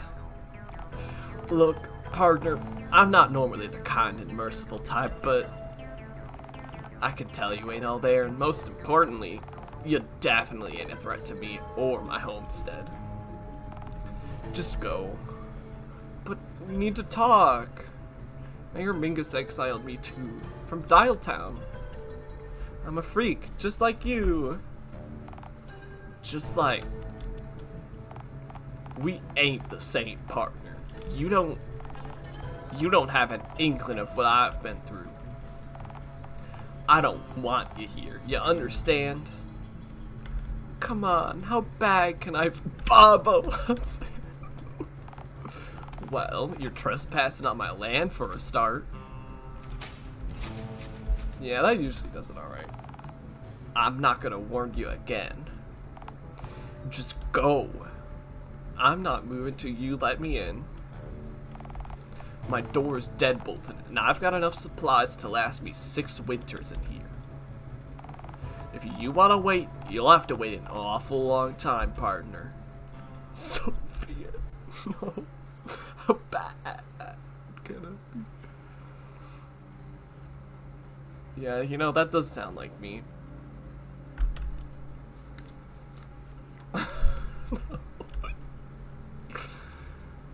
Fishtail, yo!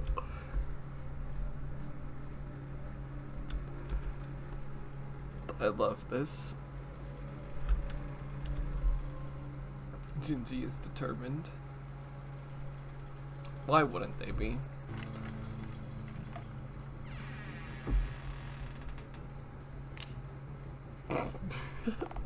Well, what in tarnation could you possibly want from me? Talking about the narrator in his head who doesn't have one. Don't do this. Boo! What the hell, partner? Why in tarnation would you intentionally startle a man who's got a cooked pistol pointed at you? For the banter. Just a bit of banter. Alright, I feel much less sorry after hearing you speak again. Cooked. This was bound to have happened anyhow. Guess I've gone and just sped up the inevitable. You're bleeding something fierce, partner, so you might want to get those last word of yours out while you still can. No, not the red vision. I've shit myself. I shit myself and I'm dying. Of course. Of course. As a man of honor, I urge you to change your last words to something less that. No, it's okay. That about summed it all up, really. Do you have any last wishes, you poor green bastard? Yes, please mail my body to Randy Jade over in Dialtown. Why would... Huh? Alright, stranger. Consider it done. Is he Kennyers? Oh, no, nothing like that. I'd just give anything to see the look on his face when he opens the package with a dead me inside. I'm gonna put you down and let you die on the cold hard ground, because your last wish stinks worse than your britches right now. That's fair, yes. Oh, hello, phone Satan.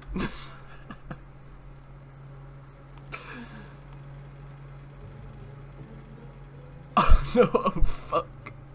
The ending where you get shot by a deranged cowboy and are subsequently mailed to Randy. Yeah, sounds about right. Poor Randall. Love of his life is dead. Hi. You know, partner, I get the feeling you're like a leech. Hell. Oh, you're calling me a parasite, like Megan Ringus did. Nah, that ain't what I meant. What I meant was, I'm getting the notion that you're just gonna cling to me and won't fall off till you suck my patience dry. If you let me in, I can suck something else dry. You ain't deaf, right? You surely must have heard my pistol cook behind this here door. I'm sure that wasn't the only cook. I will shoot you dead, partner. Then why haven't you yet? Ammo's expensive. They're considering the offer. You know what? Best I just cut my losses, save myself a perfectly good bolt, and let you mosey on in. Step inside, and be quick about it. We'll get this chat of ours over with right quick. Yippee! Yippee! Nice bandolier. So you're... Huh. Say, what's with the paper bag? Why'd you think I have it on, partner? To stop flies landing on your exposed brain? Are you covered up an embarrassing bandage on your forehead? One that says something akin to fuckface, and if you take it off, you'll explode. Look at him. What in tarnation are you gibbering about? Is this sort of thing what they're teaching kids at school nowadays? About folks like me? Nice Mingus dartboard. I'm sorry, I've never seen a normie before. Don't use that word. It's silly. The silly. That flesh you have over that body of yours. I've got that all over my body, keeping my organs all neat and tidy inside me, just like yours as a matter of fact. Well, my skin ain't green, but you get the gist of what I'm saying. Speaking of which, why does your flesh have the hue of a watermelon anyhow? In fact, his face is not actually changing. Gingy is hallucinating to the nectar. Yeah, no, that sounds about right. You like it? No. As a matter of fact, I find you physically repulsive. I don't think Gingy has organs. Yeah, probably not. You're not very nice. The way I see it, the less welcome I am, the sooner you'll get. Alright, let's just get this here conversation over with. What do you actually want? Ask your questions and go. Who are you? I'm Sergeant Norm Allen. What's a sergeant? It means I was in the Air Force and I was pretty good at what I did. What? Flying. Planes and such. Planes? I know you know what an airplane is. I do. Big metal bird roars when you throw lunch meat in its engines. Alright, yes, I know what you mean now. Well, I'm an ex-Air Force now. I rolled with NASA too for a while, actually. You know the space folks. They sent you into space? Phone Lord, Mingus really went all out trying to exile you. I wasn't a pariah back then, partner. As a matter of fact, I was decorated. Like a Christmas tree. No, not like a Christmas tree, partner. It means I was valued, celebrated. For your information, the president himself selected me for a mission. Ooh, which one? President Ronald Reagan? Phone Bill Clinton? Nah, the man who picked me was the greatest visionary in American history. I enjoyed Norm so much.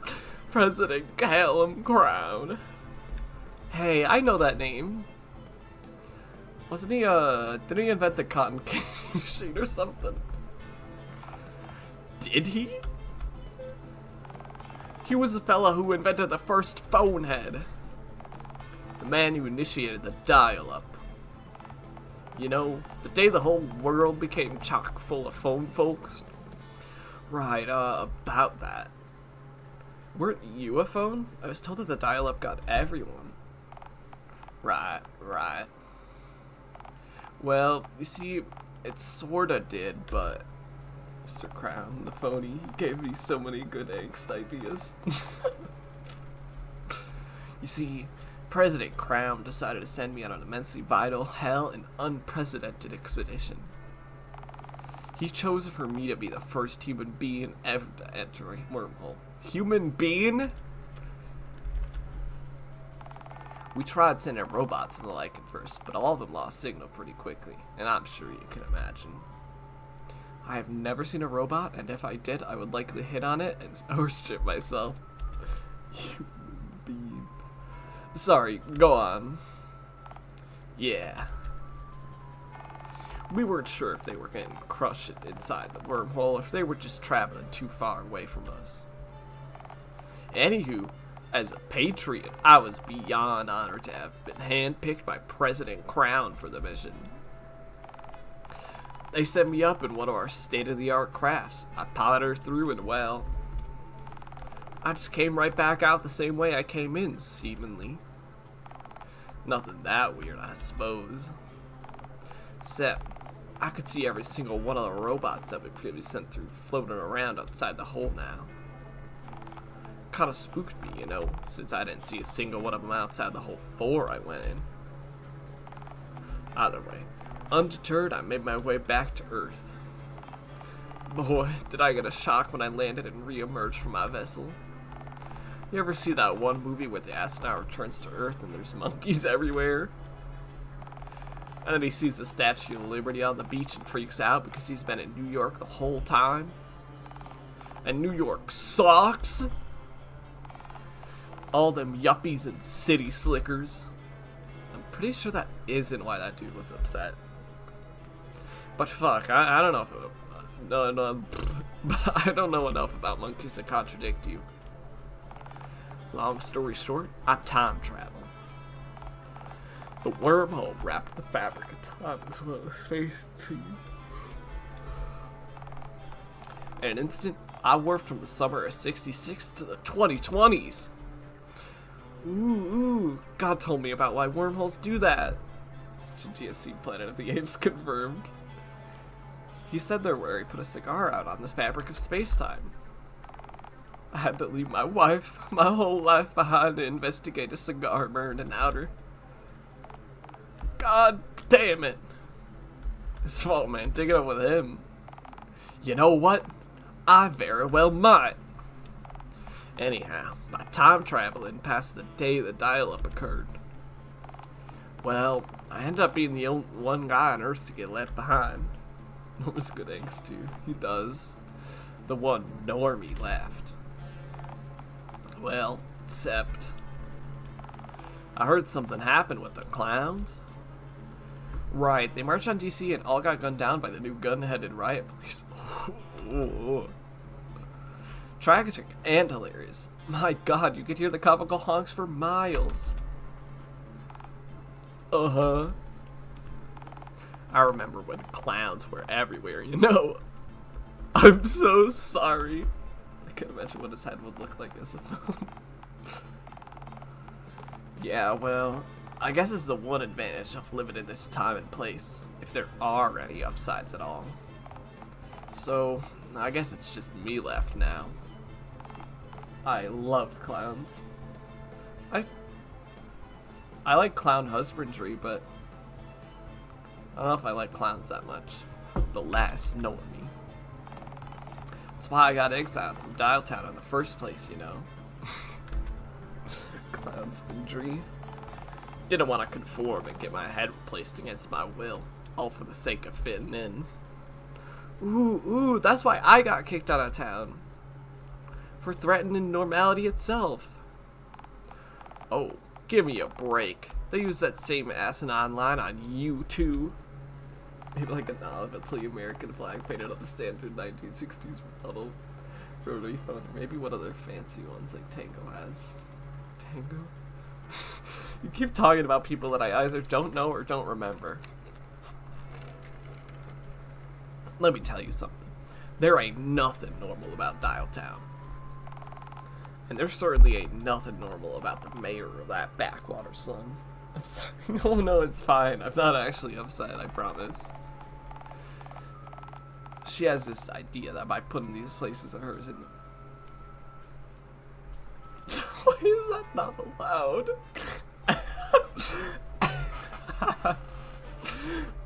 What the fuck, Twitch? Tinker works at the mayor office. Kiss him is not allowed.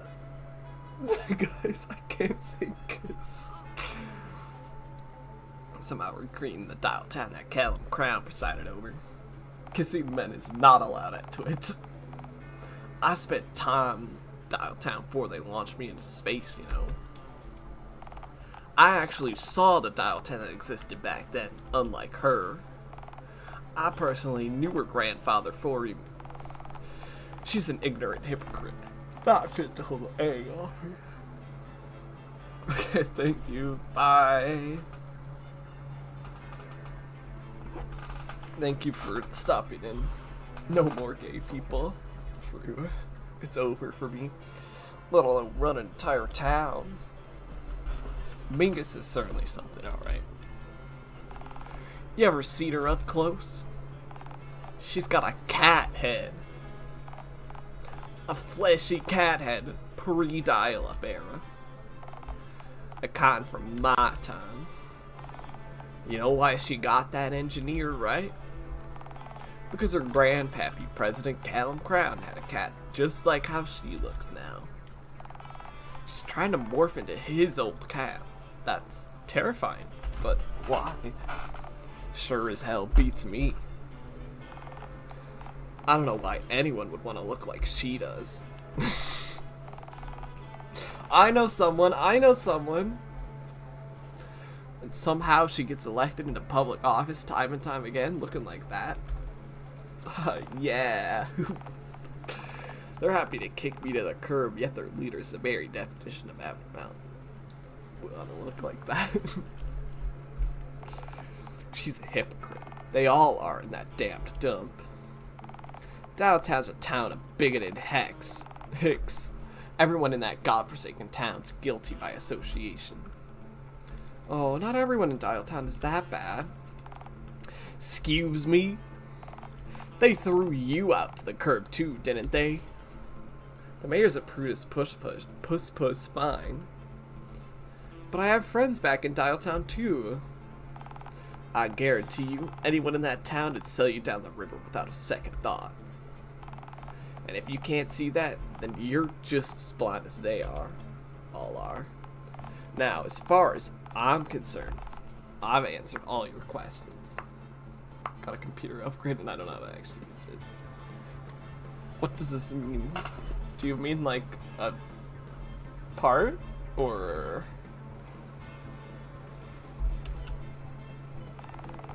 I think you can post on me and take advantage of my hospitality for long enough. That part. But you got it, I'm just like, don't know how to use it. You should leave. But I don't wanna go. My land, my rules, partner. I've let you ask your questions. Now move on. I've got things to do. I forgot, man. I'm going to be hopeless in computer science. Is computer science about computers? I thought it's more about coding. Well, what will I do? You're a free American, so that's your own business, not mine. As far as I'm concerned, being cast out of that bigoted town was a blessing in disguise for the both of us. It is more about coding, though. Yeah, I was in... Was I in a computer science class? No, not really. I don't want company, so I suppose we're at an impasse. Oh, wait, except we ain't, 'cause I've got a gun. So, get out. Move on, find a better cesspit to squat in, and get yourself the hell out of mine. I don't know where to go. I got a second drive. Oh, is that what it is? That's not too hard. It's probably as a SATA cable. I don't know if there's any drives that don't use SATA cables. Maybe old ones, and maybe new ones. I don't think so. Just gotta connect the SATA cables and power cables. Follow the perimeter of the town till you find the freeway and hitchhike in literally any direction. The further you get away from Dialtown, the better. Don't make the mistake of setting too close to town like I did, or you have to put up with visitors like you showing up every now and again. Wait, have others come by here? Okay, my computer has 2 slots. I have 2 in at once. What, do you have your computer open right now? Is it being dissected right now?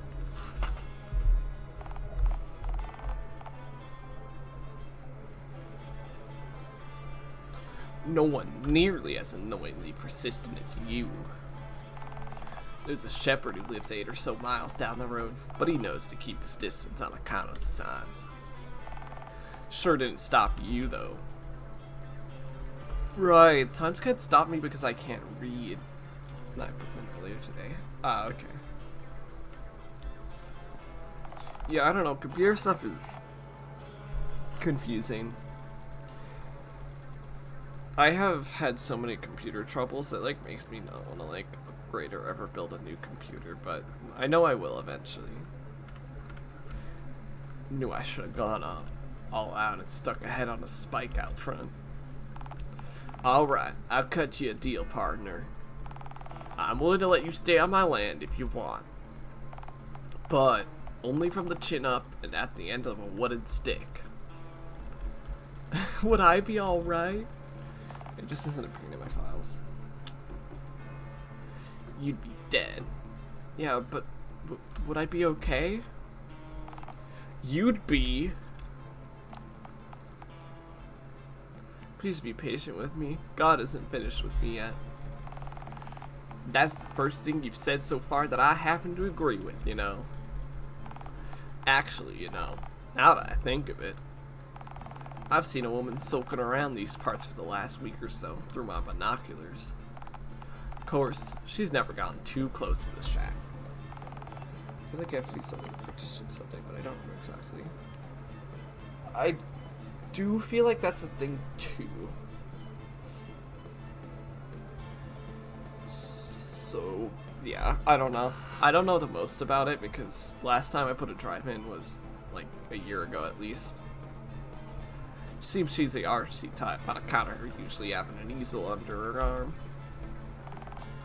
Looks between 4'10" to 5'4", I'd say. Unarmed, of course.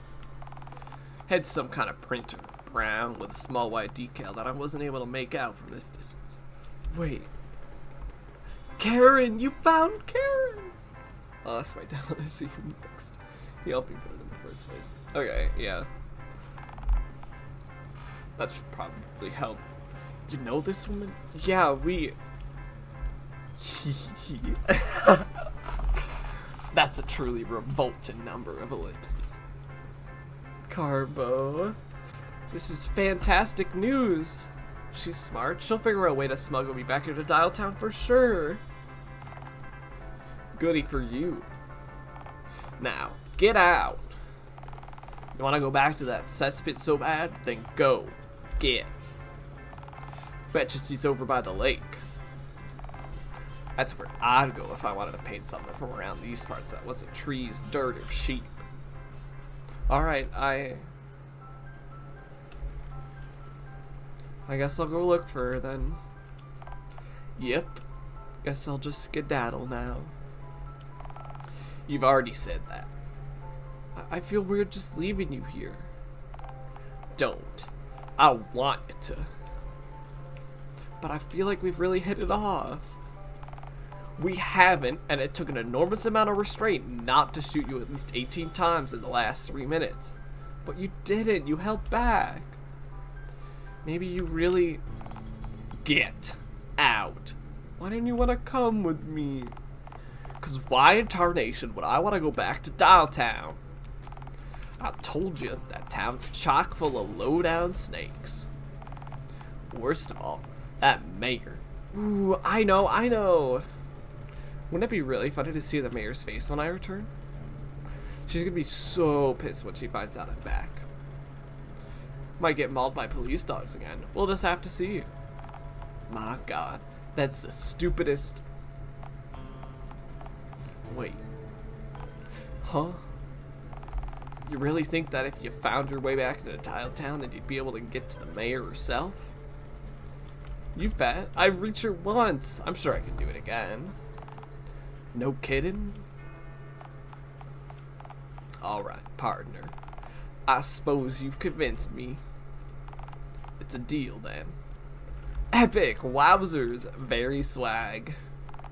You know, the deal is that I'm willing to accompany you back to Dialtown, not listen to your asinine idioms.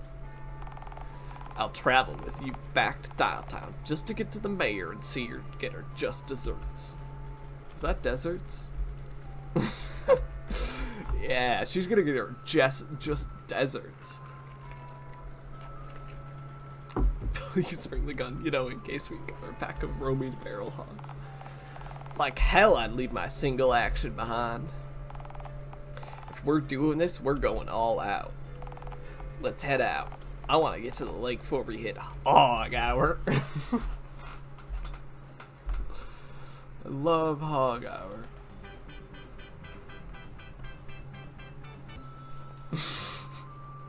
$30 to $50 feral hog. So are turnips like fruit or what? For the last time, partner.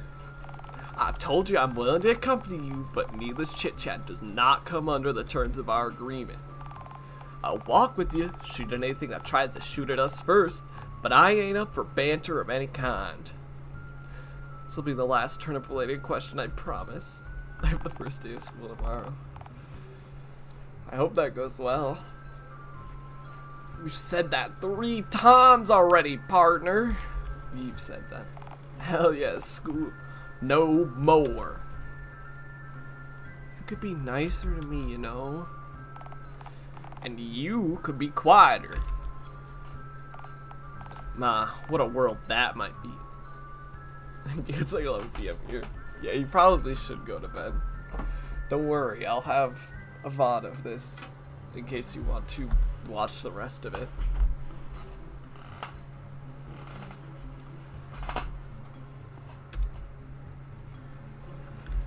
So where does the word turnip come from anyhow? Why would you assume I'd know that? Sleepy. I don't know, you seem to be a man who enjoys his turnips. I'm this close to using up 2 of these here bullets, you know. 2 bullets? You want to shoot me twice? 1 for me, 1 for you, actually.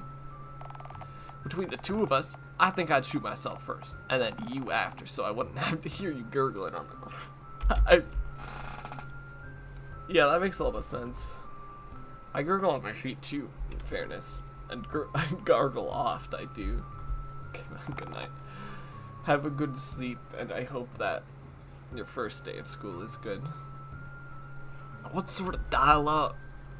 Hey Norm, I have one last If you ask me another question about turnips or radishes, I swear, you're gonna taste lead for the rest of your short life. No, I wanted to ask, is Mingus right about Dialtown? What are you talking about now?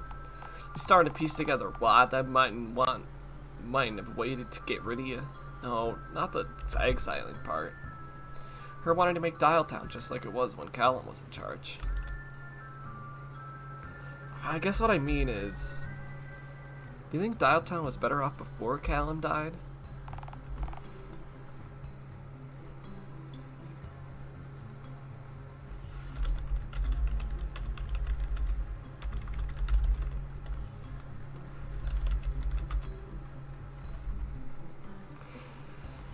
Before what now? You think he's... You don't know a damn thing about what President Crown achieved, do you? I know he had a funny head, wore a flag tie, and made lots of telephones. That's the gist of him, right? The gist of... He was the greatest leader this here country's ever had. A visionary. And a tragic waste of potential in the end. I found out what happened to him after I jumped forward in time, of course. So wait, he's not dead, but is gone? That's the long and short of it, yeah.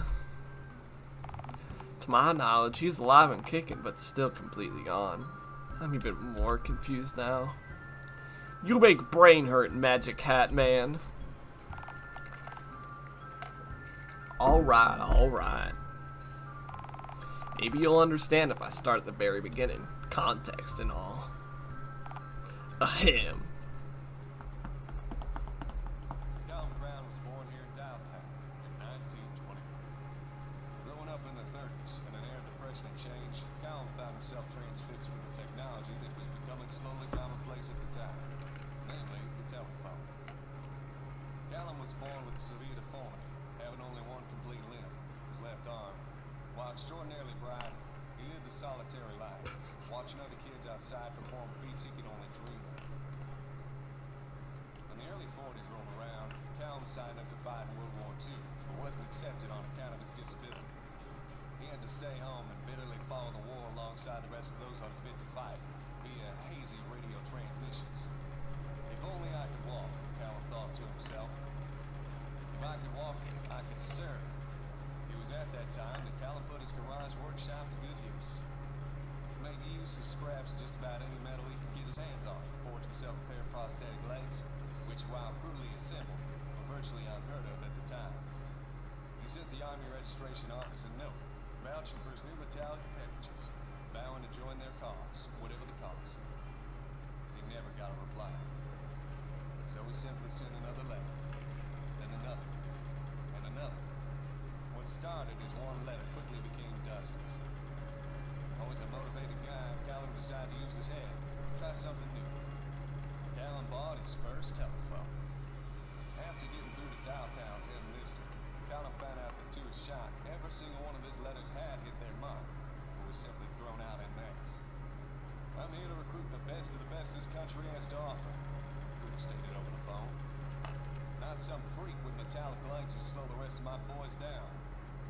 A single disconnected click, Calum's dreams were obliterated yet again. Calum, now full of spite and determination, decided to better himself further. He built himself a right hand out of just about any metal he could find left over from the construction of his legs, connected the copper wires to his own nerves, forged the very first fully working prosthetic hand. With the war winding down, Calum decided to go out to patent his designs. People at the patent office looked at him as though he were a freak, with his rusted iron clanking hand and his bulky metallic legs. Calum bitterly listened to the end of the war, now disillusioned, via hazy radio transmission whilst tweaking his mechanical limbs to be more functional. Come 1948, Calum decided to try his hand at selling his mechanical limbs to war veterans, many of which had returned in the coming months after the war. Initially, they sold like hotcakes, allowing Crown to move from his garage to a small manufacturing plant. Sadly, this did not turn out to be a sustainable business model, as once each soldier bought a prosthetic leg or two, they didn't need to buy another. In 1950, Calum struggled to move even one limb. This led him back to the drawing board. His inventions had dramatically improved his own quality of life. He wondered if he could offer his fellow man an upgrade. Advanced metallic limbs that tools could take, that increased strength and flexibility. Limbs that could even change humanity, even the world as he knew it, just as he changed his own life. Calum took him to the public, parading his new and improved models around in the street shows, using himself as a test subject. Was laughed off as a monster with metallic limbs, trying to sell his own misery to others. Calum was looked on as a self-mutilated idiot, someone who made himself a freak for show, and not as a talented and determined visionary who paved the path that he needed underneath him to walk. I'll prove him wrong. I'll prove the whole world wrong if I must. Calum gradually became more cynical. He began reading more into the market with the vain hopes of copying success. Sure enough, he figured it out. Sadly, America turned into a luxury market. Washing machines, televisions, refrigerators, always selling faster than the nearby factories could churn them out. Calum's idea to integrate organics and inorganics wasn't taken to right away. With a lack of sales revenue, Calum had to all but shut down Proud Mechanics Incorporated and let each and every one of his workers go. Calum soon became something of a town oddity, rather like myself, a door-to-door salesman made of clunking rusted metal, a vendor of that which was unwanted. Calum somehow It's mine too, definitely. even more so than when he was back in his garage, watching the rest of the world move outside his window. He reflected on his loneliness, once again being bound to his workshop next to his phone, desperate not to miss a single opportunity for his dream to take off. His phone,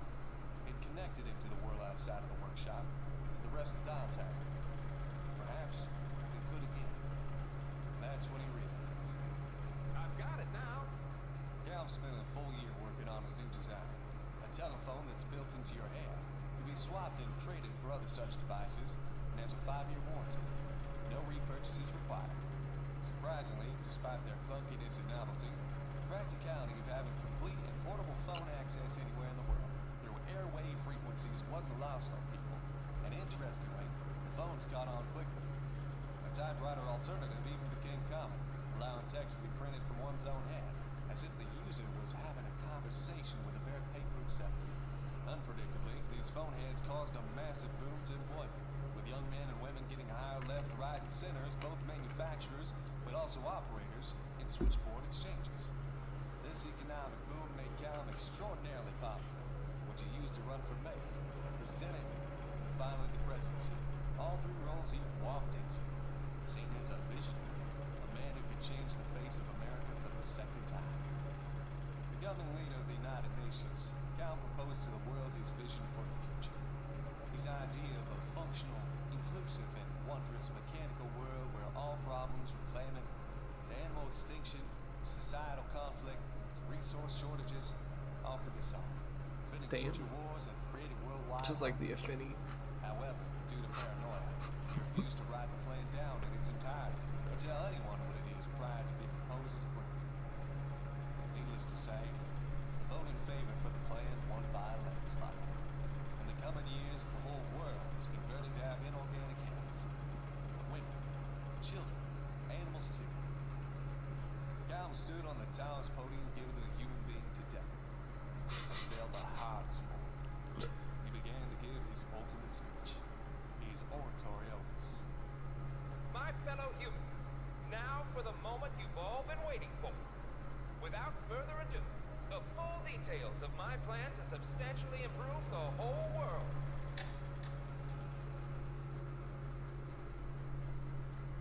Callum had accidentally wiped his own answering box, which for his model telephone was being used to store his memories. Why is that a button? Callum having given himself total amnesia in an instant. The whole world was stunned. Life was made fundamentally different for everyone. All for a promise never came. The changes, the thought process behind these sweeping modifications, now a mystery. So, the world just picked up the pieces, without Callum, of course. Nowadays, Visionary. Callum sits in an old nursing home, alone, tuning a busted record, asking anyone who comes near him. Is the war over yet? I can't get a signal. Damn. That was...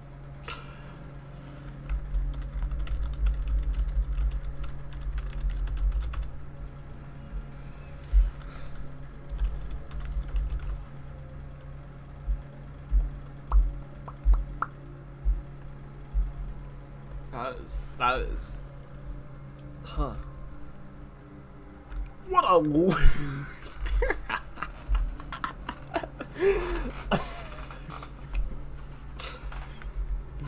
Better for his service, poor guy. That was, huh? Yeah. Maybe he did, or maybe he did, but that's just the way the world works. That was, huh? Hi! It's just the way the world works, you know. No system value its pawns. Life ain't about what you deserve. Yeah, hi! It's about what you get. Whoa, that's eerie. My friend Karen said that to me once.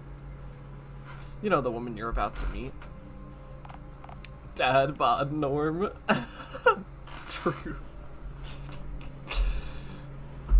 I don't know. It does seem like the dad bod fit as well. Not really. Well, just the American flag stuff. Me? You make your arrangements with her and I'll just keep my distance. Thank you very much. Nonsense. You've gotta meet her. I don't mesh well with other people. You know that. Simply don't want anything to do with them. I swore that I'd accompany you till we reached the mayor, but I said nothing about chatting to your strange friends. She's lovely though. She's no nonsense, just like yourself. Don't try to butter me up. She and I are nothing alike, I guarantee you that. You really hate other people, huh? You know what? I think I better try to change your mind about that. Not everyone's bad, you know. There's still some good in the world. Sometimes people toss me meat. I hope that you'll get to see that. For the record, accompanying you does not include the learning of life lessons. If I wanted to learn a crushing life lesson, I'd get married again and rub a kitty's exposed fluffy belly. Nah, partner. I'm just dandy as I am. Thank you very much. Now then, let's keep moving. Sun's setting, and believe it or not, I don't want to see you break your ankle stepping in a gopher hole and for me to have to put you out of your misery like a broken horse. Kitty. I wouldn't have taken it personally if you had to.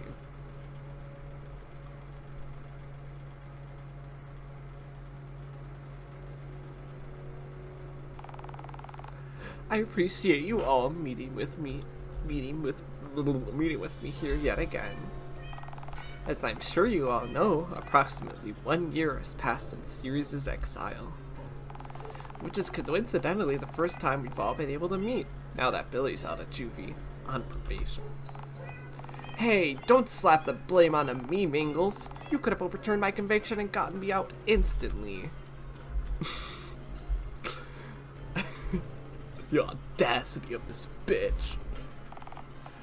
First of all, call me Mingles again is the death penalty for you, bucko. Secondly, you get 1 free pardon per year, and this was your 17th.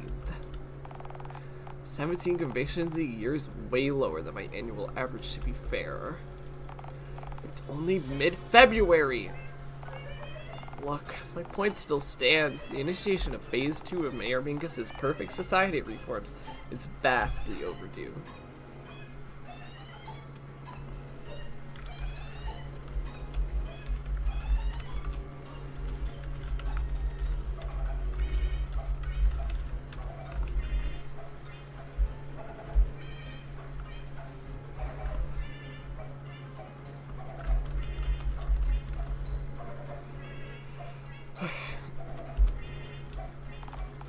Abel, drop by the fun fair and retrieve the green one's shelled spawn for Theorore.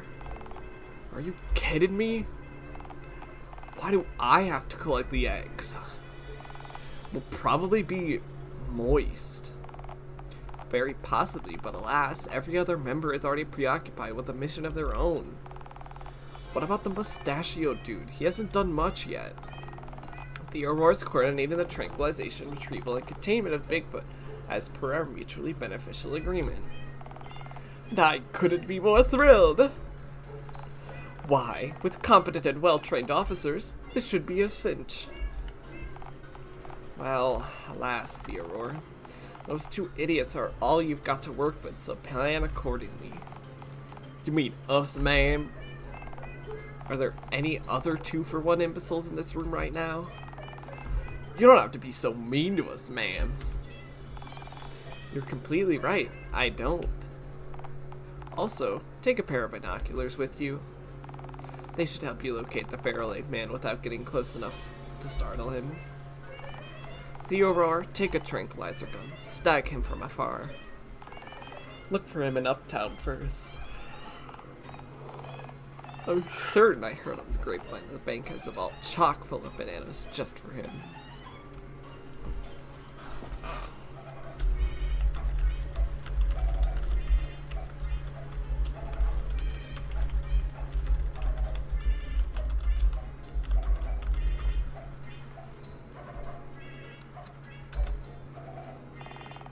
I'm sure he lingers around their premises constantly. Miss Crown, couldn't we maybe have 2 pairs of binoculars? Scare them a little. Absolutely. 2 pairs of binoculars? Who am I, Winston Churchill? Yeah, what if we squabbled over who gets to use a set? Just gave us and accidentally let Bigfoot get away. Oh well, that's easy. I'd have you both killed. You can have him, bro. Bro. Not all about Bigfoot. You know, the shooty and stabby just remind me of the night guys from Undertale. Marvelous. Billy, go get some fresh batteries for your megaphone from upstairs. So you're saying... Yes, you can have the megaphone back on the condition that you don't use it in here again. If you need to release that zestful pent-up energy of yours during one of our meetings, then just scream into a pillow or something. Can it be one of the novelty throw pillows you have in your lounge that look just like your face? Why would you want to? Fine. It's a compromise, I guess. Sure. Wait, why can't he retrieve the eggs instead? It'll only take him a literal minute to find the batteries. Are you seriously asking me why I'm not entrusting Billy to retrieve a set of items that are specifically renowned for being incredibly fragile? An item that is also consistently used for obnoxious pranks by useful delinquents such as himself? I guarantee you, if you let him lay a finger on a single one of those eggs, we'll have to scrub the front of Town Hall for a solid week. Smell the smell of rotten egg yolk. Yeah, it's true. I would totally betray you guys to vandalize your clubhouse the literal moment I felt like it.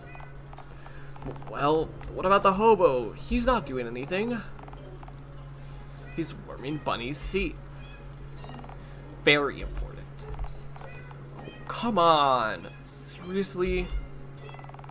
He's doing what I'm paying him for, which is more than I can say for you, Abel. Mayor, can I have some more dog food, please? You get half at the beginning, half at the end, as agreed. Yes, ma'am. Also, Abel, you're the only one of us here with the keys to the fun fair. You'd have to page your ticket booth employee and let him know someone else was coming on your behalf if we sent anyone else. Fat chance of that working. The guy's a moron. He'd somehow screw up opening the gate for us if we trusted him with the responsibility. Probably set the whole booth on fire or something. Whatever I'm paying him, it's far too much. Hang on, are you even paying him minimum wage? I stand by my statement. Look, how about this? If you go now, I promise you won't have to go back out again for the rest of the night. Which suits me, since you have no useful attributes aside from owning numerous roller coasters, so it's not like you're good for anything else. Alright. You didn't have to be so scathing about it. Next time, do as you're told the first time I ask, and I'll give you a wrapped peppermint instead of a harsh reality check. Now, get going. I believe we're all ready to initiate stage 2. Wait, hold on. I have a question. Fine. Alright, out with it then. If we're all preoccupied with warping seas, tranquilizing Bigfoot, screaming into pillows and whatnot, then what's stopping Sirius from just walking right back into town? Sirius may be annoyingly persistent, yes, but it's also easily deterred by even the most trivial obstacles. Ah, the classic battle of the foam brick versus the undrivable car. Hush, you. Anyway, even if Sirius was to somehow make it back into town, well, whoever finds them would no doubt see the note stapled to its mind and swiftly report the encounter to us. Although, something tells me our green friend won't be sighted again. What, your brain? Yes, but also no. You see, I placed something quite interesting along the outskirts of the town. Something akin to, say, a scarecrow. Should the stitched one wander back to the perimeter of Dialtown after a year of begging for scraps elsewhere, it'll stumble across my surprise and likely won't stop running until it reaches the next county.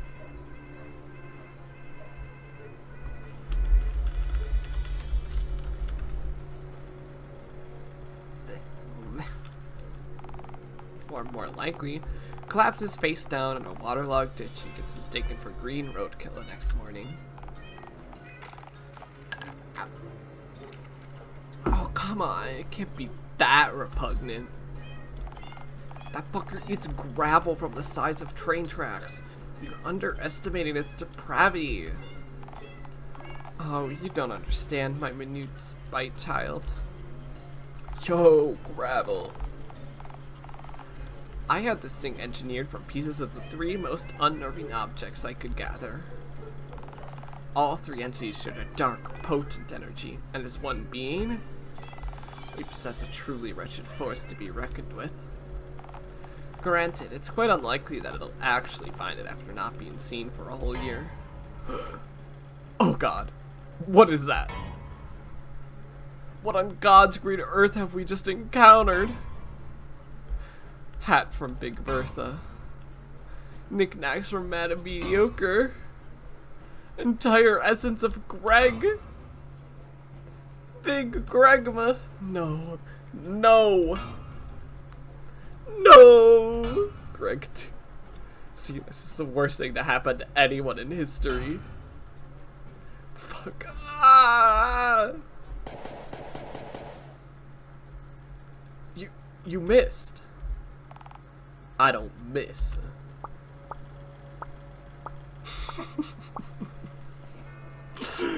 You were saying. I like that face.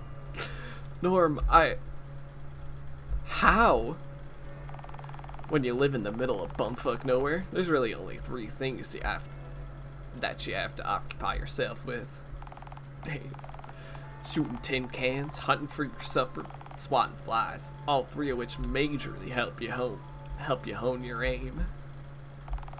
Especially that 3rd one. Good lord, the amount of critters that you can get wandering and flying into your house. Largest of which was me! And the most annoyingly persistent. At least flies move away from you for a moment when you swat at them. I'm a lovable creature. And you slaughtered Big Gregma, saving my life. Well, not quite, since you weren't in any actual danger, partner. You essentially just shot yourself over a weird-looking scarecrow. But had you not shot it, Phone Lord, I'd have ran till I hit the next county. Or, collapse in a ditch 2 miles up the road. You cared enough to shoot it for my sake. You do have a kind heart, Norm. I shot it because you were screaming right in my ear. I do have an ear on each side of my head, you know. Oh, well, at least Big Gregma is fucking dead forever. Should I ask how in tarnation you knew what this appalling abomination's name was? Oh, I meant its 3 constituent parts as distinct entities in 3 of the other 4 routes. What? Never mind. Anyway, I'm 80% sure the mayor slapped it together with shit she found around town. Of course. Only a creature as vile and depraved as Mayor Mingus could conceive of an entity this obscene. Yeah, I think Mayor Mingus might be Kitty Satan. Oh, it'll be as sweet as molasses to see that cat get what she deserves.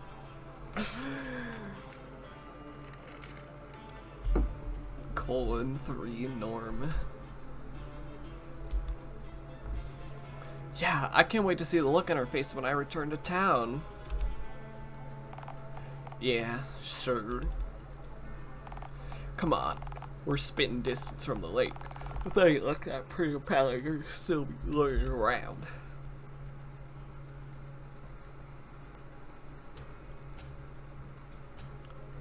Okay, I'm gonna go piss real quick. Me have to piss, and also brush teeth. Me piss, teeth, brush. Bye!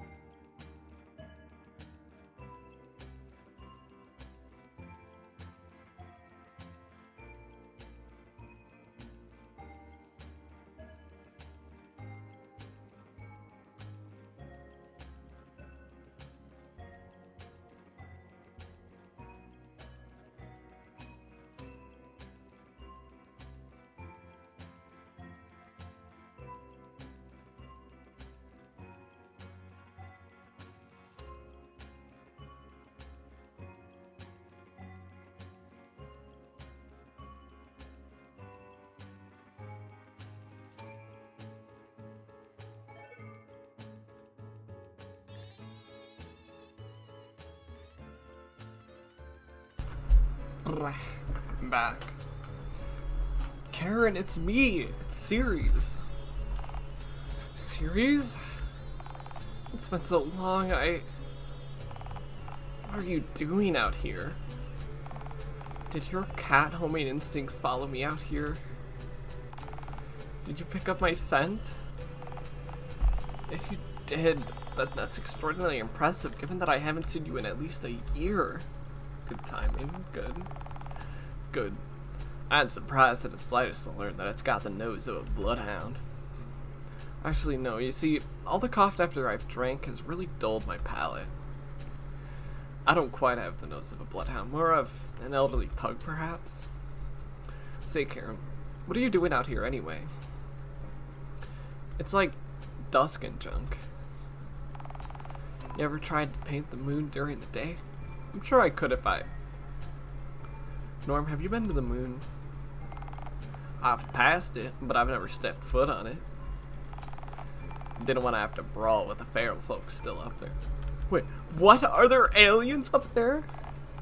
Not quite aliens, nah. What, do you think the first folks who went up there actually came back down? That's keep. People assume the land it was fake, but really, it was everything after. But Neil Armstrong did come back to Earth, though. You sure about that? Have you met him, huh? Actually, I have. He saw my toy rocket ship at a space convention years ago. That's not the same Neil who landed on the moon. Trust me on this. So wait, then who was? You don't have the necessary clearance to know that, partner. So, serious, are you gonna introduce me to the eccentric dude to my left who visually clashes with himself, or... Hey, now. Don't you dare cast your narrow-minded judgment about how I look. Well, I'm an artist, Norm, so I know visual consistency when I see it, or in your case, lack thereof. I don't do subtlety, but even for me, you've got a lot going on. Alright, you two seem to be coexisting. Karen beats Sergeant Norm Allen. Norm, this here be Karen. Howdy, ma'am. He's essentially a cranky space cowboy, as you can see. Yeah, I figured that much out on my own. Is there much else to him? He's got gorgeous eyes. I saw one of them through a peephole before he pointed a gun at me. To my shock and horror, I'm beginning to realize that our relationship may have actually somehow been your most normal and healthy one. Hey, me and them ain't dating. We kinda are. This is your route. I don't even know what species you are. You don't cross the interspecies line when dating. I do. Doesn't matter. Source, dated Bigfoot. Bigfoot doesn't exist. No, I see. You're one of those people. What? A sane person? A, to my dismay, I can confirm Bigfoot's existence. We're actually well acquainted.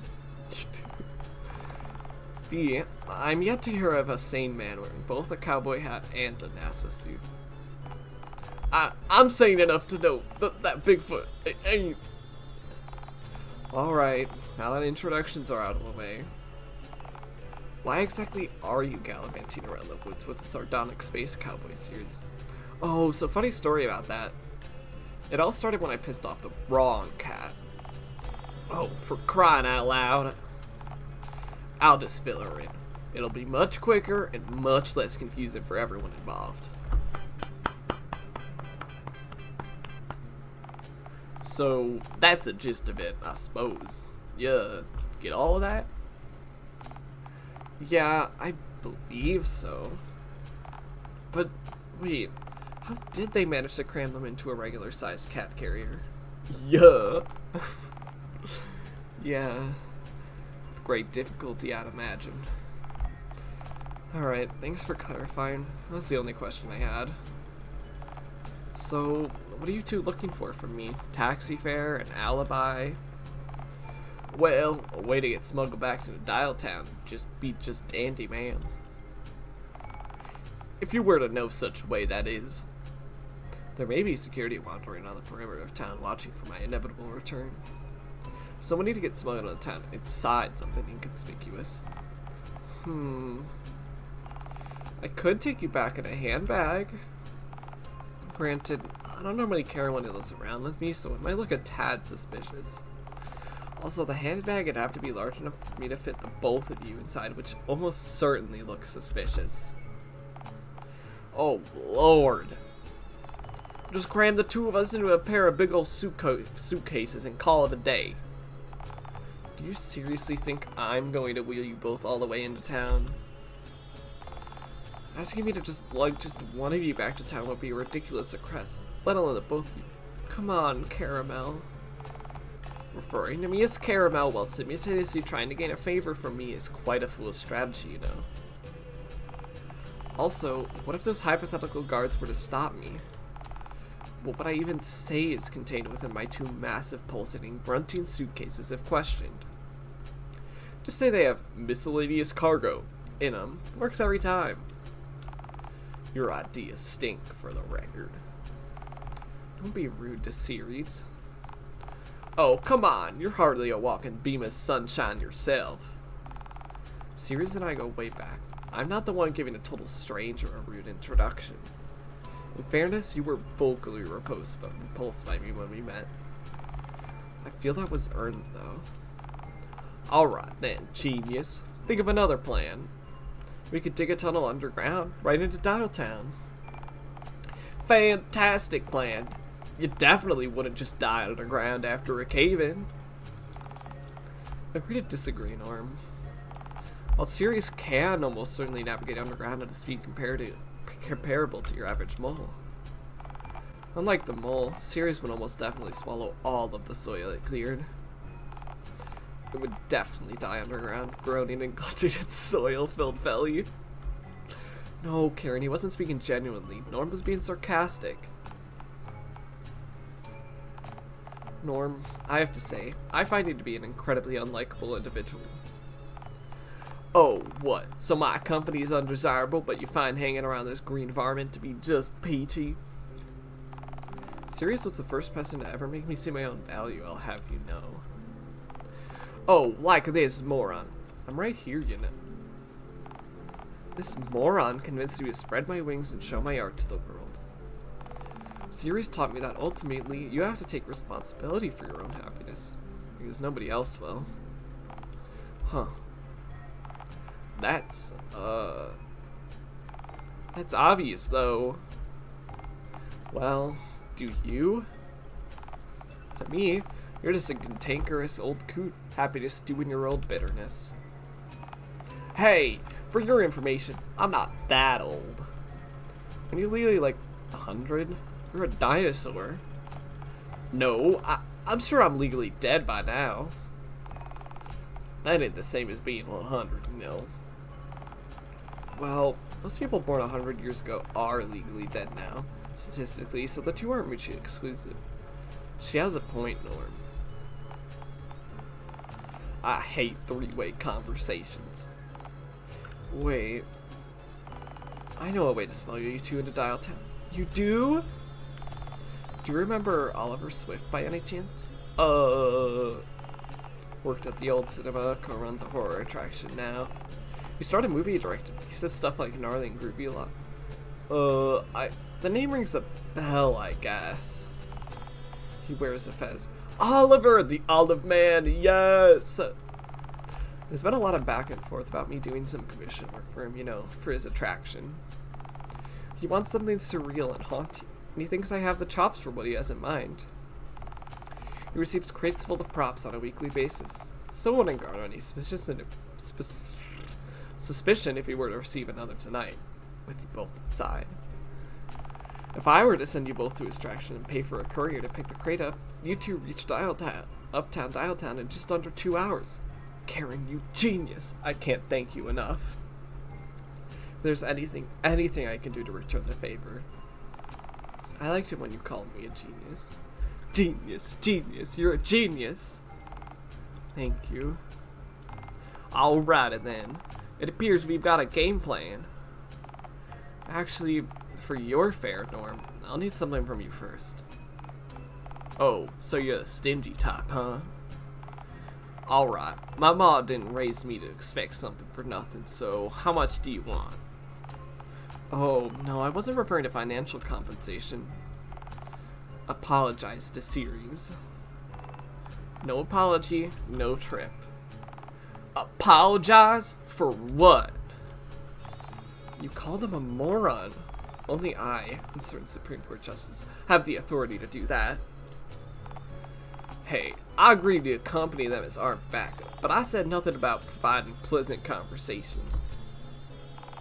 Ceres, do you really want someone like this accompanying you on your journey? What even do you mean, dearest Karen? I mean, what if he shoots somebody? That'll only complicate matters further. You don't Norm like I Norm wouldn't shoot. What if someone shoots at me, Karen? You don't think they'd... No. I'm sure they'd just squeeze you into another cat carrier. Yeah, as if. Do you know what the definition of insanity is, Missy? Yeah, it's calling me Missy and expecting to wake up uncastrated. Is it spending hours cramming me into a cat carrier? Both of those definitions work, sure. Damn.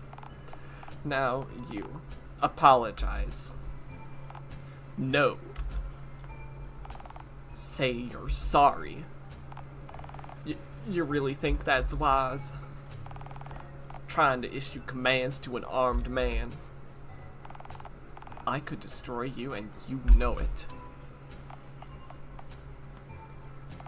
Serious. I'm sorry, Karen feels I've hurt your feelings.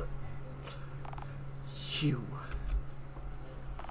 Alright. I'm sorry that I called you a moron, Ceres. I shouldn't have said it out loud, just in my head. Thank you. And yes, that is the standard procedure for dealing with Ceres' tomfoolery. I'm a lovable scamp. I've got a spare crate to shove you both into. Just gotta call Oliver so he knows to expect you both. Wait. I have a typewriter head. You have a printer head. Norm has a flesh head. Not one of us has a working phone head. To call Oliver, we'll have to hack into Dialtown's phone lines and... I mean, I could just call him myself. You can do that? You know every single person in civilized society has one of these, right?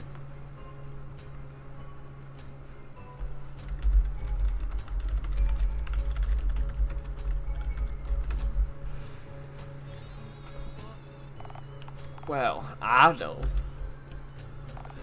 Norm, you live in a shack and eat possum meat. I don't eat. Fuck. In fairness, possum is succulent and gamey.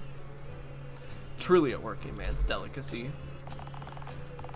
I've seen you eat possums with tire marks on them, See? Alright, let's just get you two loaded into crate before I change my mind.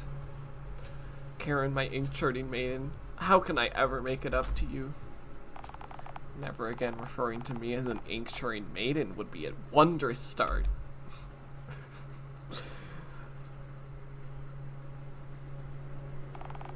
You seeing this, bro? Yeah, bro. Imagine wearing both a cowboy hat and a NASA suit at once. Talk about a wardrobe malfunction, am I right? Yeah, and he's with Ceres. Oh yeah, that too. We should probably let the mayor know about this. Ugh, do we have to? What if she yells at us? If those two bozos find a way back in town, she'll do more than just yell at us, bro. Besides, if we manage to capture him, she might reward us. Handsomely. Handsome reward for my handsome bro? Bro. Do you think she'd let us pick a less clashing out for the Yeehaw space dude if we manage to capture him? Oh, hell yeah, bro. Let's ask. And if she says yes, we'll actually try this time.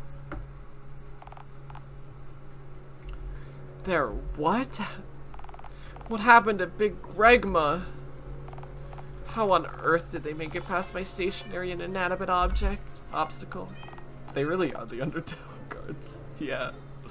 Well, from what we can deduce, the Yeehaw Moon Man filled it with bullet holes and then it kinda exploded. Yeah, that'll happen alright. You know, as a seat warmer, you don't have to speak. Cool. I won't speak unless I have something funny or epic to say then. Okay, allow me to be more specific. As a seat warmer, you mustn't speak. Alright, now who could be smuggling our green friend back into town after a year of not being sighted? I know they couldn't have had any contact with any of our residents, with all phones in the city being bugged and all phone lines being tapped. Who in town owes Sirius some kind of favor? Well, the numbskull I hired to operate my ticket booth for a start. Oh please, Randy? Kitty? Yeah. He's no threat to us at all. Randy, quite literally, peaked at birth. Anyone else? Bigfoot might owe Sirius money. Right, the very same Bigfoot who's presently confined to the inside of a cage whilst being examined by Theodore. What about God? I've seen those two chatting before. Well, God's here, warming up a seat, so it's unlikely that he's plotting to help Ceres. It's true. I was there. It's obviously the Fez dude over at the Horror Hovel bozos. Oh, right, the green one appeared in that god-awful film that the cinema premiered right before its closure. Ugh, of course. That cinematic travesty kept me up for a solid week. Easily the worst experience I had last year. Hey, wait a second. Didn't your dad die last year? I really didn't care for that movie, Billy. Meh, meh. At least you got to watch it. 18s only. Bozo wouldn't even let me loiter in the lobby during the premiere. Right? Because he would have done something asinine during the showing, like stuffing a bunch of lit firecrackers in one of the bathroom urinals. Yeah, but they didn't know that. Yes, they did, which is precisely why they made you leave. Look, I can't. You two, Stabby, Shooty. Go retrieve the green one from the spook house at once. And remember to club them out cold before you drag them here, not after. It'll save you plenty of scratch marks during the sordid ordeal, I can assure you. Bad idea, Mingus. That's Mayor Mingus to you, runt. Yeah, like that sounds any less ridiculous. Billy's being a dick again. Sorry, dominance. Oh, and like Little Billy is a particularly distinguished sounding title. Actually, how did I think to ask? Why do we bother prefixing your name with Little when you're the only Billy here? Whoa, Colin Boo. Makes it easier to tell me apart from Colossal Billy. From what now? Trust me, Mingus, he's a common. And when he does, you'll all be sorry. If he's a dimension invading demonic entity, he'll have to sign the usual immigration forms, just like everyone else that comes into this dimension, you know. Do you know how powerful this being is? You should be very, very afraid. Right? But he still has to fill out the forms like everyone else. No exceptions. Come on, man. It's only a few pages. If he needs a nebula scale pen, I may be able to dig one up for him. Colossal Billy spits on your forms. Soon, you will know what it means to truly weep. Yikes. He sounds like one nasty customer. Say, why are we hunting poor Sirius and not this fella? And provoke it? Are you nuts? No more ideas from you. You're being paid for your toasty keister, not your toasted brain. Yeah. Big Biden. So, y'all ready to go, ma'am? I wouldn't if I were yous. They're inside a building. It might have the place booby-trapped.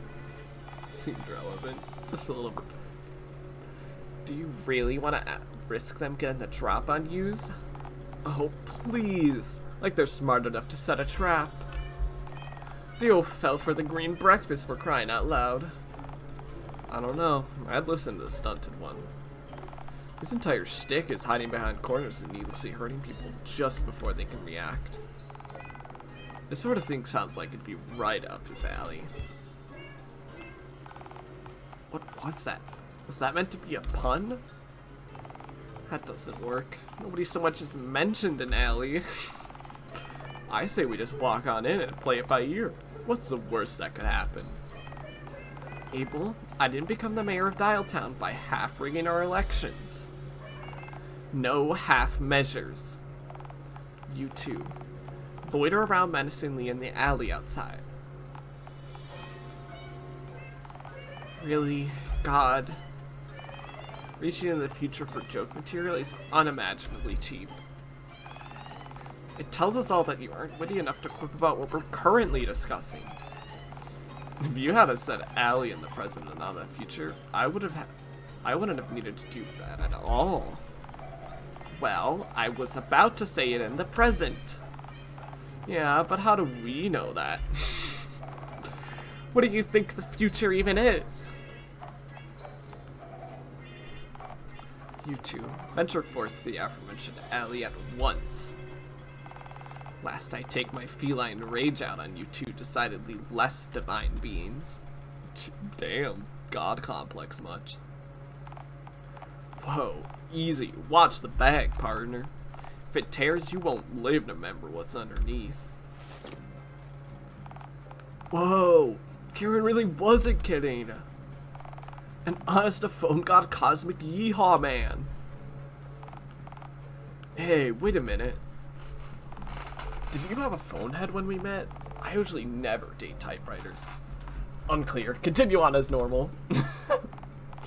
Yo, serious, where did you even find this dude?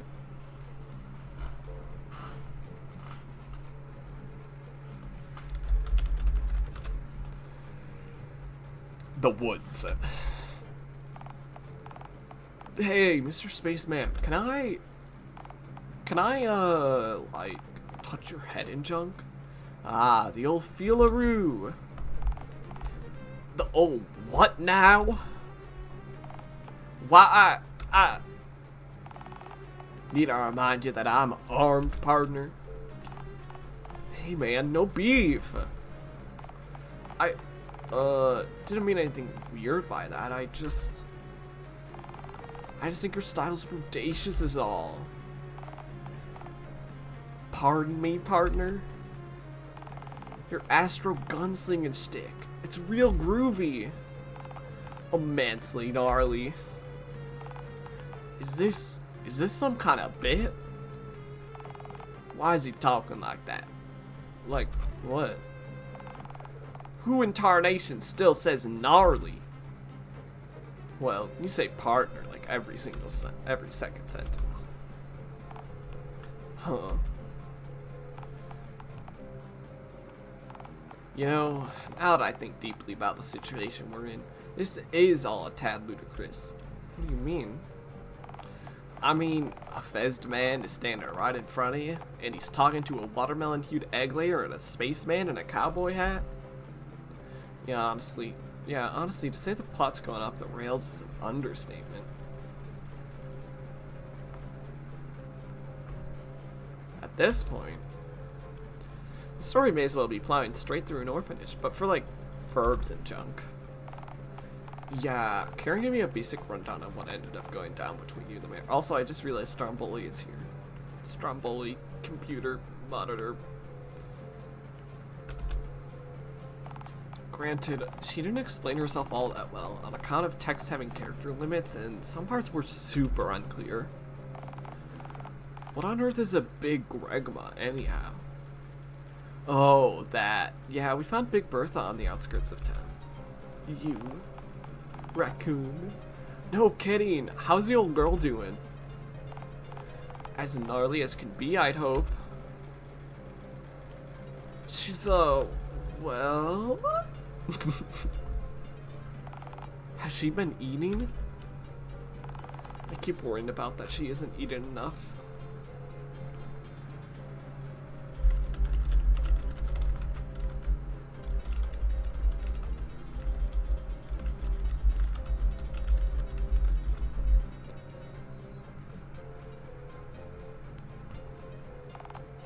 I'm sorry, eaten? She rolled right over a dead badger when we encountered her. It looked very nutritious. Pardon me, but why would a movie projector need to... Don't ask. It's easier that way. Oh, right. Text also, some of the overall context unclear. Did you really devour a poisoned fungus breakfast, croak, and then rise from your tomb? Rise from your tomb, cat carrier, like some kind of green messiah? No, it didn't. Yes, I did.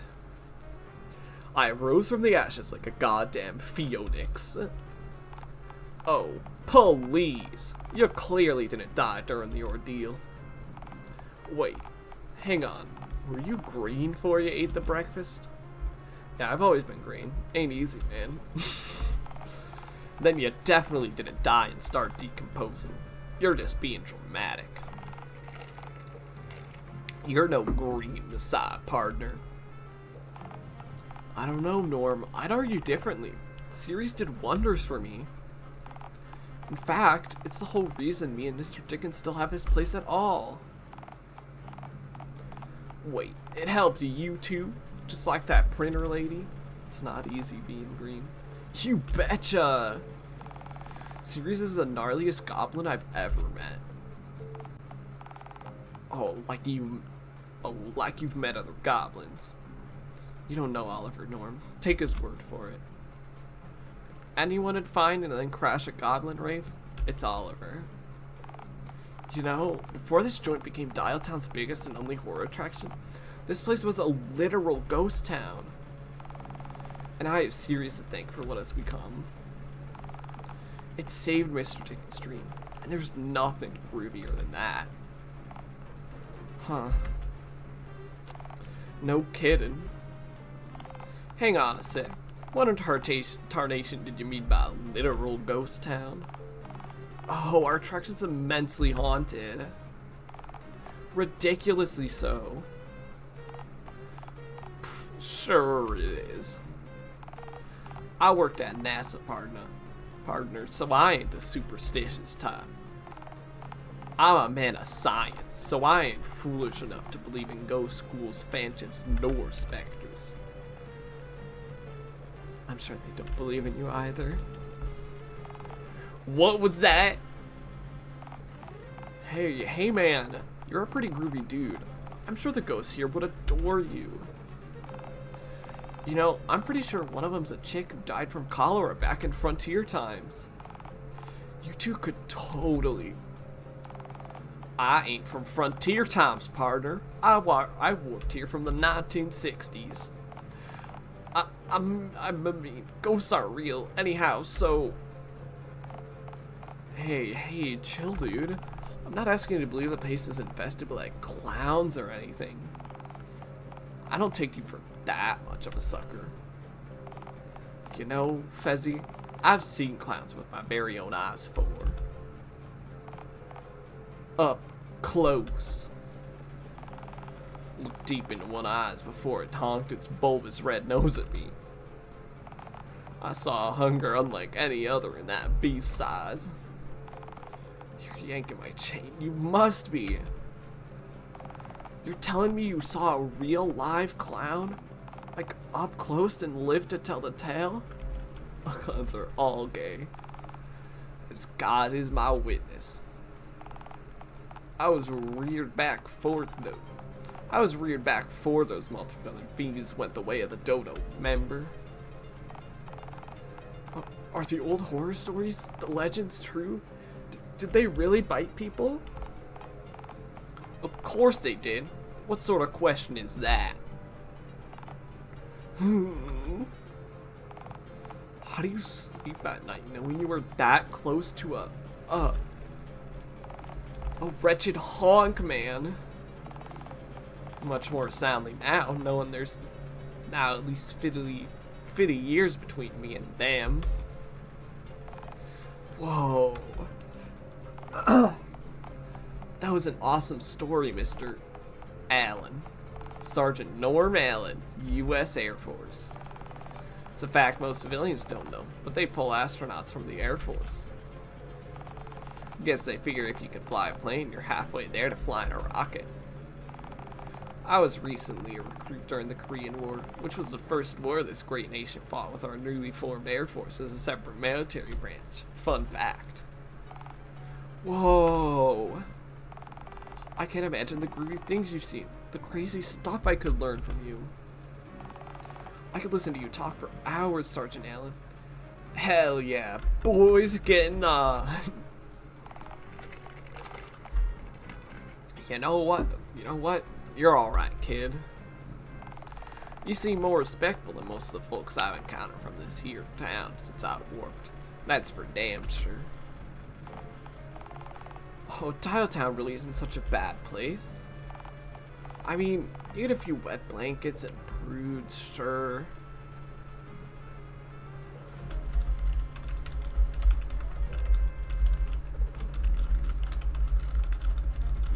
Pathetic wet cat. True. Tell me about it. That mayor's the worst of them. I'll tell you. I wouldn't bat an eyelid if someone were to, you know, spay the cat. Or better yet, add an R and go for spray. That's all I can think whenever I see wet blank for some reason. Oh, I spritz from a water bottle. Groovy idea, Norm. Bad teacher for misbehaving, alright. I think rigging elections and exiling citizens simply for being different might be a little bit more extreme than just misbehaving. I mean, rigging elections and bigotry are both incredibly naughty. Okay, I guess I can't really argue with that. Your pal's right. Her crimes are unforgivable, and a simple slap on the wrist won't do. No siree. By spray, I meant her brains, all over a wall, thanks to our good friend Mr. Bullet. I don't like Mr. Bullet! Lord, this kind of talk scares me. Oh, it does now, does it? Pah! You can't do that to a cat. If that's the case, then you're really not gonna like what's coming next, no siree. Or, are you saying you're not... You couldn't be. Mayor Mingus dies tonight.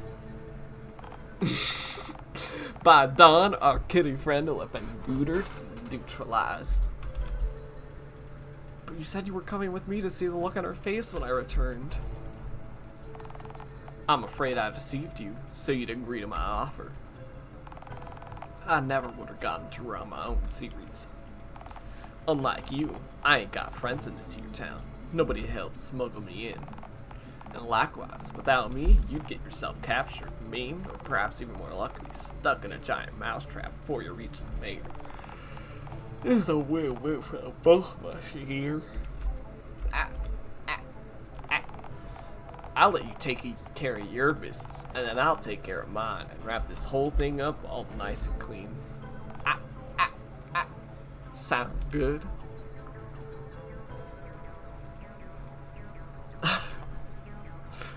No, that does not sound good. I've gotta side with Sirius here, Norm. This isn't right. You know this isn't right. Like hell this ain't right. She airs out both me and Sirius, just for looking different. And have you seen what she looks like? She's a hypocrite of the highest caliber, and she's made out to be a monster. Made out me to be a monster. I can't just let it slide. Well, are you a monster, Norm? Excuse me? If your natural intuition is to ask a question that stupid, then it sorely misjudged you, son. Answer the question. She looks beautiful. No, I am not a monster.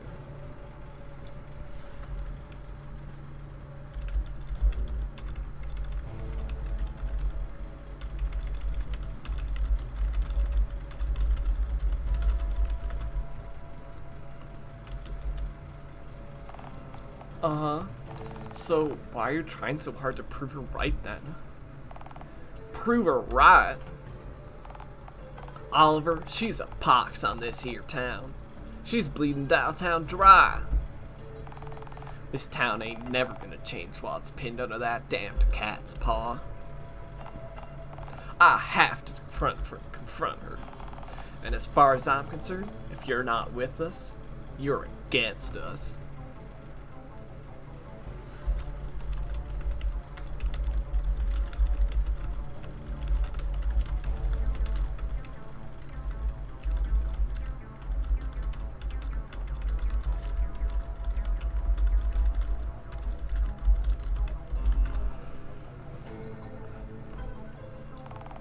I'm not saying that you shouldn't confront her, but I don't know. I say you should do it out in the open. Be the rational one out of the two of you. Mayor Mingus may not be such a groovy person, sure, but she's wicked at churning out xenophobic propaganda. The odds are stacked against you both, even without you committing any heinous misdeeds in the name of frontier justice. She wants you to prove her right, Norm. I know you can prove her wrong. So what? You want me to bargain with a tyrant? Do you expect us just to join hands and sing Kumbaya? Not happening. There is no other way. There's always another way, Norm. There ain't. For my exile, the mayor said that unless I came back with an object head, I wouldn't be allowed back in the city. She ain't changing her mind. So, are you telling me you agree with her? That's not what I'm saying at all. Look, take it from me. You shouldn't change any part of yourself just to be something other people expect you to be. That's as bad as not changing when you do need to change.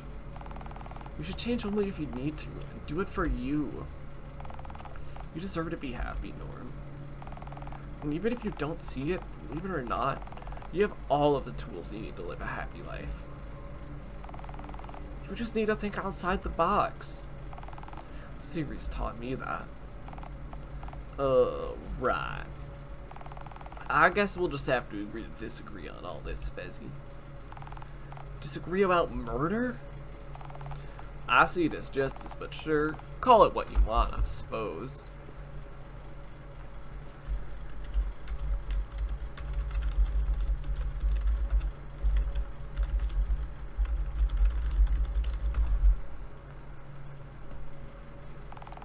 I didn't come back here to make any new friends, so it's no loss to me if you want to form your own point of view.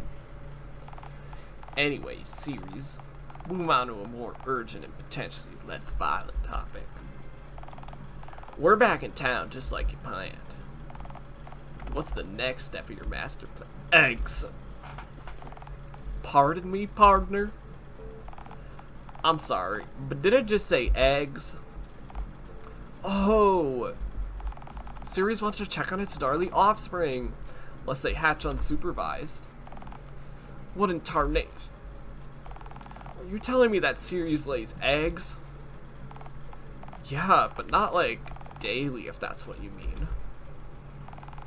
That'd be weird, you know? Well, that's not the weirdest thing that I've heard today, I suppose. But it's mighty close, believe you me.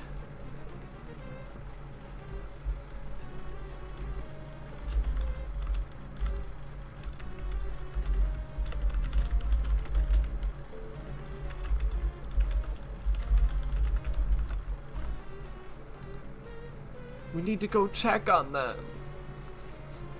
Do you think the mayor could know about them, Oliver? Well, we did kind of hold a town-wide premiere for an indie film which showed you squatting and moaning all over town, and during which the egg laying was shown in wicked, excruciating detail. Ah, balls. Alas, but she doesn't know where I laid them, right? That buys us time. Dude, there was a neon Ferris wheel in the background the entire time. Where else could the footage have taken place but the fun fair? That one tacky mattress shop with the Ferris wheel made of trash on the roof? Yeah, but if she tears the mattress store apart looking for the eggs and doesn't find them, then she'll know where they are by process of elimination. Fuck, this is bad. I need to go check on them. Well, alright then, partner. Best of luck with finding your eggs. You can't just leave me. Oh, I can't, can I? What's stopping me then? Oh, like really loudly. If I abandon you, wouldn't I by definition be long out of earshot by that point? Right, yeah, fuck. I'm here to put some lead in Miss Mayor Mingus. Why the hell would I follow you on this asinine side quest? Out of the goodness of your heart?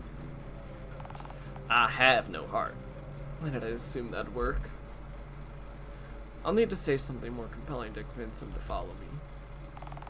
You're talking aloud, you know. Note to self, you can... Still talking out loud. I want to see a green egg. But... Egg. But no. Why would you even assume that'd work? Silence, Fez man. Rightio, Stitchhead. Wait a moment, Yeehaw McGee. If I'm going, that means you have to as well. What in tarnation are you jabbering on about now? Just because you're in Dialtown doesn't mean you can get to Mayor Mingus.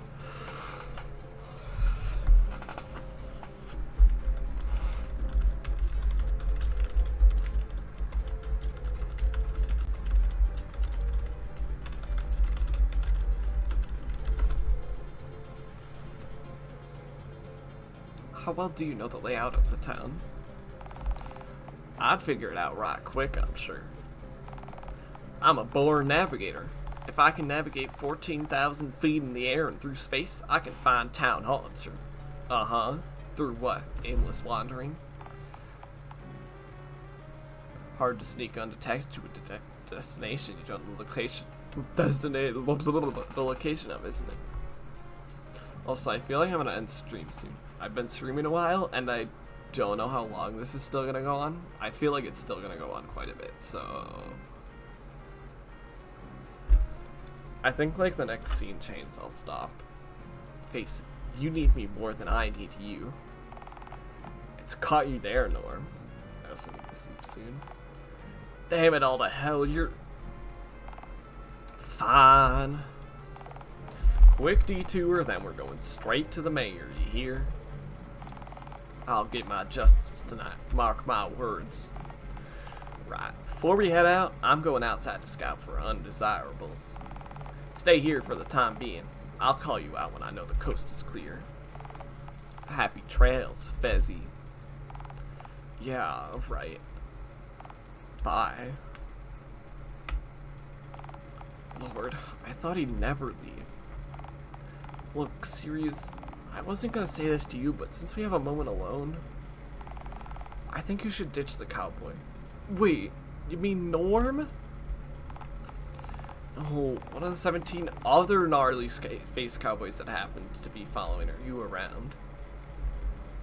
You know, with that kind of backup, my mission would be a lot easier. No, come on. I'm trying to get you to tell your sinister cowboy traveling companion to put an egg in his shoe and beat it, not to accumulate more of them, damn it. Egg? Look, Ceres. Mom just told us he's gonna murder someone in cold blood. I know you know that this is wrong. Egg? I don't want you to be an accessory to this. So, what you're suggesting... So, What, you're suggesting I just abandon him? Like I said, he won't make it out here on his own. He'll get captured. Oh, and what a shame that would be. Hell, I say you could even put a tip in for him. Maybe the mayor'd even pardon you. You'd prevent a murder and get your old life back. You'd have it made, series. It's a win-win scenario.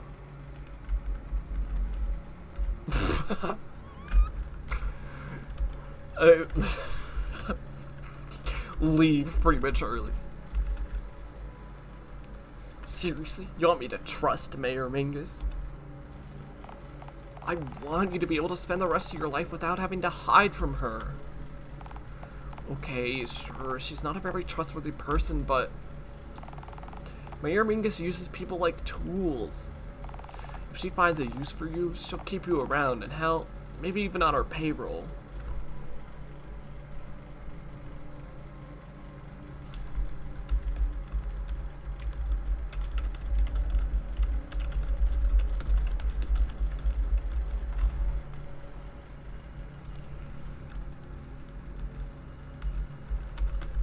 But he is right about her, you know.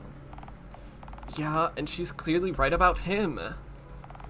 He's planning to murder another human being in cold blood. Is she really human, though? Okay, granted, that is a little naughty. I think it's more than just a little naughty, actually. Okay, yeah, fuck it, it's quite naughty. Look, we're all a little off-kilter in Dialtown. Gnarly for her side, she is a sentient person with actual feelings, hard to believe as that may be. She made a dumb move banishing you, but well, we both know that she's wrong about you. Maybe you can show her that. There's no reason not to turn him in. You'd save a life and possibly gain yours back. Look, it's your call at the end of the day. I just don't want you to reap the consequences of his actions. You don't get it, he's a nice guy. Without him, I'd be on my own. What if I get attacked? Yeah, and what if you get attacked with him nearby? You don't think him shooting someone dead won't make your current situation any worse? I'm sure he just waves the gun around. He wouldn't. Nah, he wouldn't kill anyone. Not really. He couldn't. Come on out, series. Coast clear, I reckon. I guess we're Splitsville again, then, eh? Just think about what I said, though, alright? Okay, we'll see you later, dude. Mwah. Please think further about Water not being very epic, please and thank you. Sure, okay, maybe, perhaps not, nah, okay, wow, bye.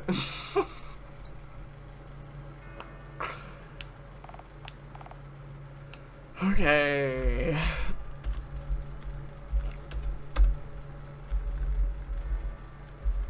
Okay. I really don't want to end right now because I really do want to just like finish it right now, but also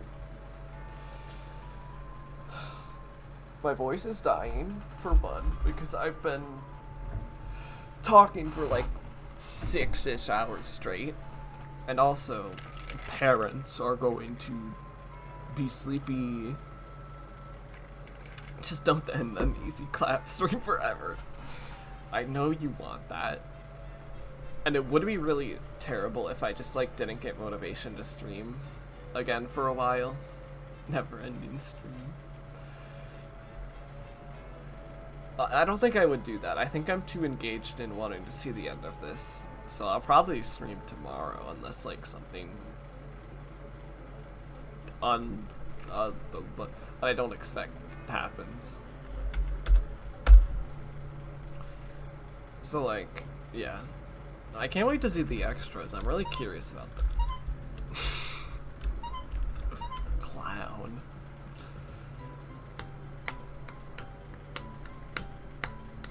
This game is... I don't know. I'm gonna cry when I'm done with it all. Clowns aren't real. Yeah, probably. I don't know. I probably am gonna cry after it's all done. Because then I'm gonna be like, no more Dialtown. I'm already feeling a bit that way. I really wonder where the Dialtown fandom exists. That's been like 4 people that have showed up and all seem to be involved in it. So like, I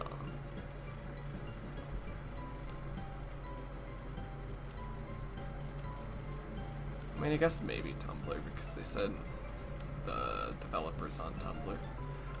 I don't know. I guess at least after I finish Dialtown, I'll get to the day shift games, which I don't know how much I'll enjoy the first 2, but I'll see. It's gonna be like probably a lot more unhinged than this already is.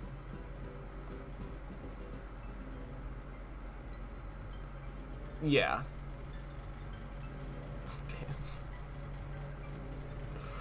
It's an impressive feat, but yeah, I feel like it is more unhinged. It's definitely a lot less. Actually, I don't know if I can say it's definitely a lot less content. It probably is. I don't know.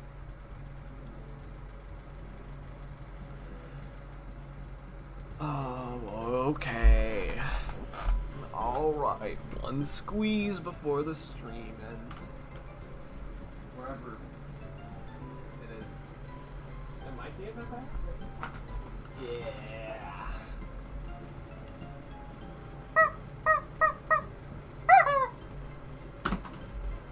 Okay. Oh, and that. That's like 4 swings. Here I go. 1, 2, 3, a full 4. Not again, I just threw away.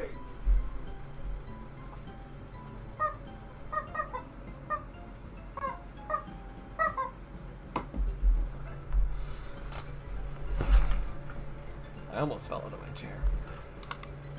Okay, I'm going to end the stream. The stream's over. Get out. All you need to leave. Get out. Why are you even here? Stop. Leave. Bye. Good night. Bye. Bye. Bye.